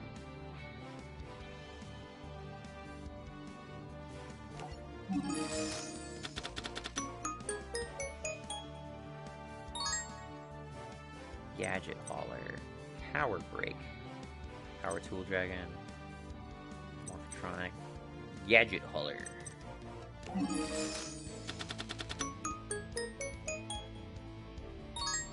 Just desserts. Dragoonity Knight Ascalon.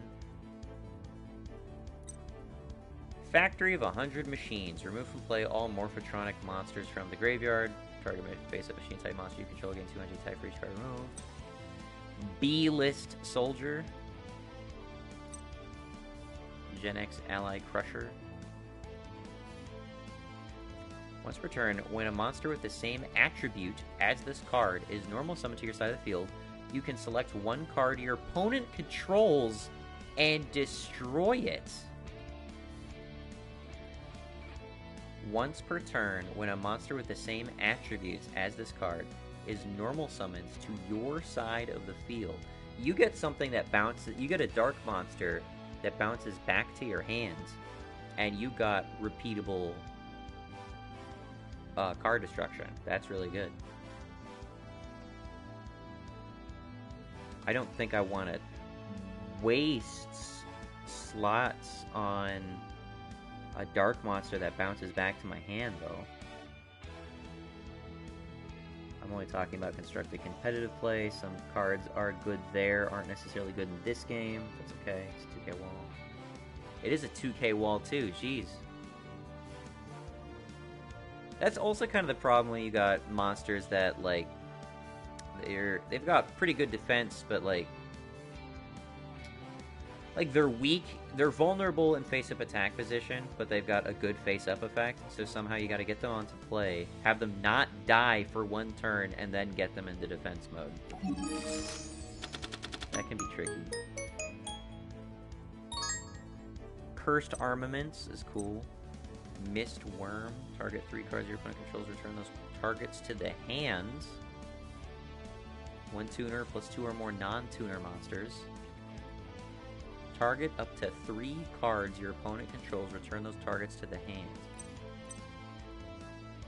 Machina Soldier.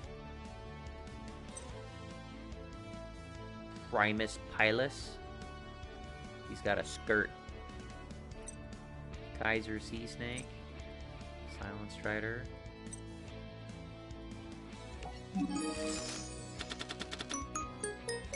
Spirit Monster would bounce back to the hand. True, true. What Spirit Monster would I want to bounce back to the hand?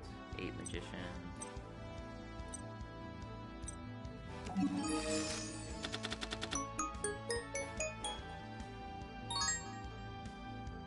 Hidden Armory. Kasha. It's weird seeing this and knowing the Kasha design in Neo.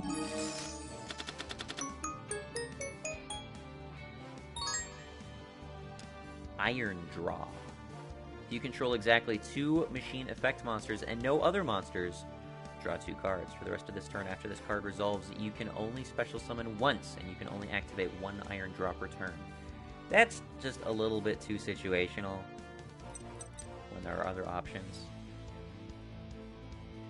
Card destroyed by battle and sent to the graveyard. You can special summon 1 worm-type monster from 50.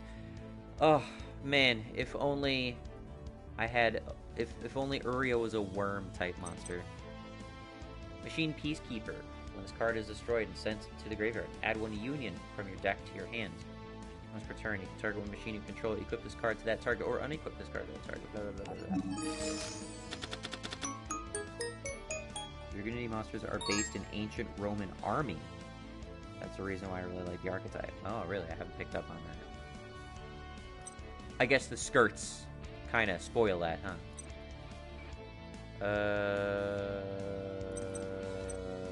Fairy Archer. For each face-up light monster you control, this card cannot attack during the same turn you activate the effect. Only 1 Fairy Archer can have this effect. That's pretty good. Lock down your opponent and Fairy Archer them to death? That'd be something. Not only armor, just ancient Rome in general. Alright, let's keep going. We're unlocking the packs. The Take Back.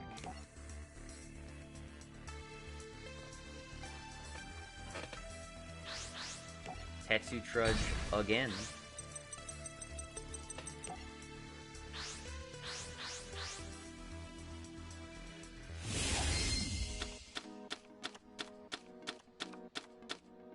Machina Fortress is a pretty good card.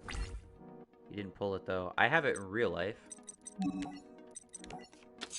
I have one of those Starfoil versions of that card actually.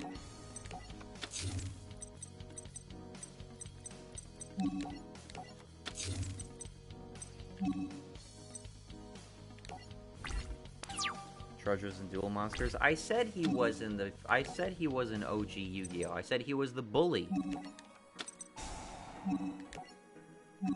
He's the guy who takes Yugi's fucking puzzle, right? Or at least he beats up the kids that take Yugi's puzzle. Beats up Joey. Samurai Sword Baron. I didn't activate Nightmare Whale.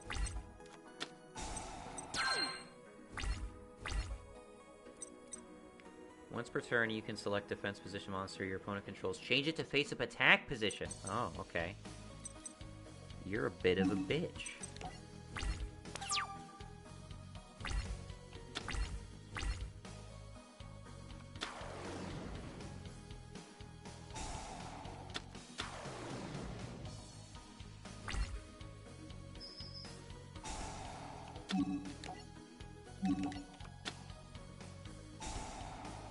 I'm gonna lock you down, but that's not gonna stop him from using his effect.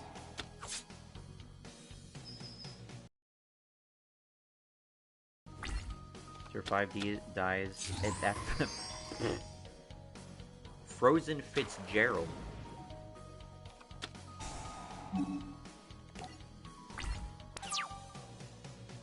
After 5Ds, there's a timeline ramification, kind of like Back to the Future style.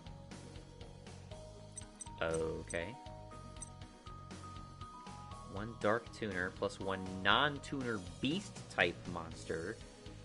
If this card attacks, your opponent cannot activate spell or trap cards until the damage step.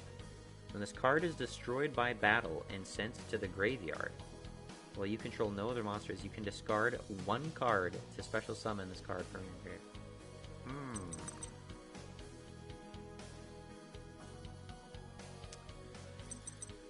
Would it be safer to toll hike or to shadow spell? I'm gonna toll hike.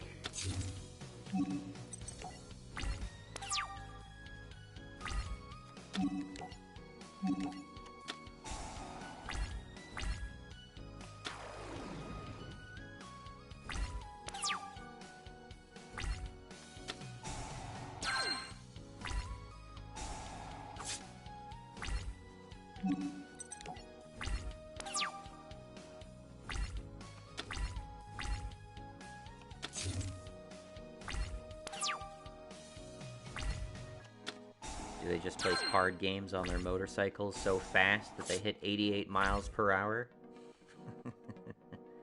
2 turns till he can attack. Why 2 turns till he can attack? He needs to keep the cards in his hand if he wants to attack. I realize there's a bit of a delay.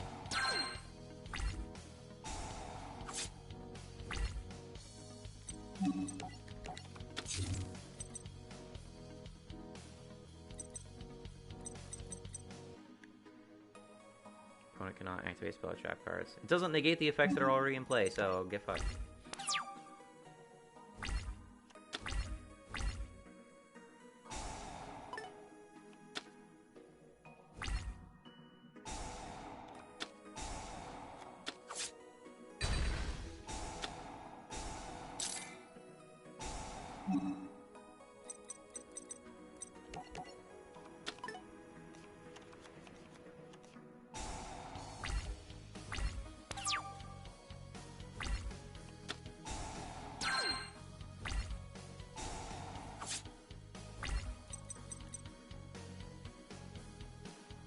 Change it to face-up attack position. Does that activate flip effect?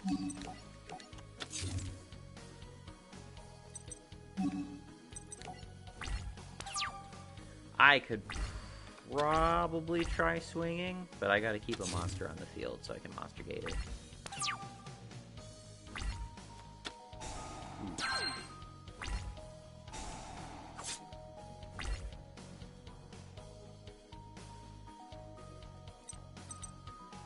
Okay, let's go for it. Let's flip. Hi there.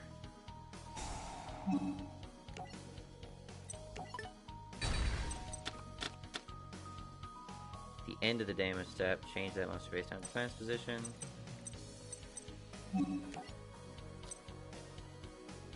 Boop. Boop. Boop.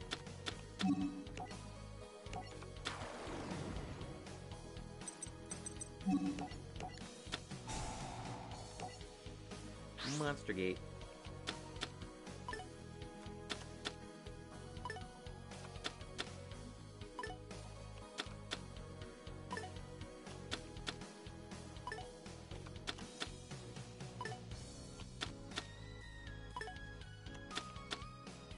Monster Guido.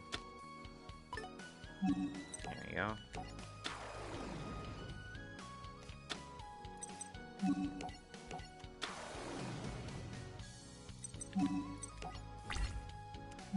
Battle time. Alright, well that rematch kinda sucked. Who am I playing as here?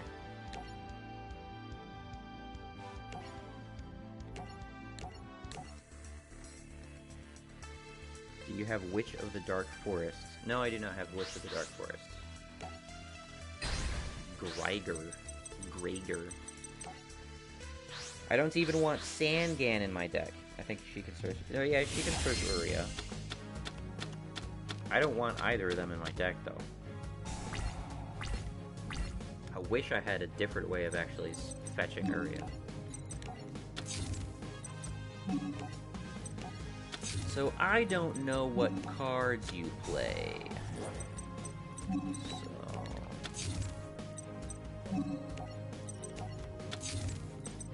let's see what happens here.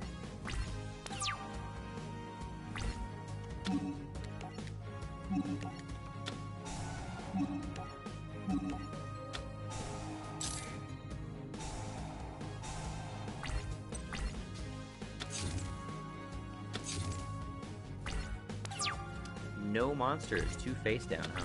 Okay.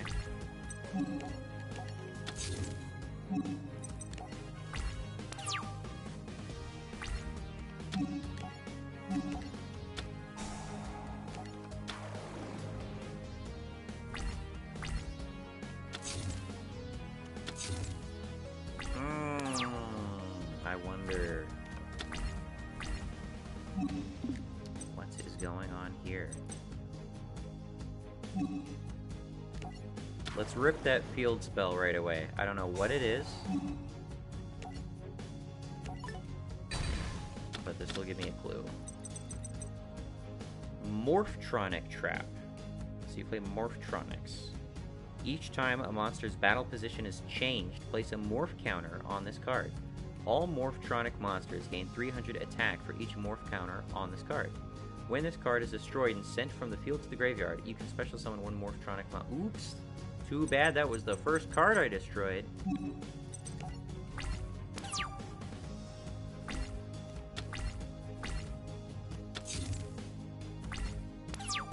I think she's just waiting to have, like, monsters to play, because she got nothing.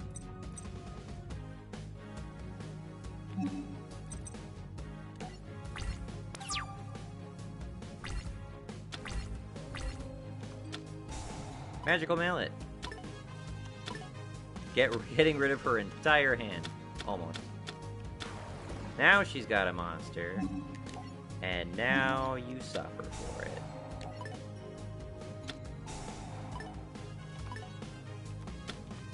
What happened?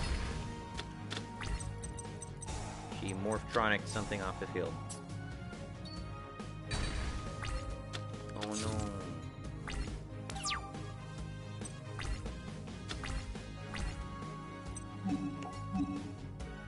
What was that? Return a Morphtronic monster from your hand to the deck, destroy 1 card on the field, and draw 1 card. Okay. Bounce back 1 of your monsters, destroy 1 card, draw 1 card, is the sort of value I wish I had. To be able to replace fucking Raikou over and over again.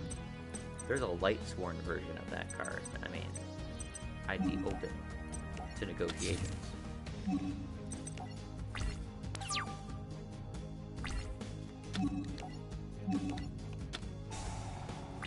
Double toll hike. Can't afford it now.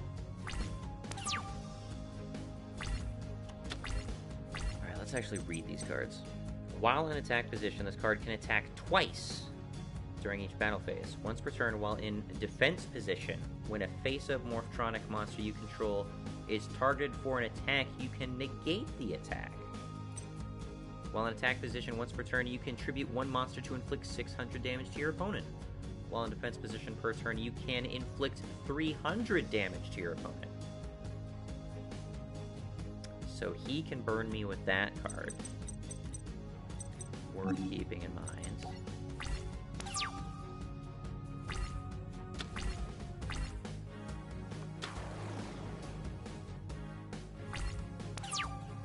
While in attack position, your opponent cannot select another attack target if it's destroyed by battle. The monster that destroyed loses 300 attack. Damage calculation, face the monster your opponent controls changes. Okay. Okay, Needle Wall should be able to help with this.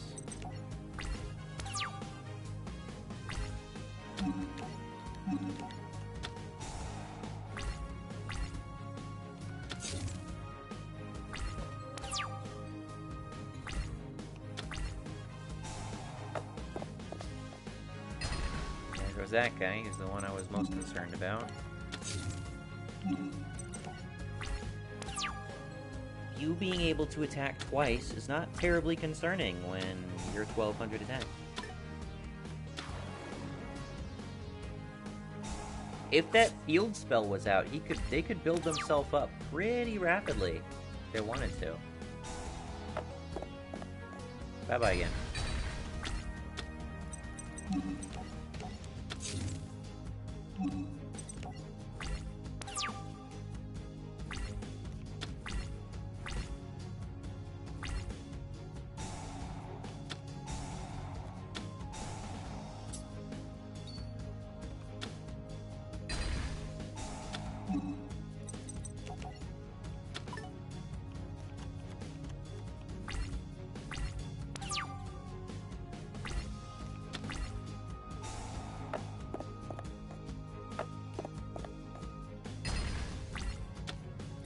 I like that my deck is not entirely overpowered by these brand new and fascinating synchro decks.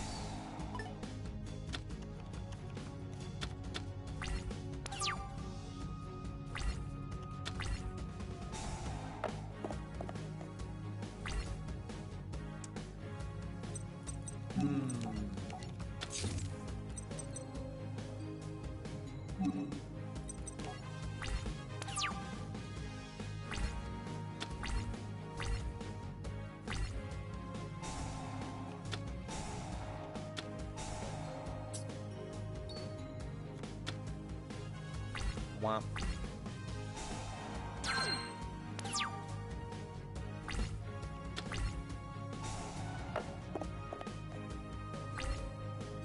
Okay, let's... Oh, I gotta set it. I forgot. Anti-spell fragrance.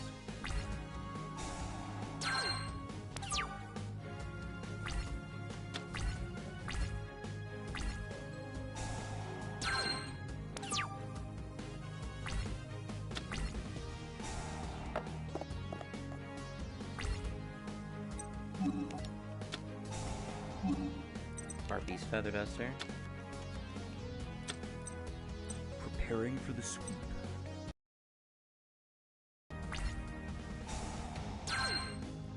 They can just reduce their back row by 1, or reveal one of their back row. That'd be good.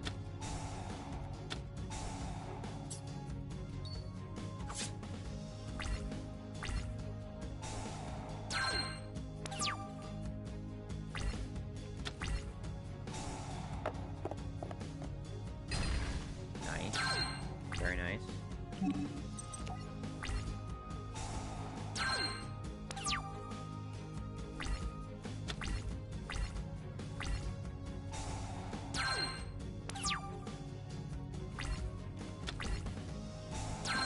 Alright, swinging in. Oh, I forgot. Fucking anti-spell fragrance. I need to take that out of my deck. It's not... It is overwhelmingly not helping me. I should really only use it in conjunction with Trickstar Light Stage. And even then, I'm not sure if I would prefer Trickstar Light Stage to Dark Sanctuary. Dark Sanctuary has saved my ass so many times.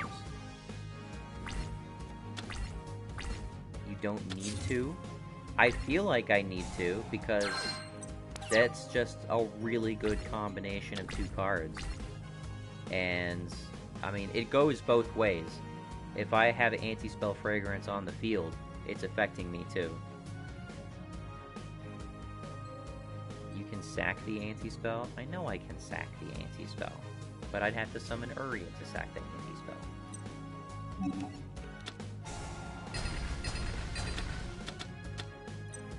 Alright, let's go.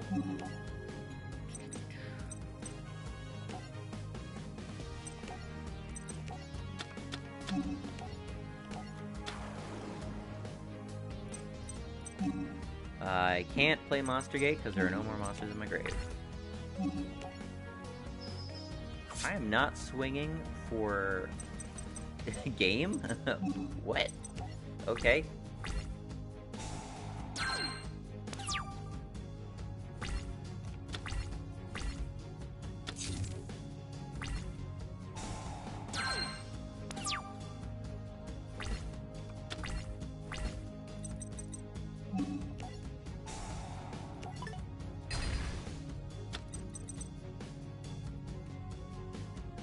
Well, that wouldn't have saved you.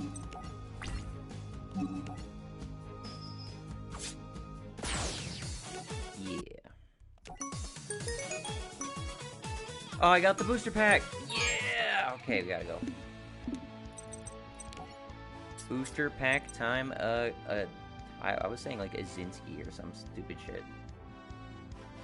Okay, let's see. We're trying to pull Gravity Bind, Lightsworn Barrier, Magic Planter, Magical Thorn, and Unending Nightmare from this booster.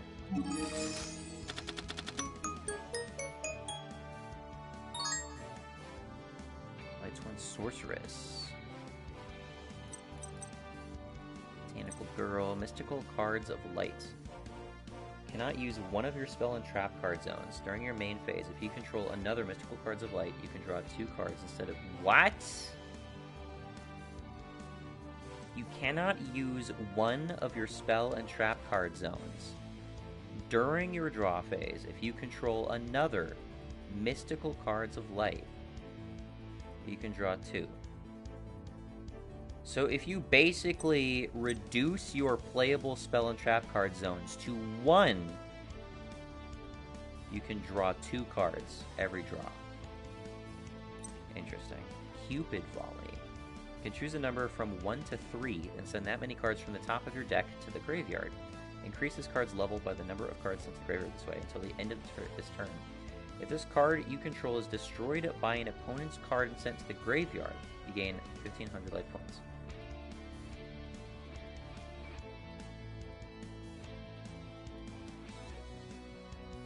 Interesting. Okay. So I can mill 1 to 3 each turn. It's not bad. Black Garden. Monster's normal special summons face up except by the effect of Black Garden. Have its attack. Then the controller of that monster special summons 1 rose token to their opponent's field in attack position. You can target 1 monster in your graveyard with attack equal to the total attack of all plant monsters on the field. Destroy this card and as many plant monsters... Okay, it's nifty and different. It would have to have, like, a deck built around it. And I'm not going to slot into what I got, sadly. Daigusto. Card of the Soul. Look at your deck, and if you do, you can add 1 monster from your deck to your hand whose sum of attack and defense equals your life points. You can only activate 1 of the... Equals your life points. That's so specific. That is so specific. Like, you got... I don't know. Obelisk has like 4,000s. So if you have... your starting life total, you could Card of the Soul into Obelisk. Daigusto Emerald was banned at one point. Once per turn, you can detach 1 material from this card. You can activate one of these effects. Target 3 monsters in your graveyard. Shuffle all 3 into your deck. Draw a card. So, what was that? Sort of like Pot of Desires effect? Once per turn. Target 1 non-effect monsters in your graveyard.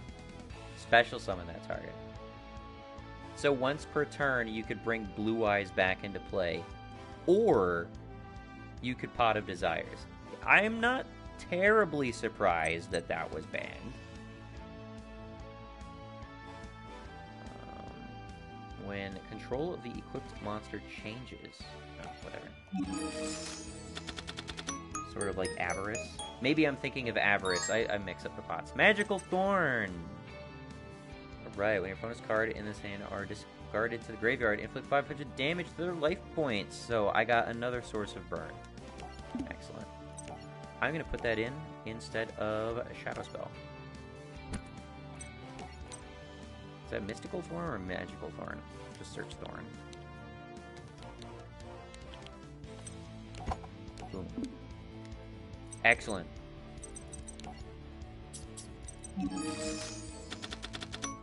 Everest was also banned until, like, last year. Oh, really? Oh, wow.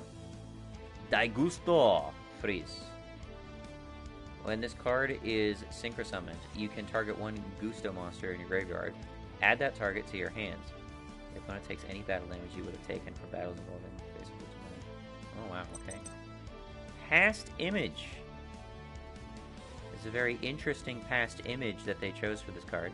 If you target a face-up psychic, control a face-up psychic type monster, target 1 monster your opponent controls, banish it, return it to play. This card attacks a defense position monster. There are some Lightsworn cards. Lightsworn Hunter? No. There are some other Lightsworn cards in here I might want. Dark Room of Nightmare. Each time your opponent takes damage from a card effect, give them more card effect damage. Pack is kind of trash, not gonna lie. You mean the booster or what I drew? Pollinosis. Monster would be normal or special summoned, or a spell trap is activated. Tribute one plant monster. Humid Winds. Gather Your Minds. Master Gig. Once per turn, you can pay 1,000 life points to destroy monsters your opponent controls equal to the number of face-up type monsters you control. Oh, it's 2 tributes. Okay.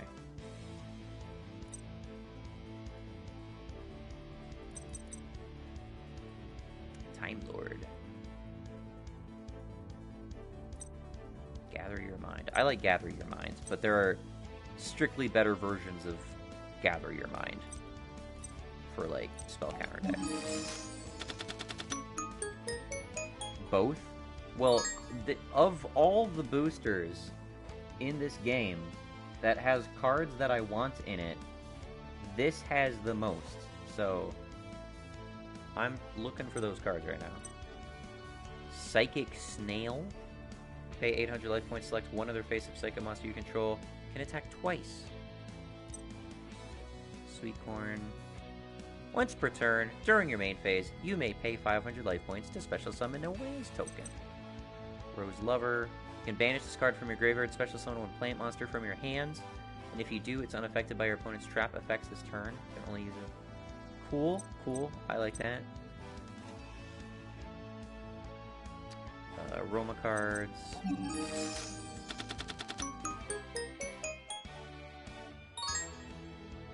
Empty Machine. I was looking at those, but I don't know if they're really going to go in my deck. Esper Girl. Once removed from play card is special summoned. Remove from play the top card of your deck face down. When this card is sent from the field to the graveyard, add that remove from play card to your hand. Red-haired Hasty Horse. Rosaria, the Stately Fallen Angel.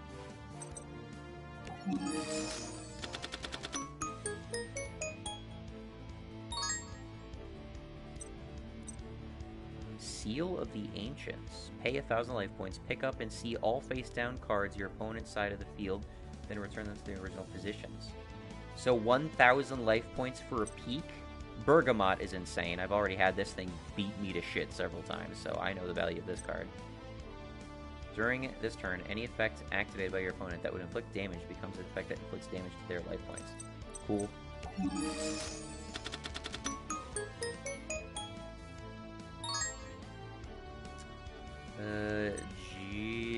Lumina Twilight-Sworn Shaman. There is a normal Lumina Light-Sworn Shaman I'm interested in, but the Twilight-Sworn ones do not have what I want.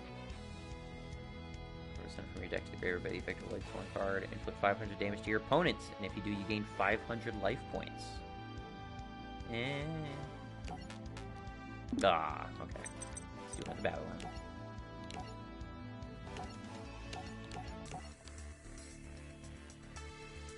Regular Lumina is good. Yeah, regular Lumina might be an option. I think this person plays with water monsters. Cluster Amaryllis is banned. Wasn't paying attention to that. Magical Thorn and Toll Hike opening hands. Let's do that. Let's see how that goes. And Toll Hike and Nightmare Wheel. Let's just let's fight the obvious fire guy with Burn right away. Let's see how this goes over. Mass Drive is also banned. Are they really all bad cards if you're getting banned cards? Come on now.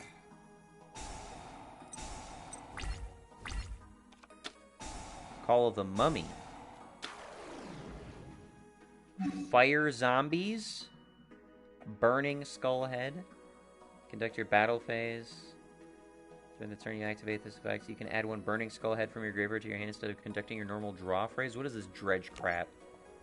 Alright, I'm gonna burn you.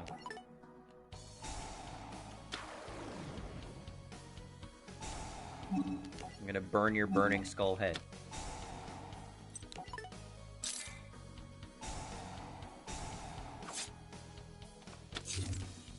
Did 1,000 to me somehow.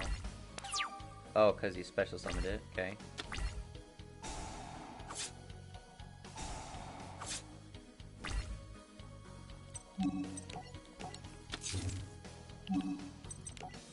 Come at me, bro. You just milled a lot to of yourself. Okay. Or are you gonna summon burning skull heads from your grave? I wouldn't be surprised by that. You got 8 turns. Let's see it.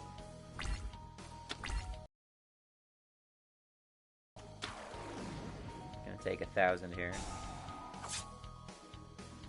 You are gonna burn me.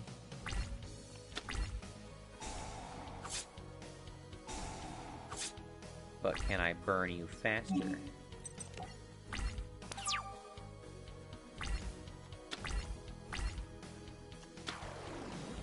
Shootin' Doji.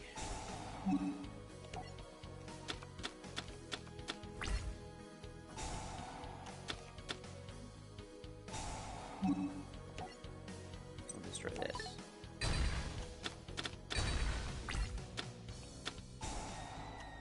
Did you not pay the magical thorn cost? What's going on?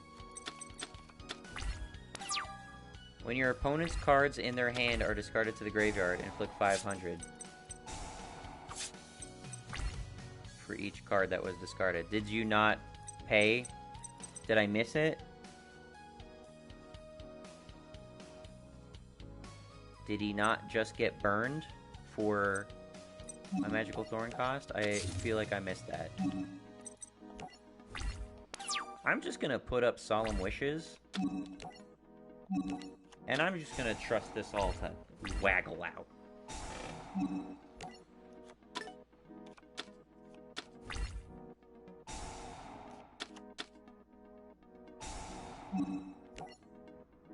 Toll Hike makes your opponent discard for cost. Yeah.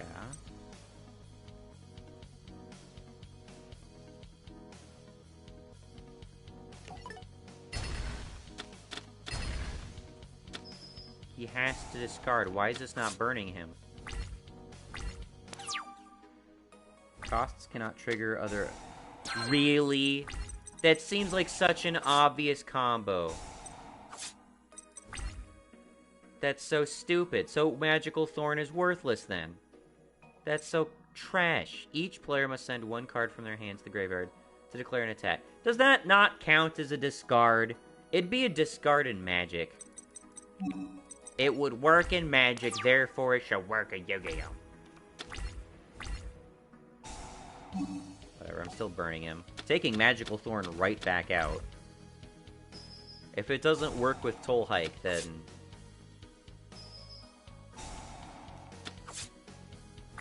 What the shit?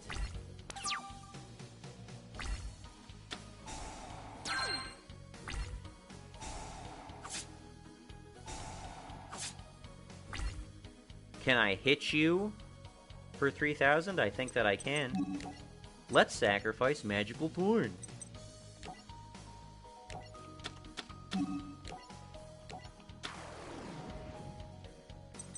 Regeki.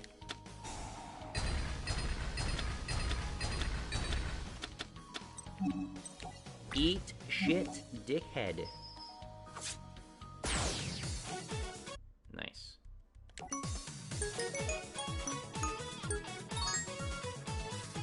Signature card is Super Sonic Skull Flame. Okay, then. Well, that sucks. I mean, it looks like a lame card, let's be honest. But I thought it would be another good source of burn. You know, forgive me for that. Toll Hike says send, not discard. Yeah, just whatever. Stupid. There are other better cards I wanted.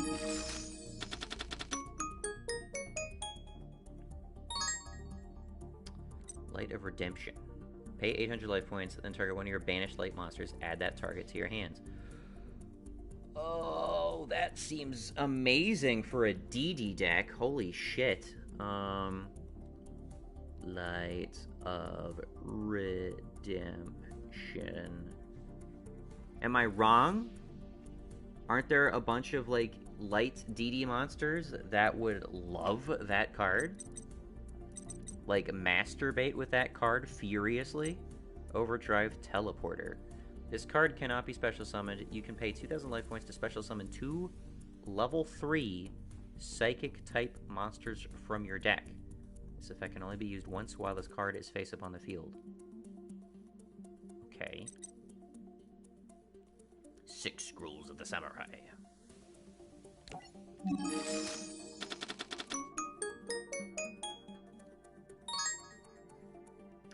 Chevalier de Fleur.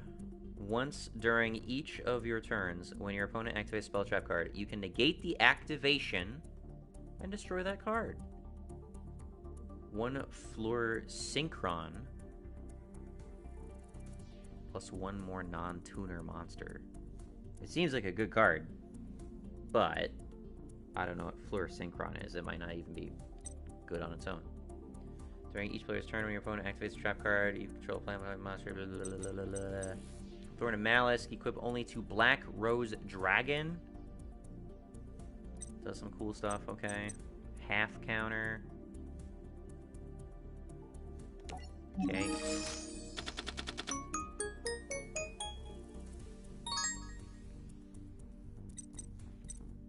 Realm of Light. Fallen Angel of Roses. You can special summon this card by returning 1 plant type monster you control to the hand, except Fallen Angel of Roses, but banish it when it leaves the field. Okay. A lot of plant support. That's cool. Sniffus. Once per turn, you contribute 1 plant monster you control to select and destroy 1 face-up card your opponent controls. 1 plant type monster in your field destroyed. Okay. Next one. Second round duel. So just rematches with the same characters or what? You can open Trudge Booster for 6 Samurai. Except the Link monster, I believe. 6 Samurai is cool. The 6 Samurai concept was like brand new when I was last playing. But I never had like anything but like maybe 2-3 cards for it. I forget what you play with. Already forgotten your entire gimmick. And I want anti-spell fragrance out of this deck. You got 1 extra deck monster. Dimension Fortress Weapon. Cards cannot be sent from the deck to the graveyard. Really? Alright, well, let's pressure you to tribute that. You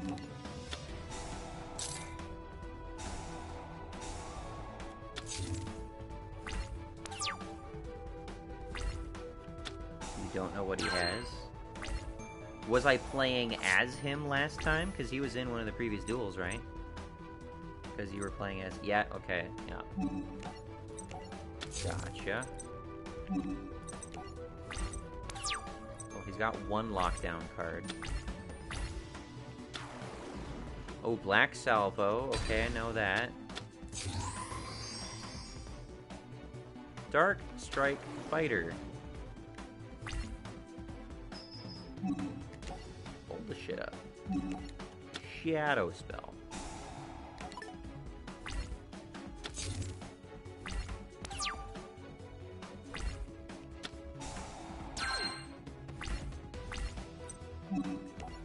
Twin Twisters.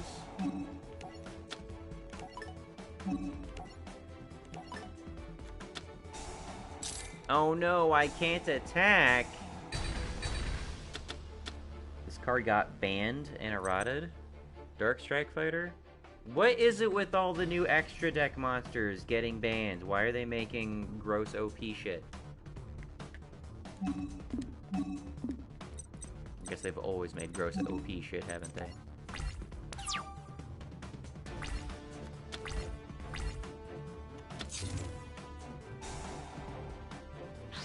What?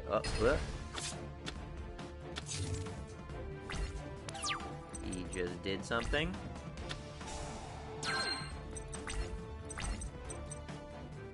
Tribute one monster. Inflict damage to your opponent equal to the tributed monster's level. Okay.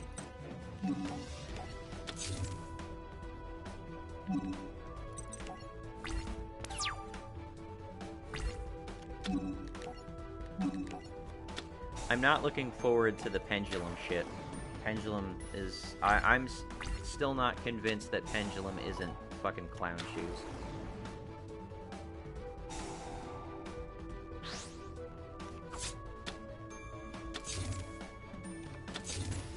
So, you're just doing low-level sacrifice damage to me? Okay, cool.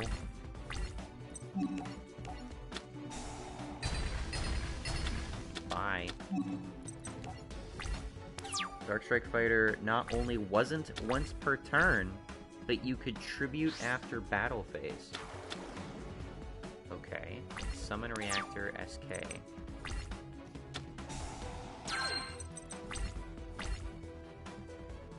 First time a monster is summoned to your opponent's side of the field each turn, inflicts 800 damage to your opponent. During the battle phase of this turn, this effect is activated. You can negate the attack of one monster your opponent controls. Select one face of Trap Reactor, Spell Reactor. Okay, don't know what any of that is.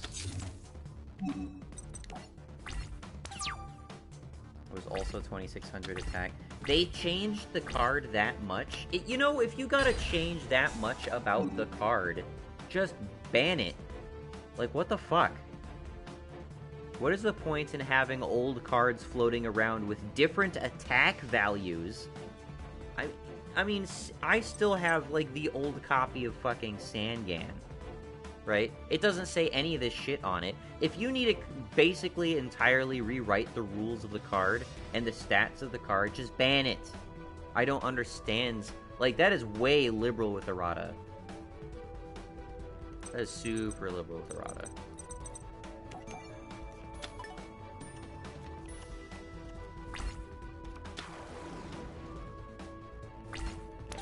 Cannot send cards from the deck to the grave.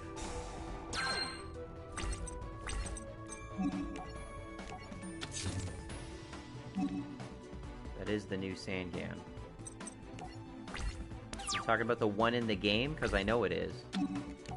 I'm saying I have the old Sangan in real life that has the old text on it.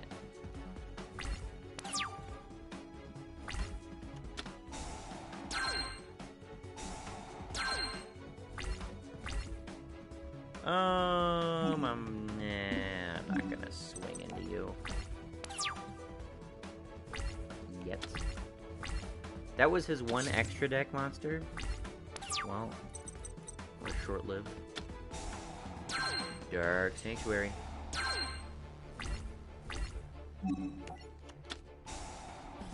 Sweet. I love Dark Sanctuary.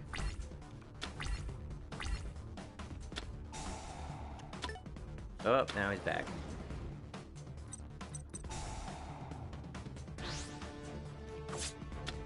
Oh no, 800 damage. What am I gonna do?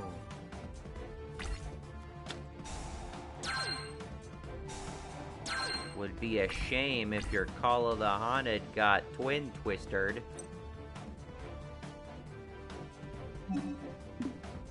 He could possibly outpace my Metal Reflect Slime, and that would be a problem.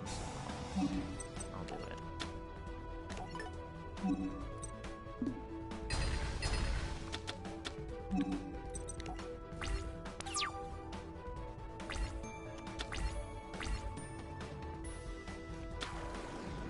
Mystic Tomato. That's the OG.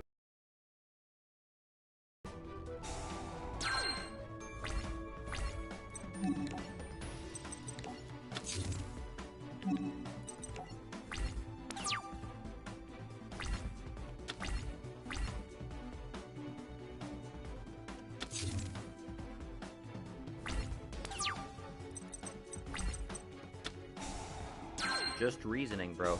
The problem is reasoning could roll into could roll into a monster. Raikou could be on the top of my deck right now. So, and reasoning would not buff me at all. So I gotta consider that. I haven't drawn any Raikous this game.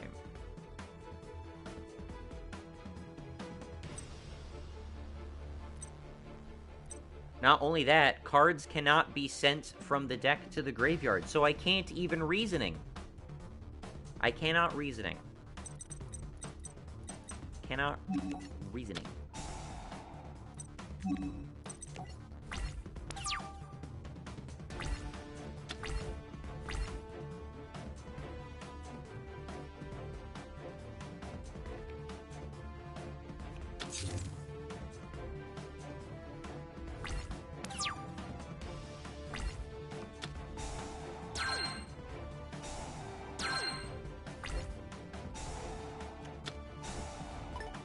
Oh, okay.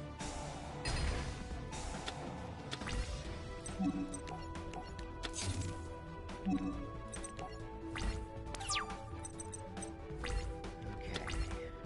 Sorry, I don't know these obscure cards.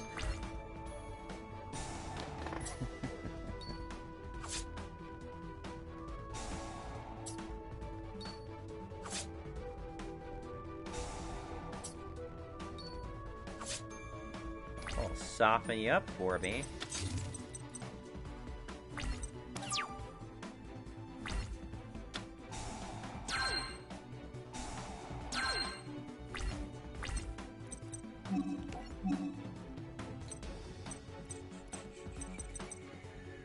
I got 4 in the field. Come in with 7,000. That's enough to kill. I just gotta nuke the face down. So, this should be game. Uh-oh. Oh no, I took 800 damage. That ruins my whole strategy.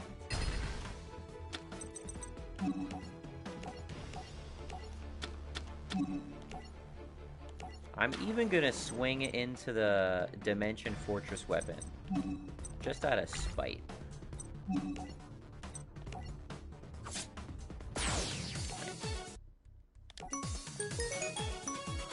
New duelist. I got a new booster pack. Was that one of the booster packs I wanted? Jack Atlas? No, I don't think it was. MST negate. Yeah, that whole shit.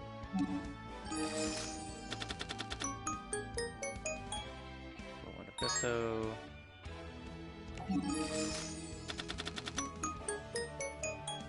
Wicked Rebirth. Sorcerer de Filio. Select one monster in your opponent's graveyard, special summon to your side of the field. I never liked those cards. Brain Hazard. Select one of your removed from play psychic type monsters and special summon it. When this card is removed... Oh, okay. It's basically Call of the Haunted for psychic monsters removed from play. When this removed from play card is special summoned, reveal the top 3 cards of your opponent's deck. Psychic cards really like playing without a play. Wicked Rebirth. Activate this card by paying 100 life points. Target one synchro monster in the graveyard. Special summon it in attack position. Its effects are negated. Also, it cannot declare an attack this turn. When it leaves the field, destroy that monster. Can synchro monsters not normally come back into play via, like, Monster Reborn and shit? Brain Hazard into political debates? Is political debates a card?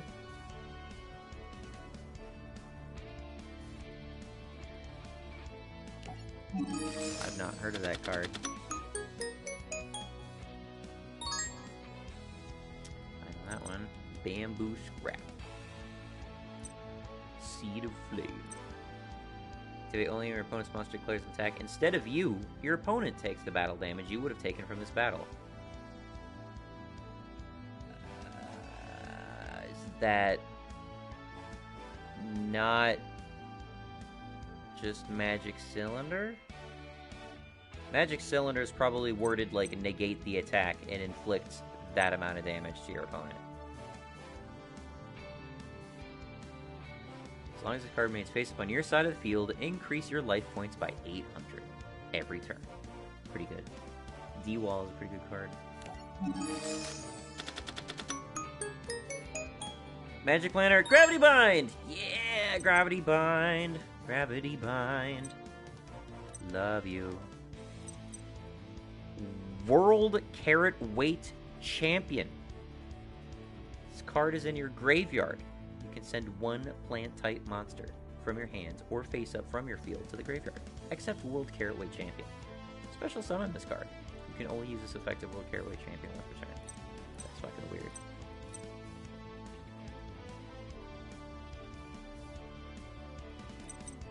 Gravity Bind. It is Magic Cylinder, but no negate attack. Yeah. Carrot Man. Okay. Gravity Binds. This is one of my OGs right here. Get rid of that fucking trash. Back at it. This is probably going to be my longest Yu-Gi-Oh! Stream at this point. The Weather Painter Snow. Ceasefire was limited. I glossed over Ceasefire. Something about, what, flipping all defense position monsters and then inflicting damage? I don't know. I wasn't sold. Now, one of the problems with Gravity Bind is that, unlike Shadow Spell, if I draw multiples of them, they're not useful. Not useful unless the previous one is destroyed. And my Shadow Spells are much more likely to get replaced.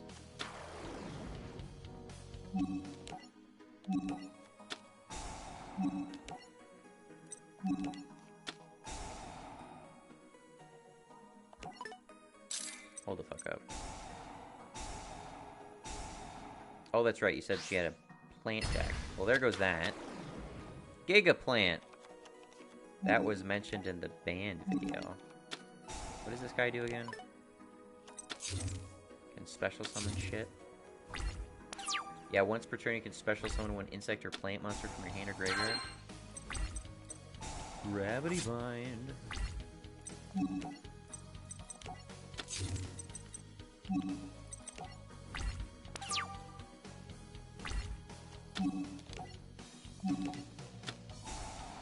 Boom.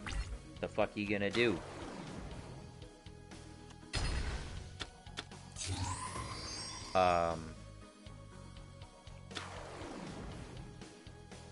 Something happened there. Oh. Okay. Wasn't really expecting that. You had a no entry?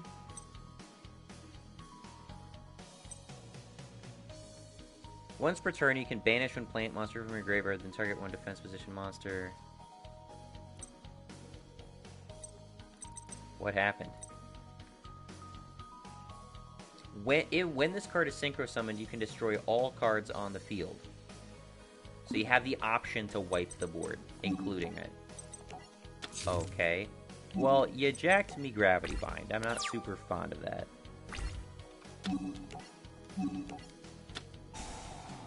I'm already up 1,000 life points.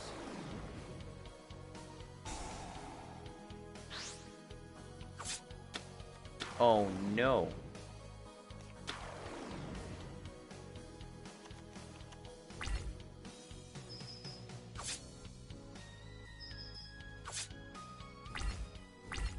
A Ghost Rare Black Rose. I have never owned a Ghost Rare.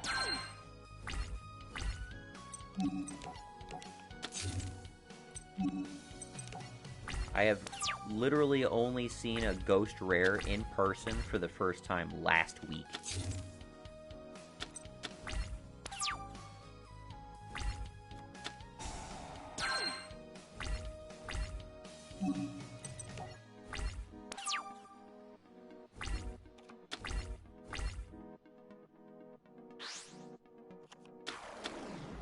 Rose Tentacles. Hi there. at the start of your battle phase for each plant type monster, it gains 1 additional attack. Let's get rid of you.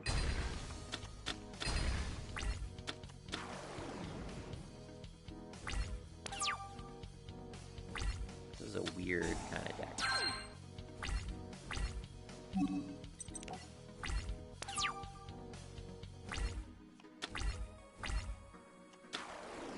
The thing I like most is a rainbow reflection.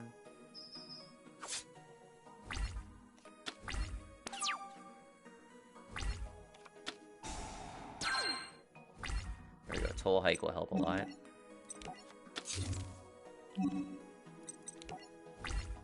Does that card not do anything now? What card?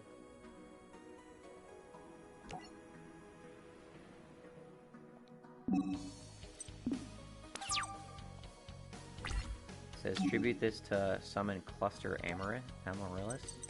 What, this? Can send this face-up card to the graveyard. Special summon 1 Cluster Amaryllis from your hand.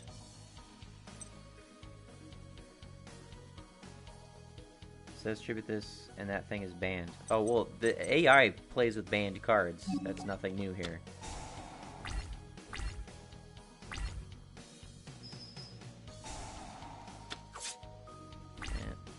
This game doesn't give a fuck about anything being banned.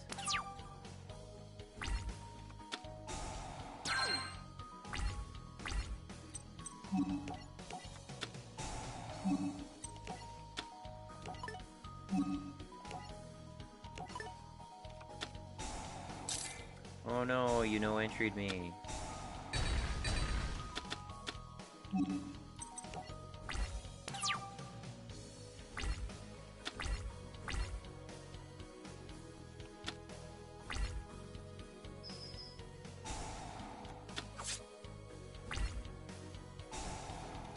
Spore.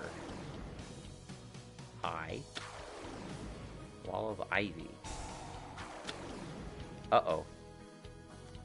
When it's destroyed, its controller takes 300. Is that your strategy? When this card, you can destroy all cards. Oh, it was not activating, so you can't activate it later. I don't think. Do I want to Monster Gate into another card?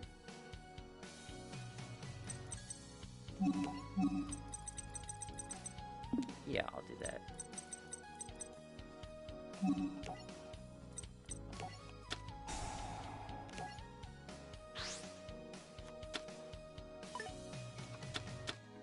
Yeah, I'm Monster Gating it.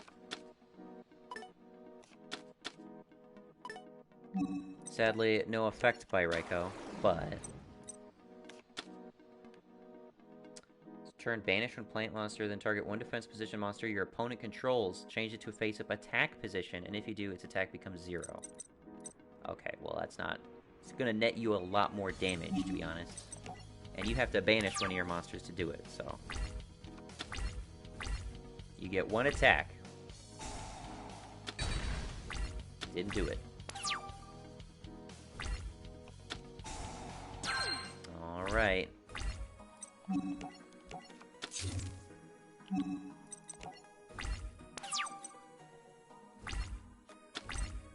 I'm gonna do Black Rose Dragon. Well, 1, because it's swinging. 2, because this thing is tribute bait to begin with. Okay.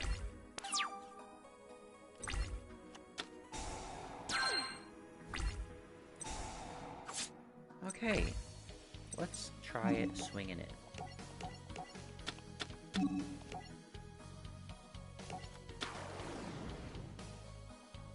$10,000. Yeah. New duelists. I didn't get to see what Spore did. Just popped out of the grave.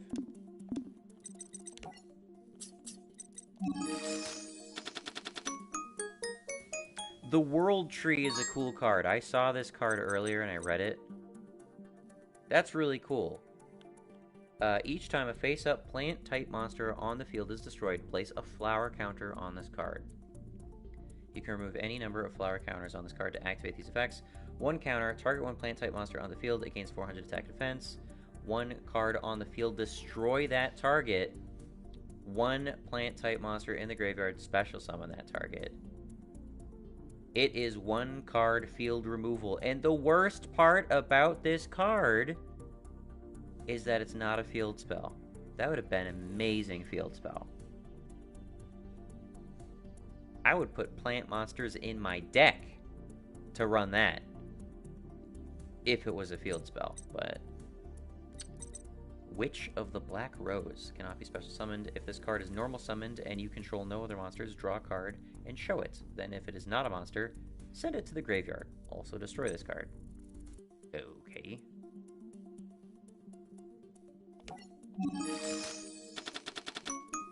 Searchable. Magical Thorn Guard. Ah! Magic Planner. Hell yeah.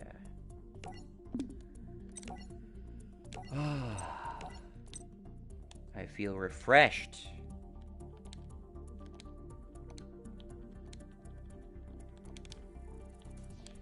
She didn't exactly play a bunch of, you know, face-up continuous traps, did she? I'm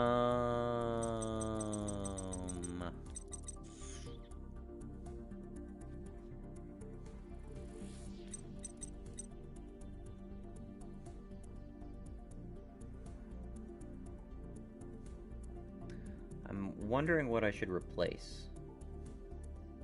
Playing in PlayStation? Yes, I am playing on PlayStation.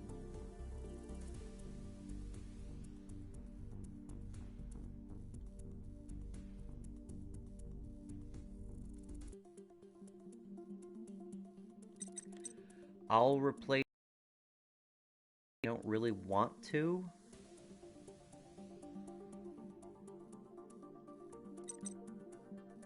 Do I need 3 spell trap removal cards? Maybe not. Maybe 2 Twin Twisters? Anti-spell does not need to be in this deck. I'll just take out anti-spell. What am I thinking?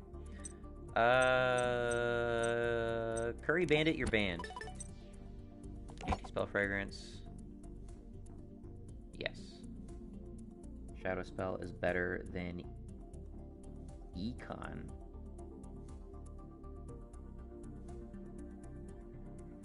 I don't know what Econ is.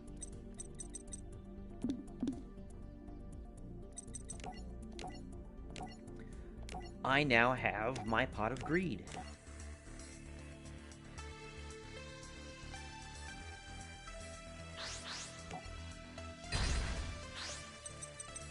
Enemy controller. It is not. No. No. I would much rather have 1 copy of enemy controller in this deck than 1 copy of Shadow Spell. Pretty useless. Dude, enemy controller has saved me so many times. Not at all. Completely disagree. When I've already got other cards, like Nightmare Wheel on the site for targeted attack denial, Shadow Spell over enemy controller, bullshit. Stealing an opponent's monster, a big wall that they have on the field, stealing it from them, sacking it for Monster Gate into Uber attack points to swing with both Uria and their super monster. No. Shadow Spell? Get fucked.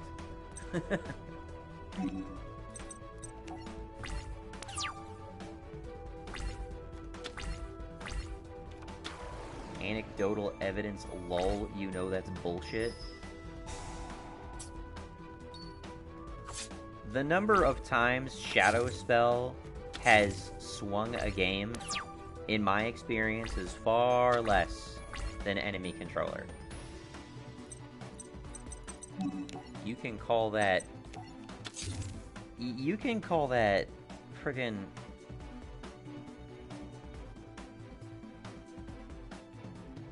Pardon me. You can call that anecdotal evidence all you like. But I call it just a fucking track record of success.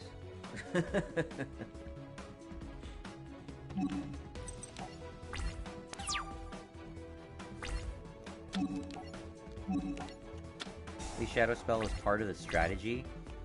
I'm aware I can sack Shadow Spells and not enemy controllers, dude.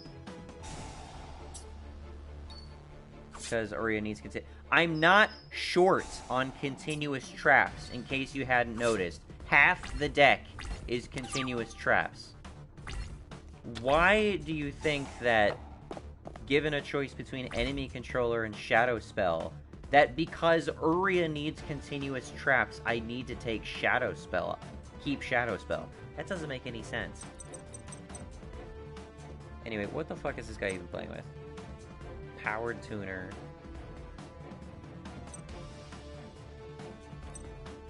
Gains 500 attack for each face-up tuner. Face-up attack position monster when opponent's monster clears an attack and put 500 damage to your opponent. Okay. Give me Toll Hike.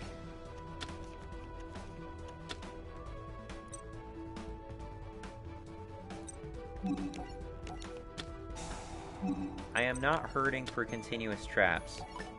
I even said earlier in the stream, I'm looking to get rid of the Shadow Spells, because there's some of the... What is that? When your opponent activates Spell Trap card that would inflict damage to you while you control red... Oh, Red Dragon Archfiend? Okay. Whatever you say, Big Daddy. Yo, okay.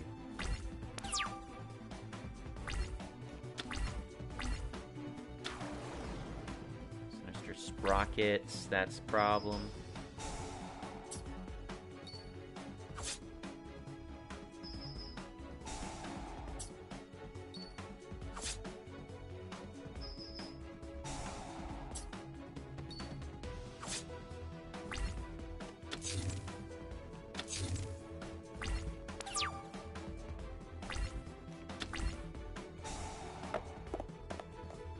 I mean, you're getting rid of them with something that fulfills a similar purpose.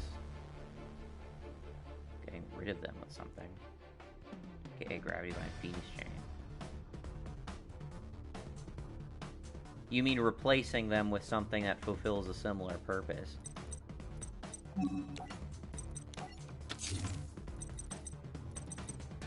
I'm going off of the cards that are currently serving me most in this deck. I'm well aware that ambiently, there needs to be an ambient level of traps in the deck. Shadow Spell is very low on the list of cards I want to keep in the deck, whereas Magic Planter is very high on the list that I want to put into the deck. So it makes sense to put Magic Planter in and take Shadow Spell out. And while I'm doing that, I will be conscientious of the fact that my average number of continuous traps that I have floating around in my deck will decrease. I am conscious of that, and I am willing to make that sacrifice, especially when Magic Planter is allowing me to draw into my continuous traps more.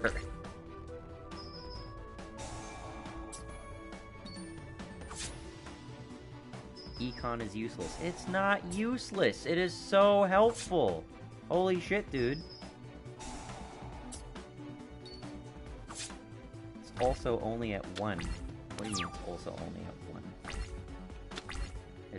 Is it limited? Is that what you're saying?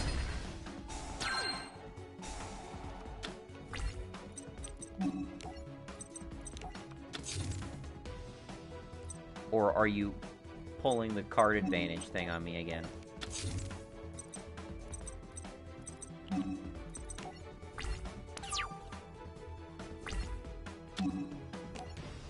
Like you're only playing Econ at 1. I don't know what that means.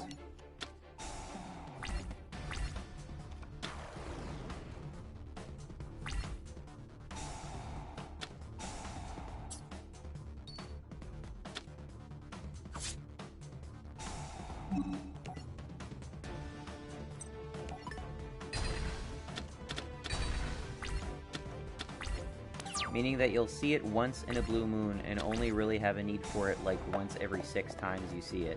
I'm well aware that it's not the most useful card in my deck, okay?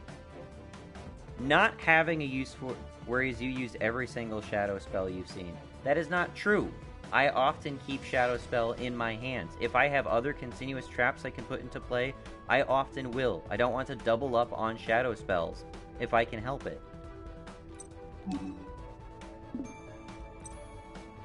Let's get rid of this back row.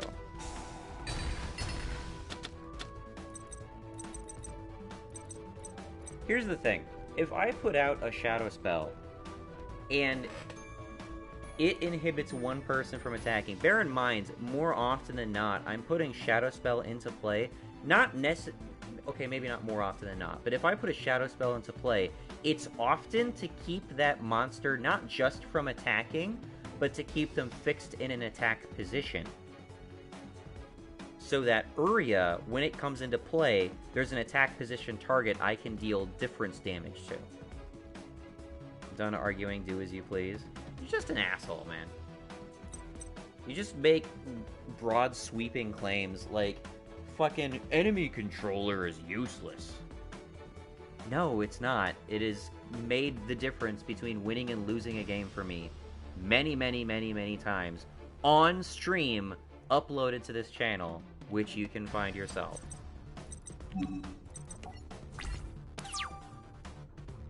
Certainly not useless, and it obviously doesn't serve the same purpose as Shadow Spell. Shadow Spell serving some sort of synergistic purpose in my deck doesn't change that. It's like, oh my god, it's like saying, oh, well, Harpy's Feather Duster doesn't synergize with summoning Uria, so it makes no sense to put a Harpy's Feather Duster in the deck and take out Shadow Spell. Get fucked. Played this game for 13 years. Dude, I'm more than likely older than you. Played this game for a long time, too. I'm just telling you, shut the fuck up. You know what?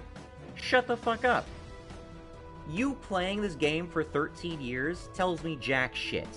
Okay? It means absolutely nothing to me. You playing this game for any amount of time does not suddenly grant your words truthfulness. Enemy controller does not become useless because you've played the game for 13 years. Just shut the fuck up. You're wrong. Shadow Spell is more useful to you on average. I don't care. I don't care. In a clutch moment when I need to swing in with Uria and I need to take somebody out of play, or alternatively someone's going to swing at me for 4,000 and I need to stop it in the moment, I have the versatility of enemy controller, okay? I have the option of enemy controller. Shadow Spell doesn't always offer me that. Not to mention, the original fucking deck for this had both enemy controller and Shadow Spell because they were both valuable and they serve different purposes. I'm not hurting for fucking continuous traps.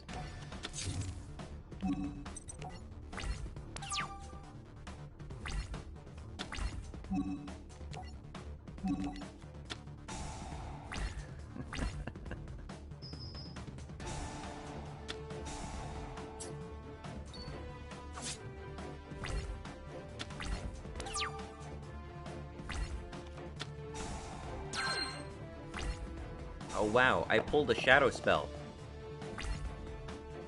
Now, here's a wild guess for you right here. Right now, in this turn, in this board state, you tell me, fucking genius, who's played this game for 13 fucking years, which is more valuable for me to draw in this moment? A Shadow Spell or an enemy controller? If I fucking had this exact same board state, but this fucker was not on the field and all they had was this guy in defense mode, what is more useful to draw? Shadow Spell or enemy controller? Enemy controller wins the game right now under those conditions. Shadow Spell does jack shit. I'm not even going to play Shadow Spell. Look at that. I drew it. I played every Shadow Spell I've found. Not going to happen.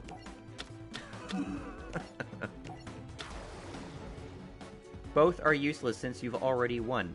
I wouldn't have already won if this wasn't in play. I'm showing you an example where it's not going to help, okay? And if this person was playing smart, he wouldn't be swinging into me for a 1,000 attacking creature.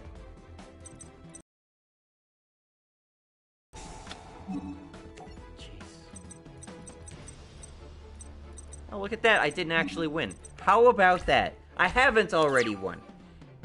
Anecdotal? Dude, you know what? I'm really getting fucking sick and tired of you. You saying this is anecdotal when there's nothing anecdotal about it. You're not using anecdotal properly. I'm not showing you one use case for where something can be useful, and therefore it's always useful. That's not true. That's not what I'm doing. You're saying it's useless. You're saying both are useless. If you're saying both are useless, shut the fuck up. Stop arguing for one over the other then. Jeez.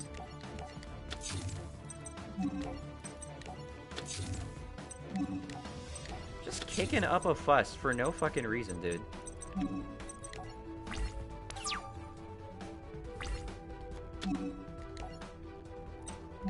I'm done arguing.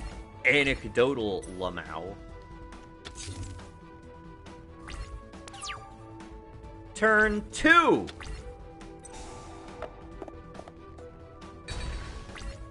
If I had enemy controller, this would be game. Second turn in a row where that's the case. In this situation, both are bad. Enemy controller is not bad in this case. Enemy controller lets me deal direct damage. I can't do that with Shadow Spell. Shadow Spell fixes their position. You know this. Shut the fuck up. You're just bullshitting right now. Totally not genuine.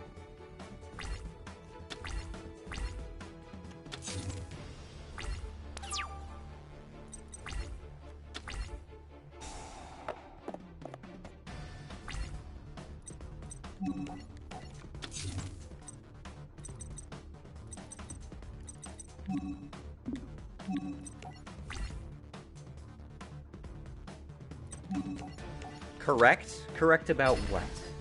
What am I correct about? Can swing for 100. 200. 200.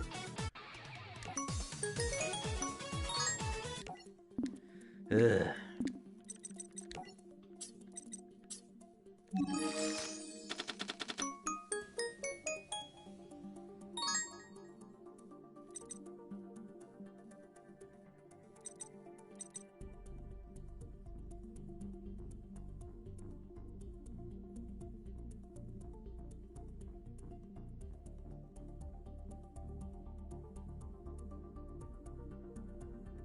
That's a weird card.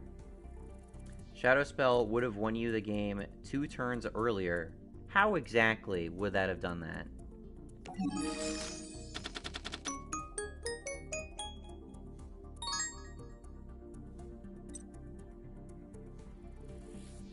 Pay 800 life points and select 2 hero monster items from play. Okay. If your opponent controls a monster and you control no monsters, you can pay 800 life points to special summon 1 psychic type monster from your hand.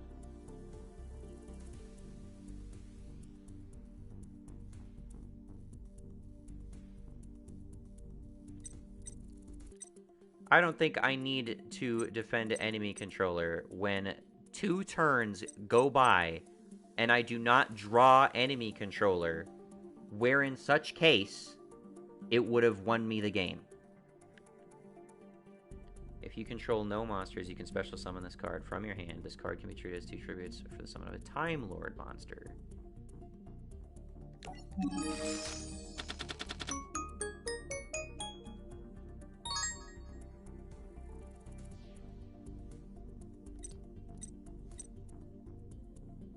Twilight Sworn Enchantress.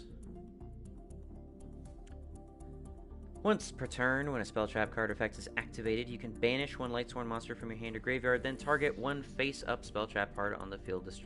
Why does the Twilight Sworn stuff need to look cooler than the Lightsworn stuff, but be less less playable.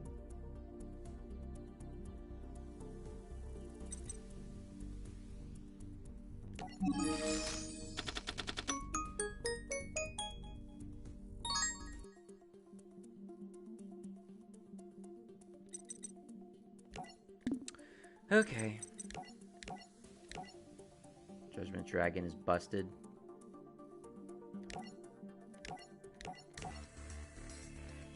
Performable Celestial Magician.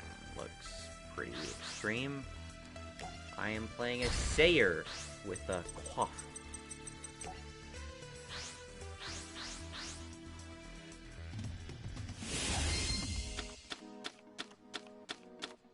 Opening with Bit Gravity Binds. Nice.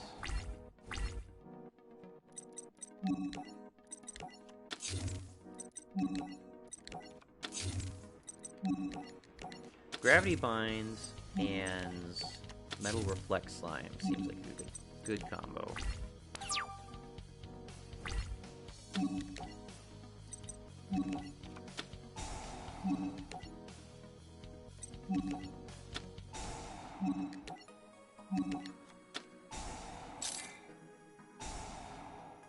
In deck building, the objective is not to put situation cards. The objective is not to put situation cards. Situational cards. If you mean to say you should put situational cards in your sideboard, I would agree. If you're telling me that I can't put any cards in my deck that are context sensitive, that's just straight fucking stupid. Every card in this deck is context sensitive. Shadow Spell is trash. Why? You're defending Shadow Spell that hard, and then you tell me Shadow Spell is trash. Come on.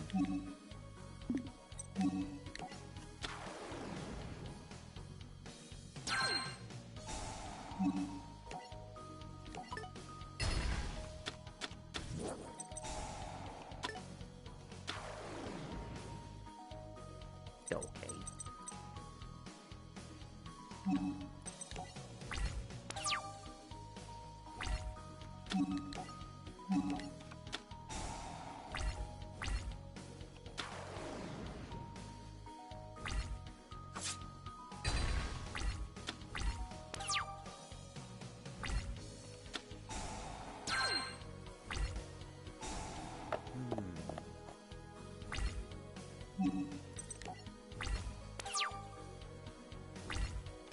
At least it allows you to reach your win condition.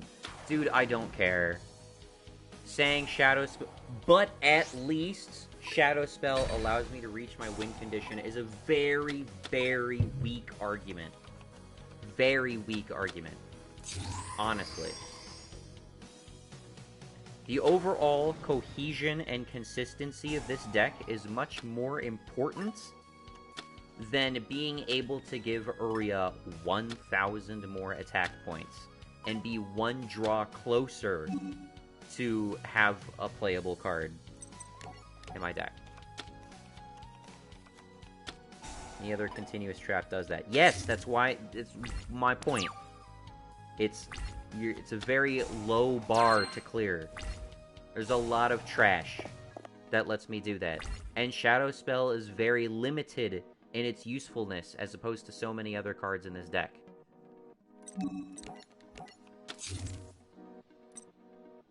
And your arguments about Econ is worse. I don't agree.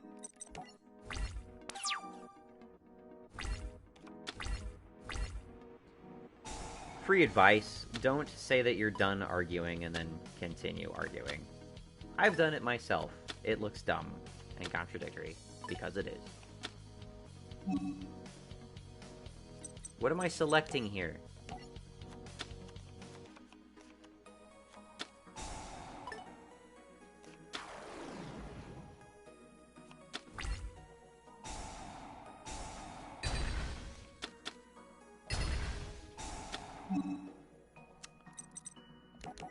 Okay.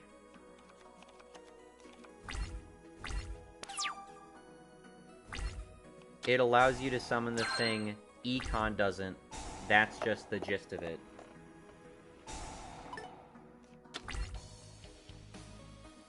Yeah. And I'm just gonna screenshot that real quick. Thanks for not deleting that either. I'm just gonna keep that tucked away in a folder somewhere as an example of shitty fucking arguments. And you telling me that I'm making shitty fucking arguments? It allows you to summon the thing. Econ doesn't. That's the gist of my argument. Don't give a shit. Just played 3 fucking cards that are not Econ or Shadow Spell.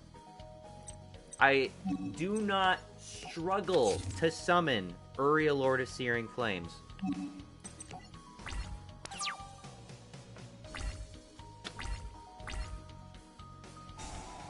Enemy controller is useless. It wouldn't be useless if you could sacrifice it to summon Uria. What?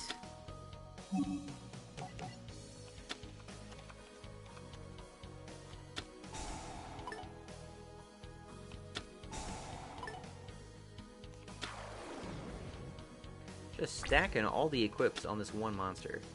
Can't wait till it gets needle walled. Cut both? Eventually I will. I hope to do so. Magic Planner. I'm doing okay in the health department, so... Ooh, nice.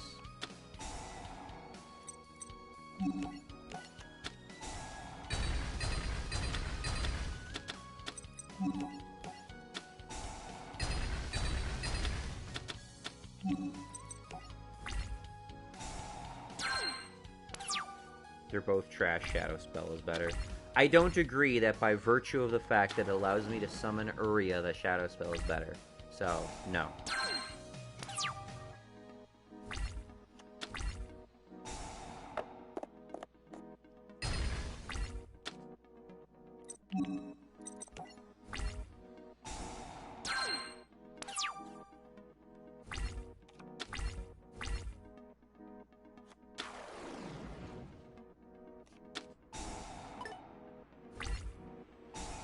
This summoning monsters and equipping them with cards that give them higher attack does not seem to be working out for him.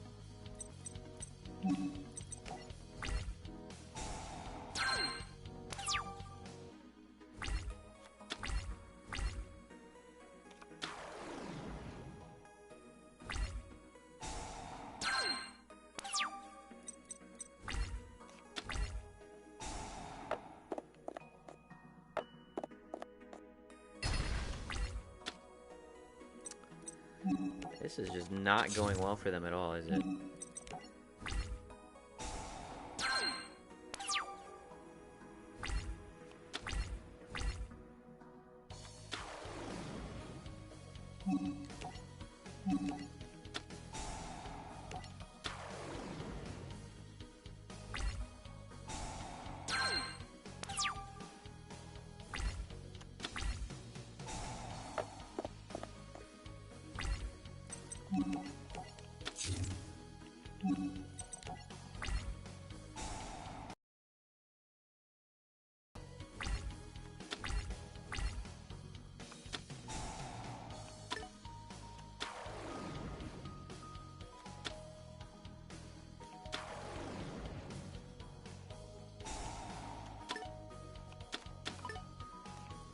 Didn't one of these guys get, like, piercing?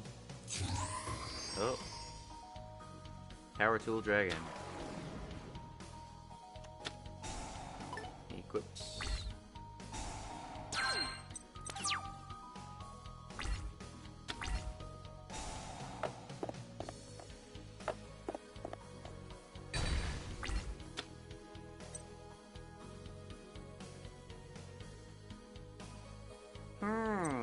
You know what's something I could do right now that I couldn't do with Shadow Spell? Let's take a wild guess at how this is gonna go.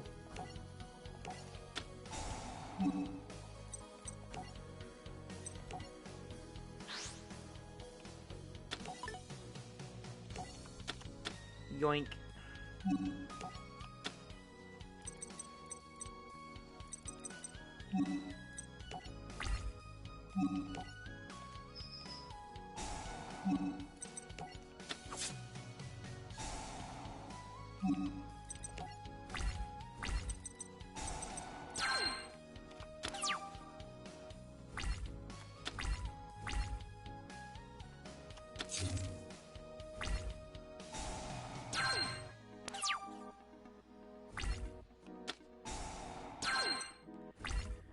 Okay, let's fetch Uria.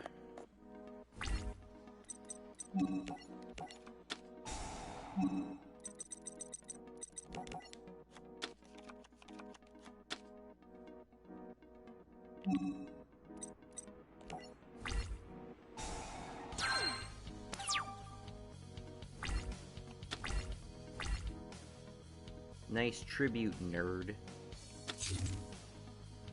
Yeah, I didn't Monster Gate because I didn't want to mill Uria.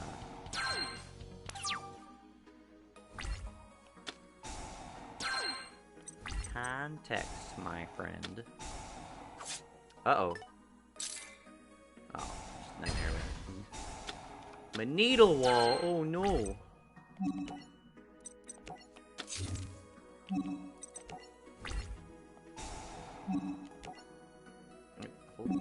Calm down.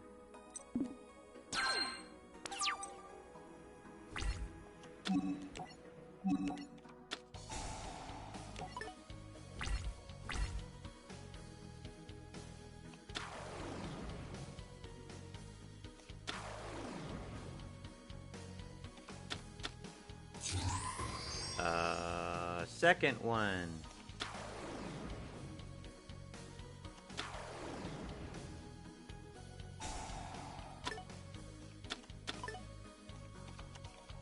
This is a weird deck.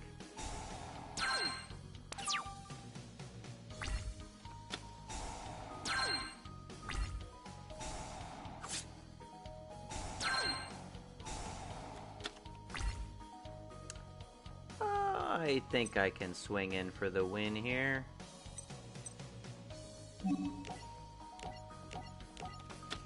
Because they put that dummy in face-up attack position, right? Yeah, you don't got anything good on you.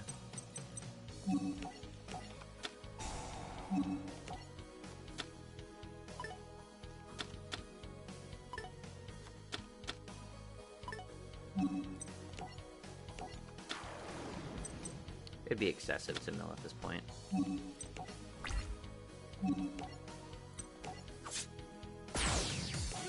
Yeah.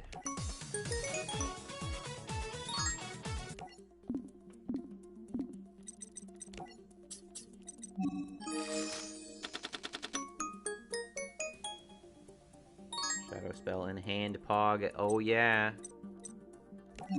Best card.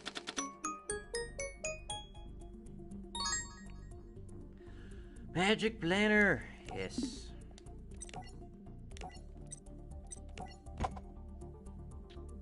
More Magic Planters.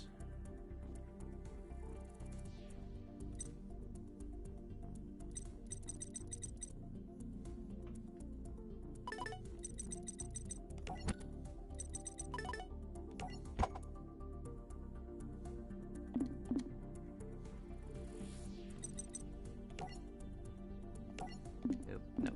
Card chop.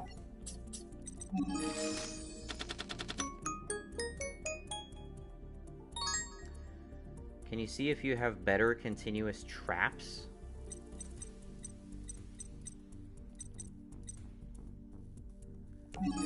Do we want to have the conversation of what you consider to be better continuous traps? Oh, my third magic planner. Your opponent special summons a monster. Oh wow. When your opponent special summons a monster from their main deck, destroy that monster if you do draw a card. Pretty good. Let's put that last one in. Sure, we'll go through the other continuous traps that we have options.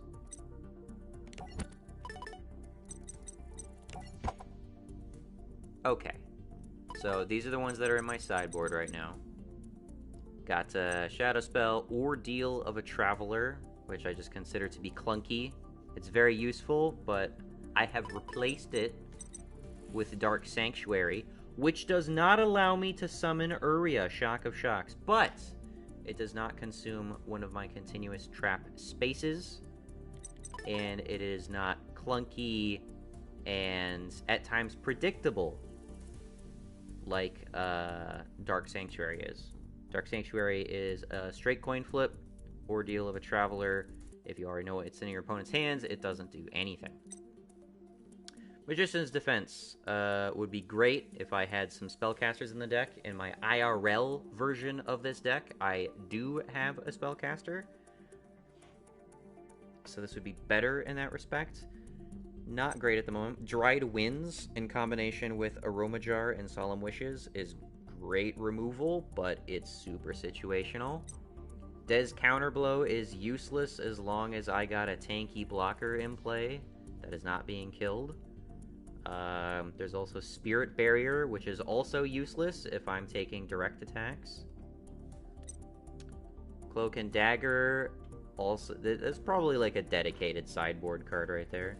Can you search in the trunk? Yeah, I will. Anti-Spell Fragrance.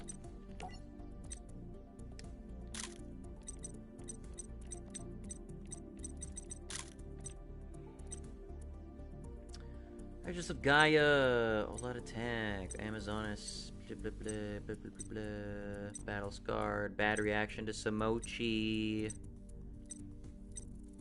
Blind Destruction, probably less reliable version of Needle Wall. That actually affects my own monsters. Bottomless Shifting Sands. Call the Haunted, I took out. Coffin Cellar is in the Armatile deck. I don't want to use it. Core Reinforcements. Damage equals Reptile. Cyber Summon Blaster requires machines. There's some other trap monsters like Cyber Gardna. Dark Smolog is Fiend oriented. There's the Destiny board cards, which synergizes with Dark Sanctuary, but I don't want to use that. Destructive Draw, it's risky. Dimension Guardian, I can see value in that, but DNA Surgery's in the Armatile deck. Dimension Sphinx.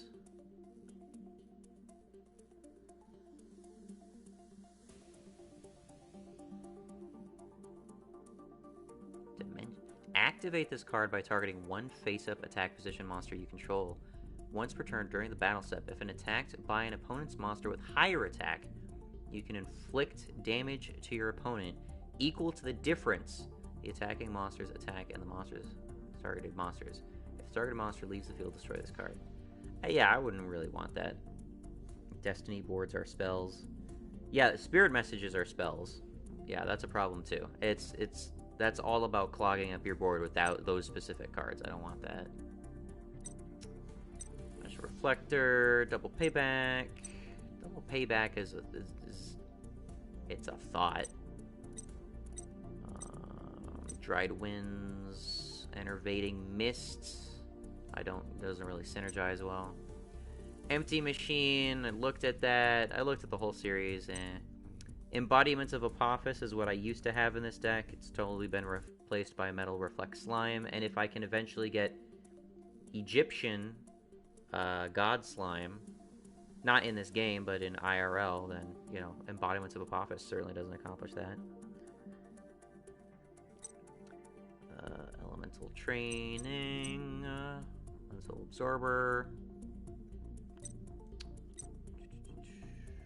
Every Dark Magician in your monster zone is unaffected, blah blah blah. Fairy Box, I tried it out briefly.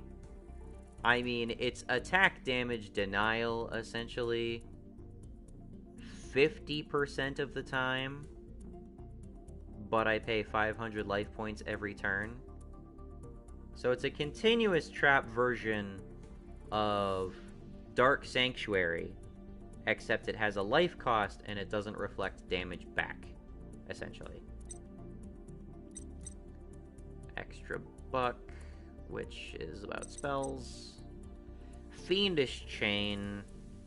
I'm aware it negates effects, and that's probably why it's more played than Shadow Spell or Nightmare Wheel. I don't know, maybe I'll upgrade to this at some point.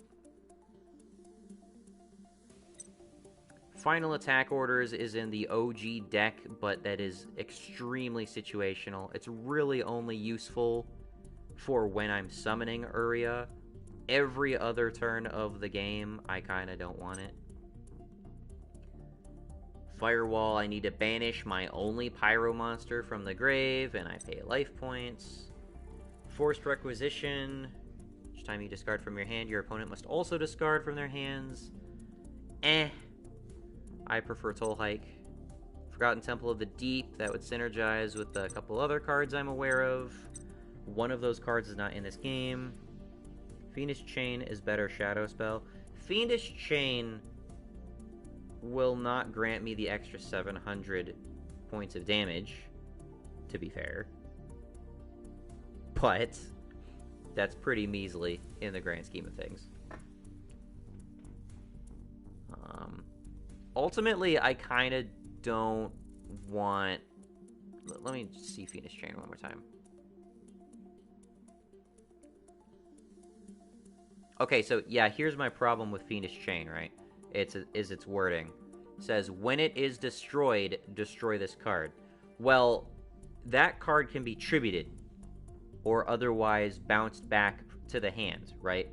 Then it's not counted as destroyed, and Fiendish Chain becomes dead on my field. That's a big drawback to this card that I don't want. Then suddenly I got a dead card filling up one of my precious spell trap card zones. That's what really drives me away from this. Let me double check Shadow Spell. When it leaves the field, destroy this card. Okay? That's a very important difference. It's a very important difference because I've seen Fiendish Chains stack up on the board and it's awful.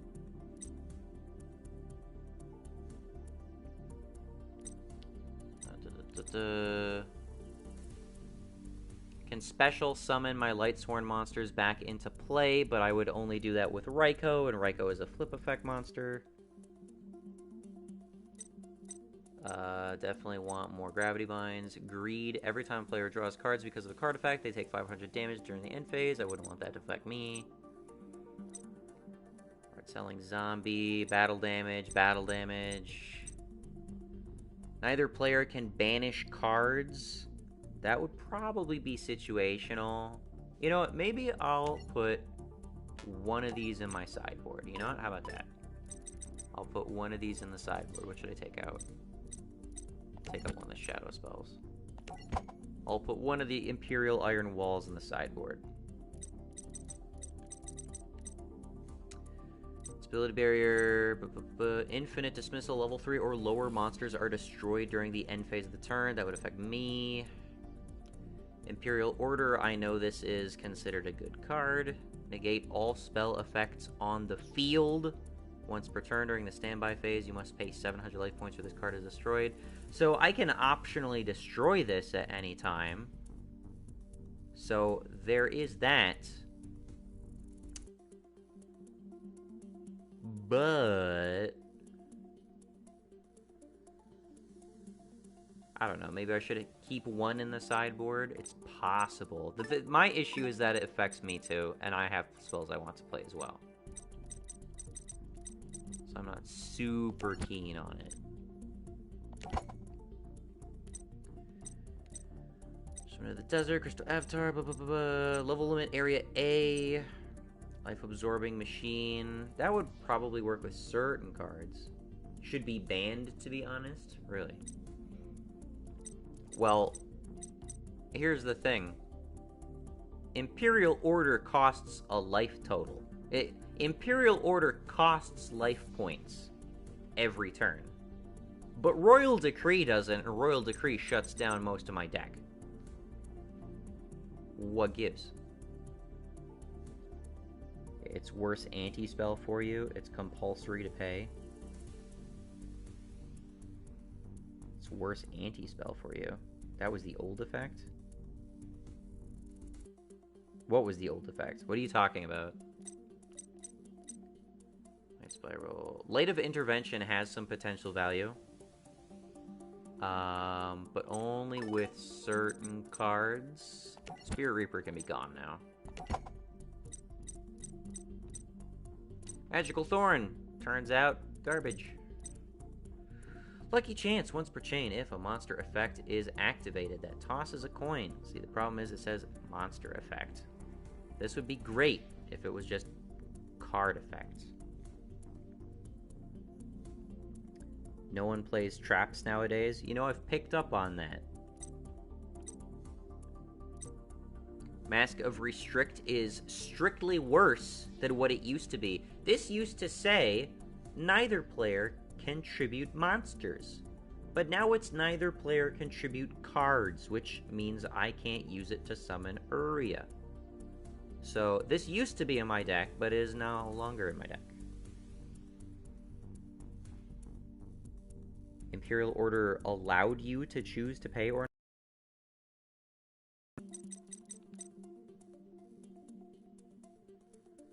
During your standby phase, you must pay 700 life points.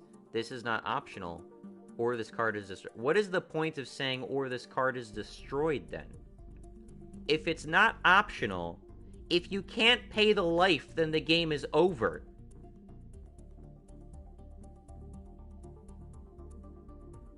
That doesn't make any sense to me.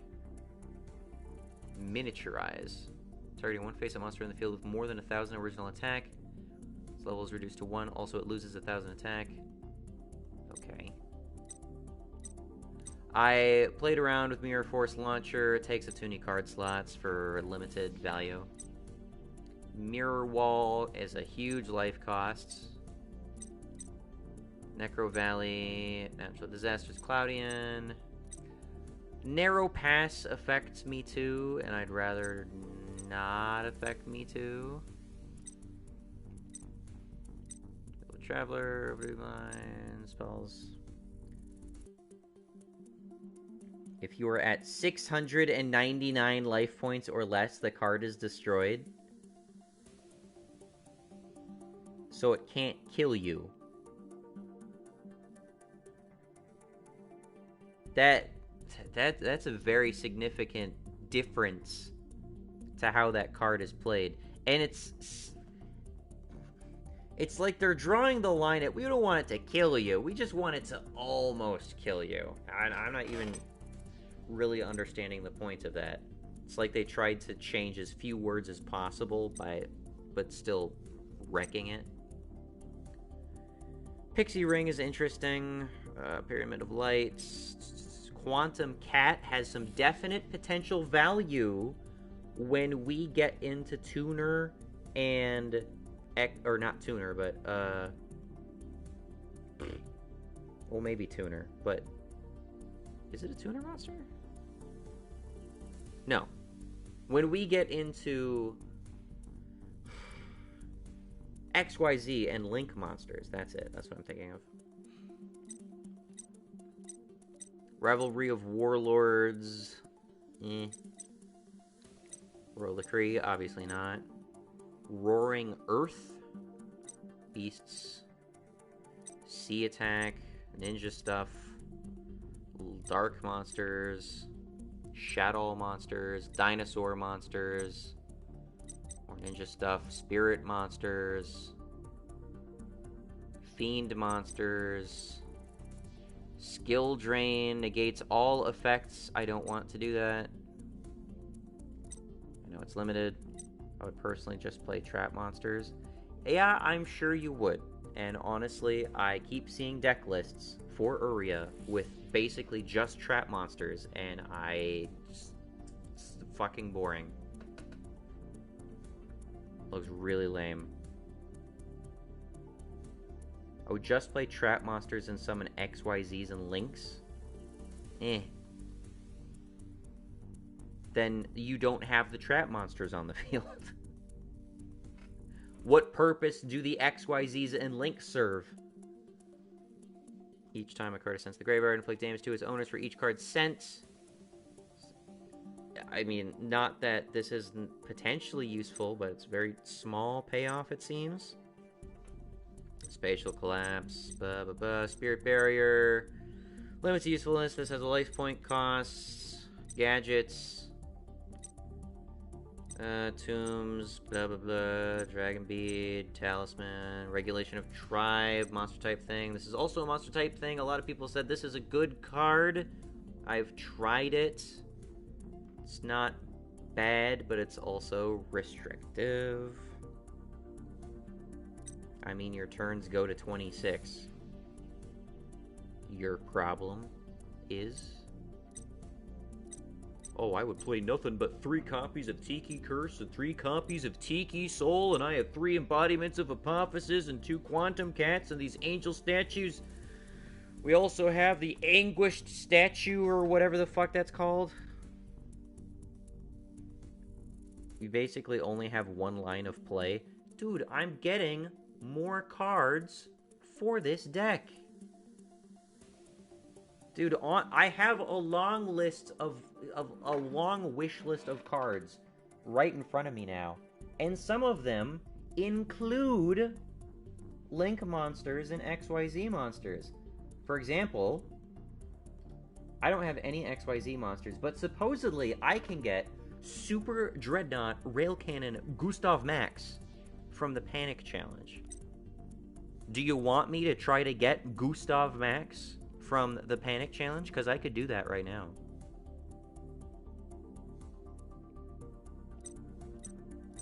Tornado Wall, Potential Synergy.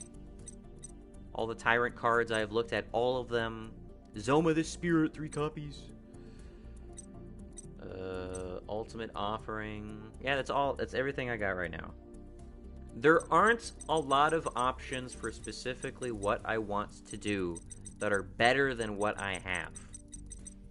There are some that are comparable, but not strictly better.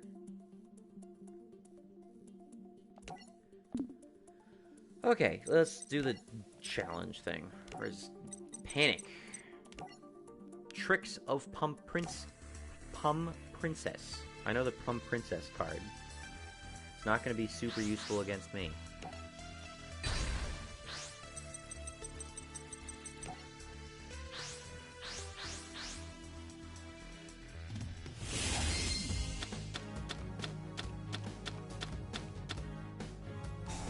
Zoma's pretty good. Pyramid of Wonders. Solidarity. Mystic Tomato. Faced it. Okay. Mystic Tomato's not a zombie. Probably lets you fetch zombies. All zombie monsters you control gain 200 attack. Hold on. This card is destroyed by battle. Well, good luck with that one, buddy. Pyramid of Wonders. All zombie monsters you control gain 200 attack for each monster your opponent controls. If exactly 1 zombie monster you control will be destroyed, you can send this card to the graveyard instead. I don't know why you would want to use that with Pump Princess. You want Pump Princess to die. Solidarity, if you have only 1 original type of monster in your graveyard, all monsters you control with the same type gain. That also doesn't make sense that you got a plant monster in play when Pump Princess is a zombie type. I know this card. It's the best trot monster after Anguish Pattern. I have to admit, Anguish Pattern looks really good. I have not got any copies of Anguish Pattern. Honestly, my main issue with Anguish Pattern is A, it does not have the same defense value as Metal Reflect Slime. It does not have the potentiality to get into Ancient Egyptian God Slime. And it looks stupid. There you go.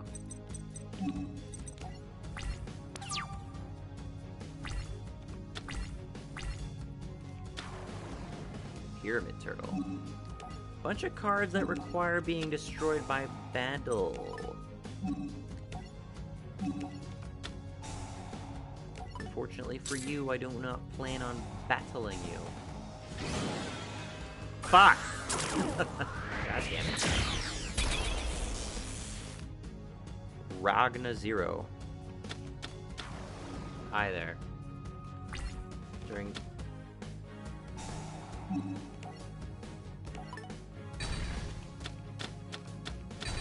Nice.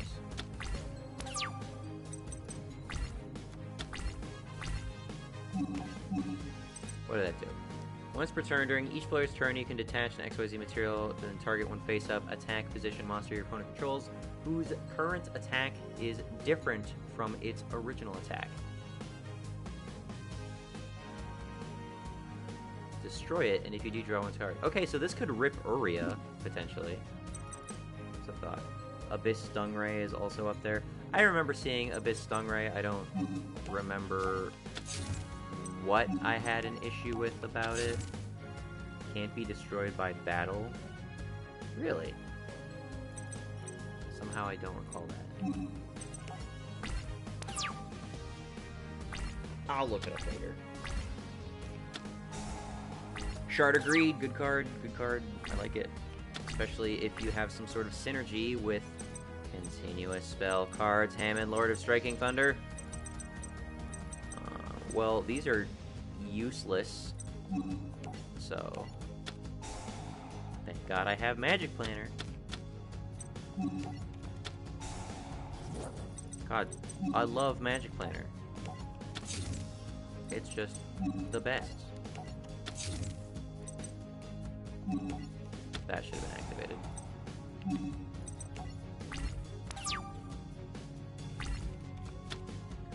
They're both in the Zuzu Boil pack. There are some cards in the Zuzu Boil pack that I want.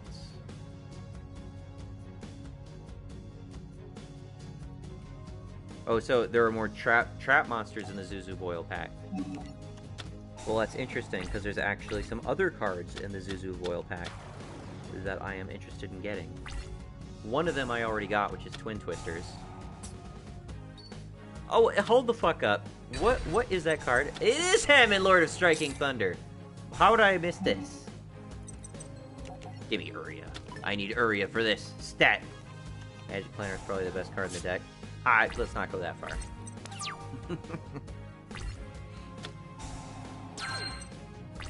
Hammond, Lord of Striking Thunder. You motherfucker. I flip to destroy you.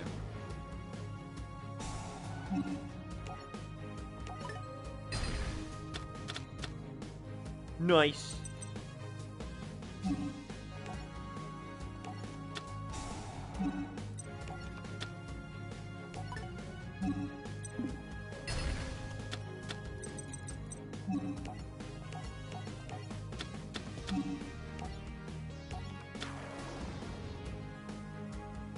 What if Uria was good? That's what Hammond is?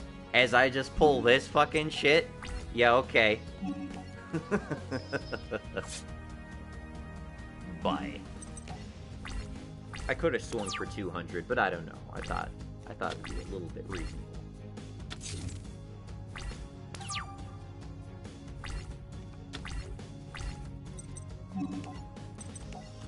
What if Hammond was good? What if Uria was good? That's what Hammond is. There is no way you say that as anything other than a troll. No way.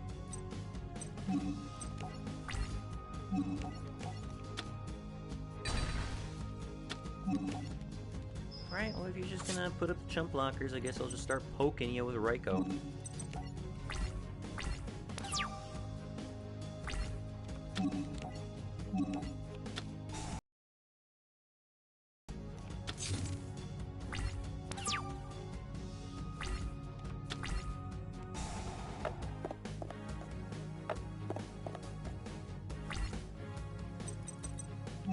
Alright, one more time.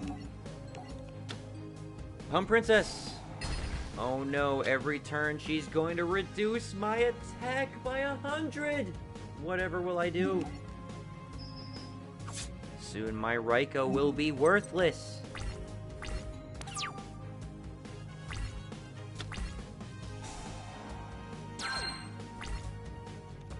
Reveal may be the most popular. 3-3.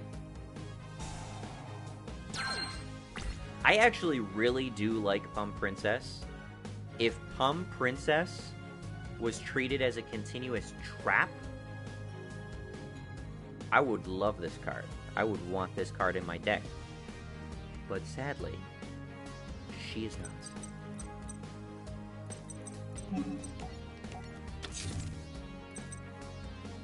Oh no, Uria is at 6,800 and falling.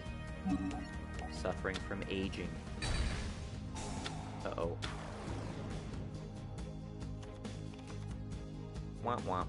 Okay.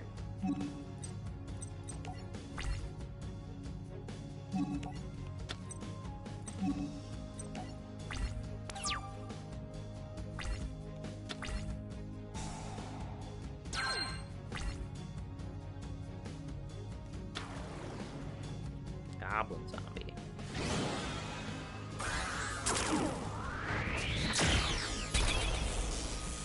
Uh-oh, you could nuke my Uria.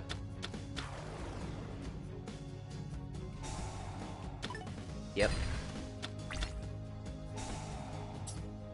Kill yourself. Damn it.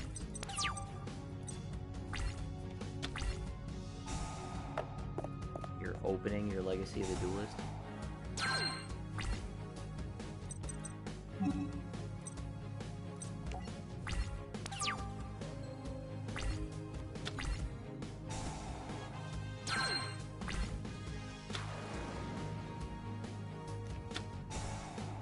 Ooh, Burden of the Mighty too. That's a nice combo. Appreciate. Killed by Gozuki.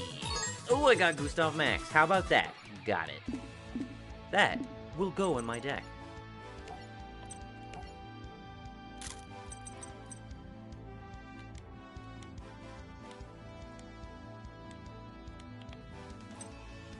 Super Dreadnought Rail Cannon Gustav Max.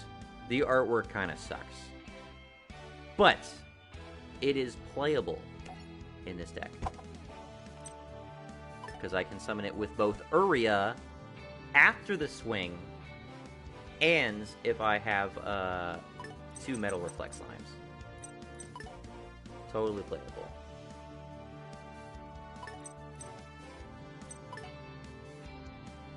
Nifty.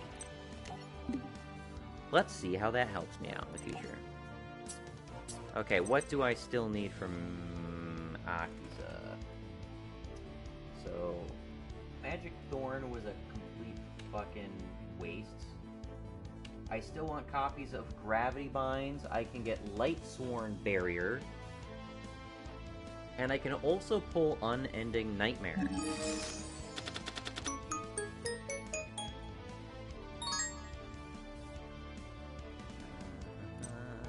Miracle Fertilizer.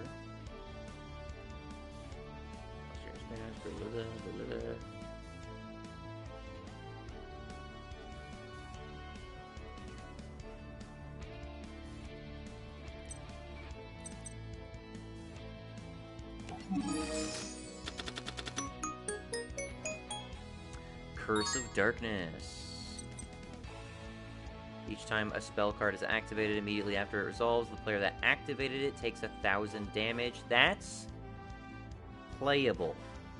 I think that's my first copy of that card. I'm gonna write that down. I'll try playing around with it offline, but I think I'm gonna need to thin my deck for spells a little bit if I want to pull that off. Blue Rose Dragon.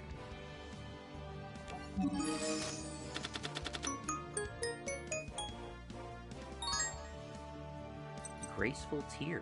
Add 1 card from your hand to your opponent's hand, then gain 2,000 life points.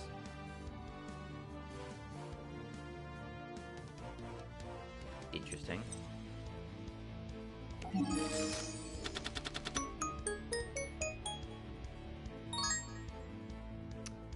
Minerva the Exalted Lightsworn. You can attach from material from this deck, from this card. Send the top 3 cards from your deck to the graveyard, then draw cards equal to the number of Lightsworn cards in the graveyard with this effect. Meh. Parallel Selection.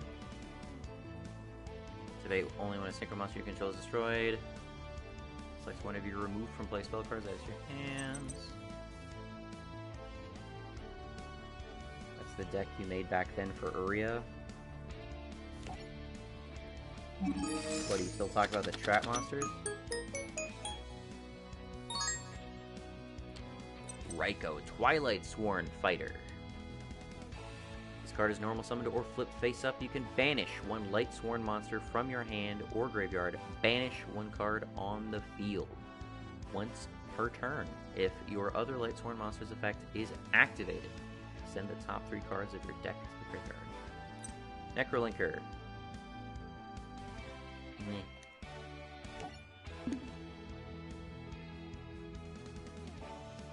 Sense Imager Picture.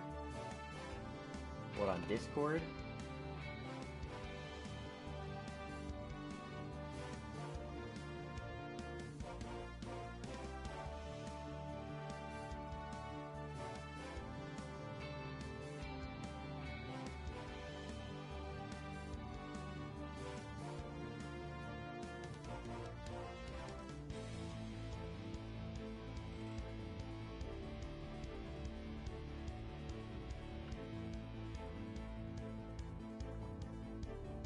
Give me a moment here.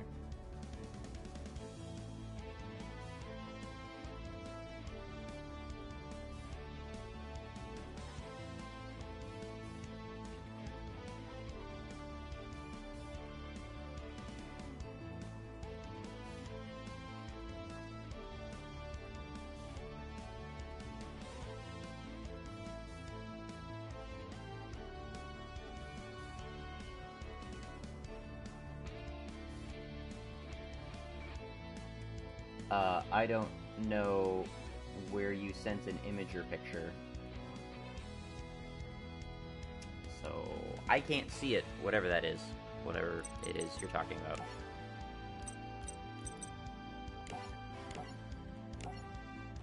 Let's try this again. I don't have any Imperial Customs in this deck either.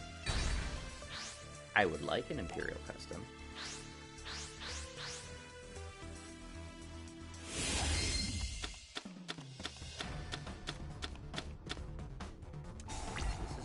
Solid start. It's interesting seeing this on the side now.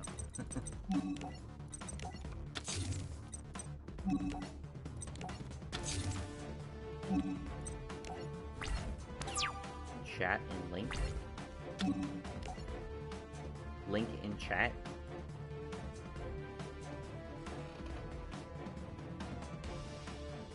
I do not see any link in the chat. All I see is the message that says, sent Imager Picture. There is no link. I'm not sure if that got, like, auto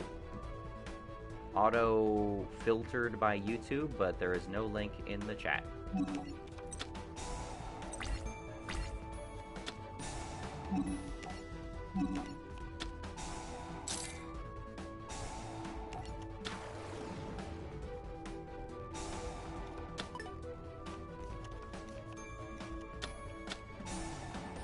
Future Visions.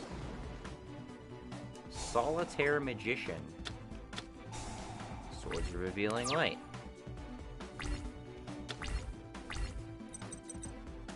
Each time a monster is normal summoned, target that monster, banish it. During the next standby phase of the player who controlled that monster, return it to the field in face-up attack position. What's the gimmick? Once per turn, you can select one face-up Fortune Lady monster you control and one other face monster on the field. Reduce the level of the selected Fortune Lady monster by 3. Destroy the other selected monster.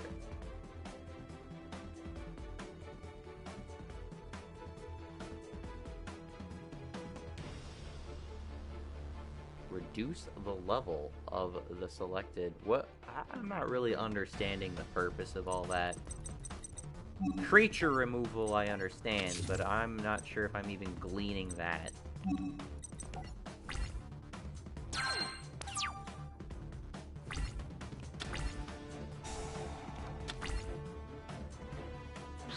Contributed. For Fortune Lady Dark. Nope, nope. It's gonna come out of play. Don't Nightmare Wheel it. When your Fortune Lady destroys an opponent's monster by battle and sends it to the graveyard, you can target one Fortune Lady monster in your graveyard, special summon it. 4. It's level times 400. Okay. So you don't want to reduce its level, because otherwise its attack goes down. Are there a bunch of cards that increase its level? So it has level to spend? My guess.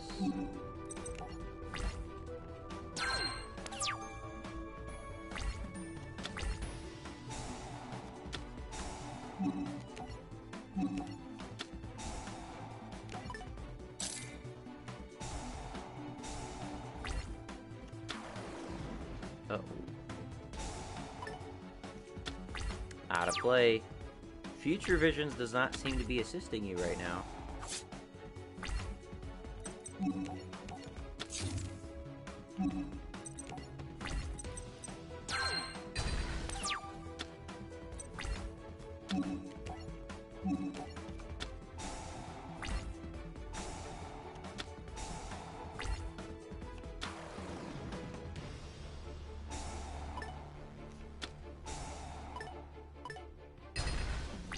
Yep.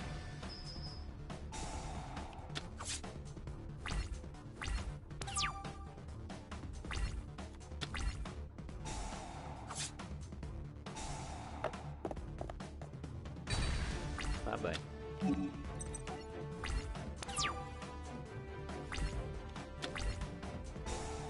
Six hours, jeez. Probably gonna wrap it up after this one. Fortune Lady Earth.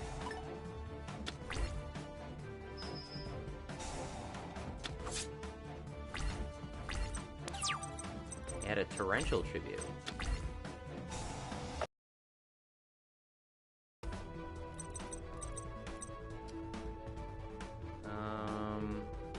Once per turn, increase this card's level by 1. Maximum 12. If the level of this card increases, inflict 400 damage to your opponent. Ooh, okay. So that, combined with Solitaire Magician, can have you continue to profit off of its growth. So it will continue to grow in power, but it will cap off at 12. But you continue to keep growing in power and inflicting damage to your opponent if you reduce it and use that as a cost. That's pretty good.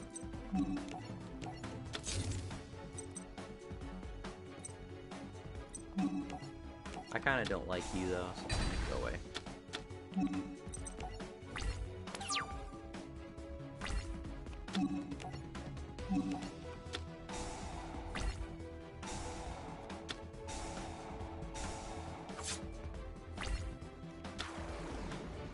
Fortune Lady Water.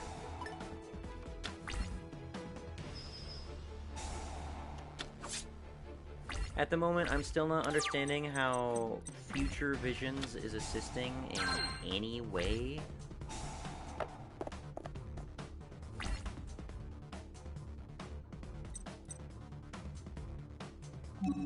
Let's just go into it. Got magic planners, but not the cards I wanted to sack for them. Reasoning.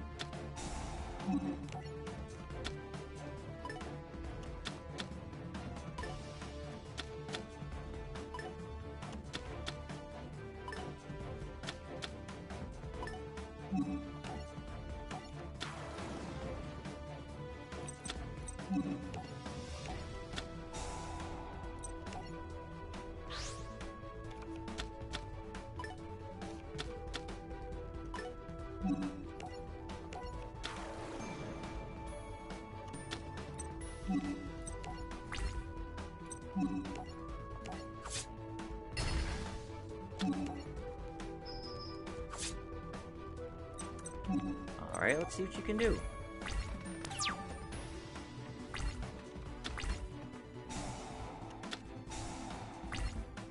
$1,500, defense mode, smart move. This card is special summoned while you control a Fortune Lady monster, except Fortune Lady Water, draw 2 cards.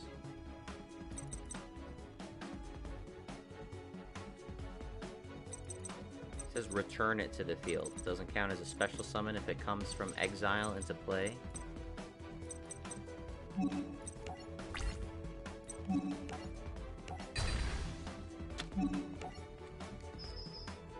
At the moment, it really seems like Future Visions did nothing but hurt them this entire game.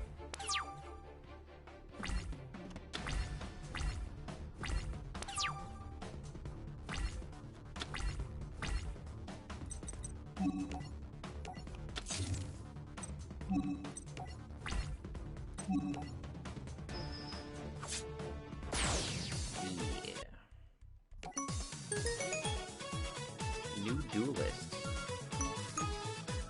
Booster pack too. Crow booster pack. Oh, okay. That's Crow, apparently. Crow has Imperial Custom.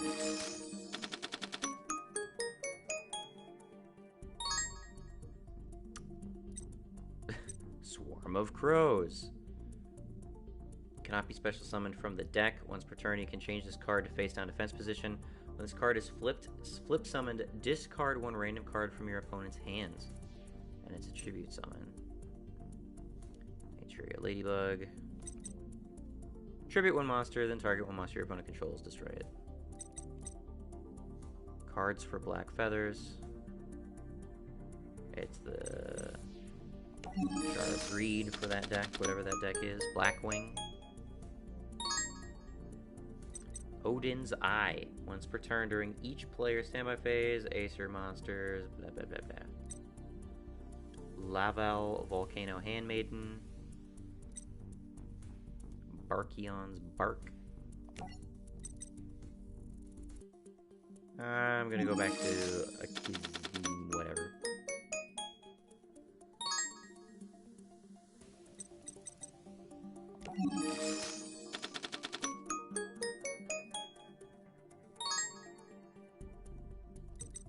Memory Crush King. When this card inflicts battle damage to your opponent by direct attack, remove from play all synchro monsters in your opponent's graveyard and will inflict 1,000 damage to your opponent for each monster removed. Alright, well, there's a lot of stuff I can still tap into, and I can build my deck a fair amount at this point. 3 Magic Planers is awful nice. So we will go from there. Thanks for watching, have a good one, and bye.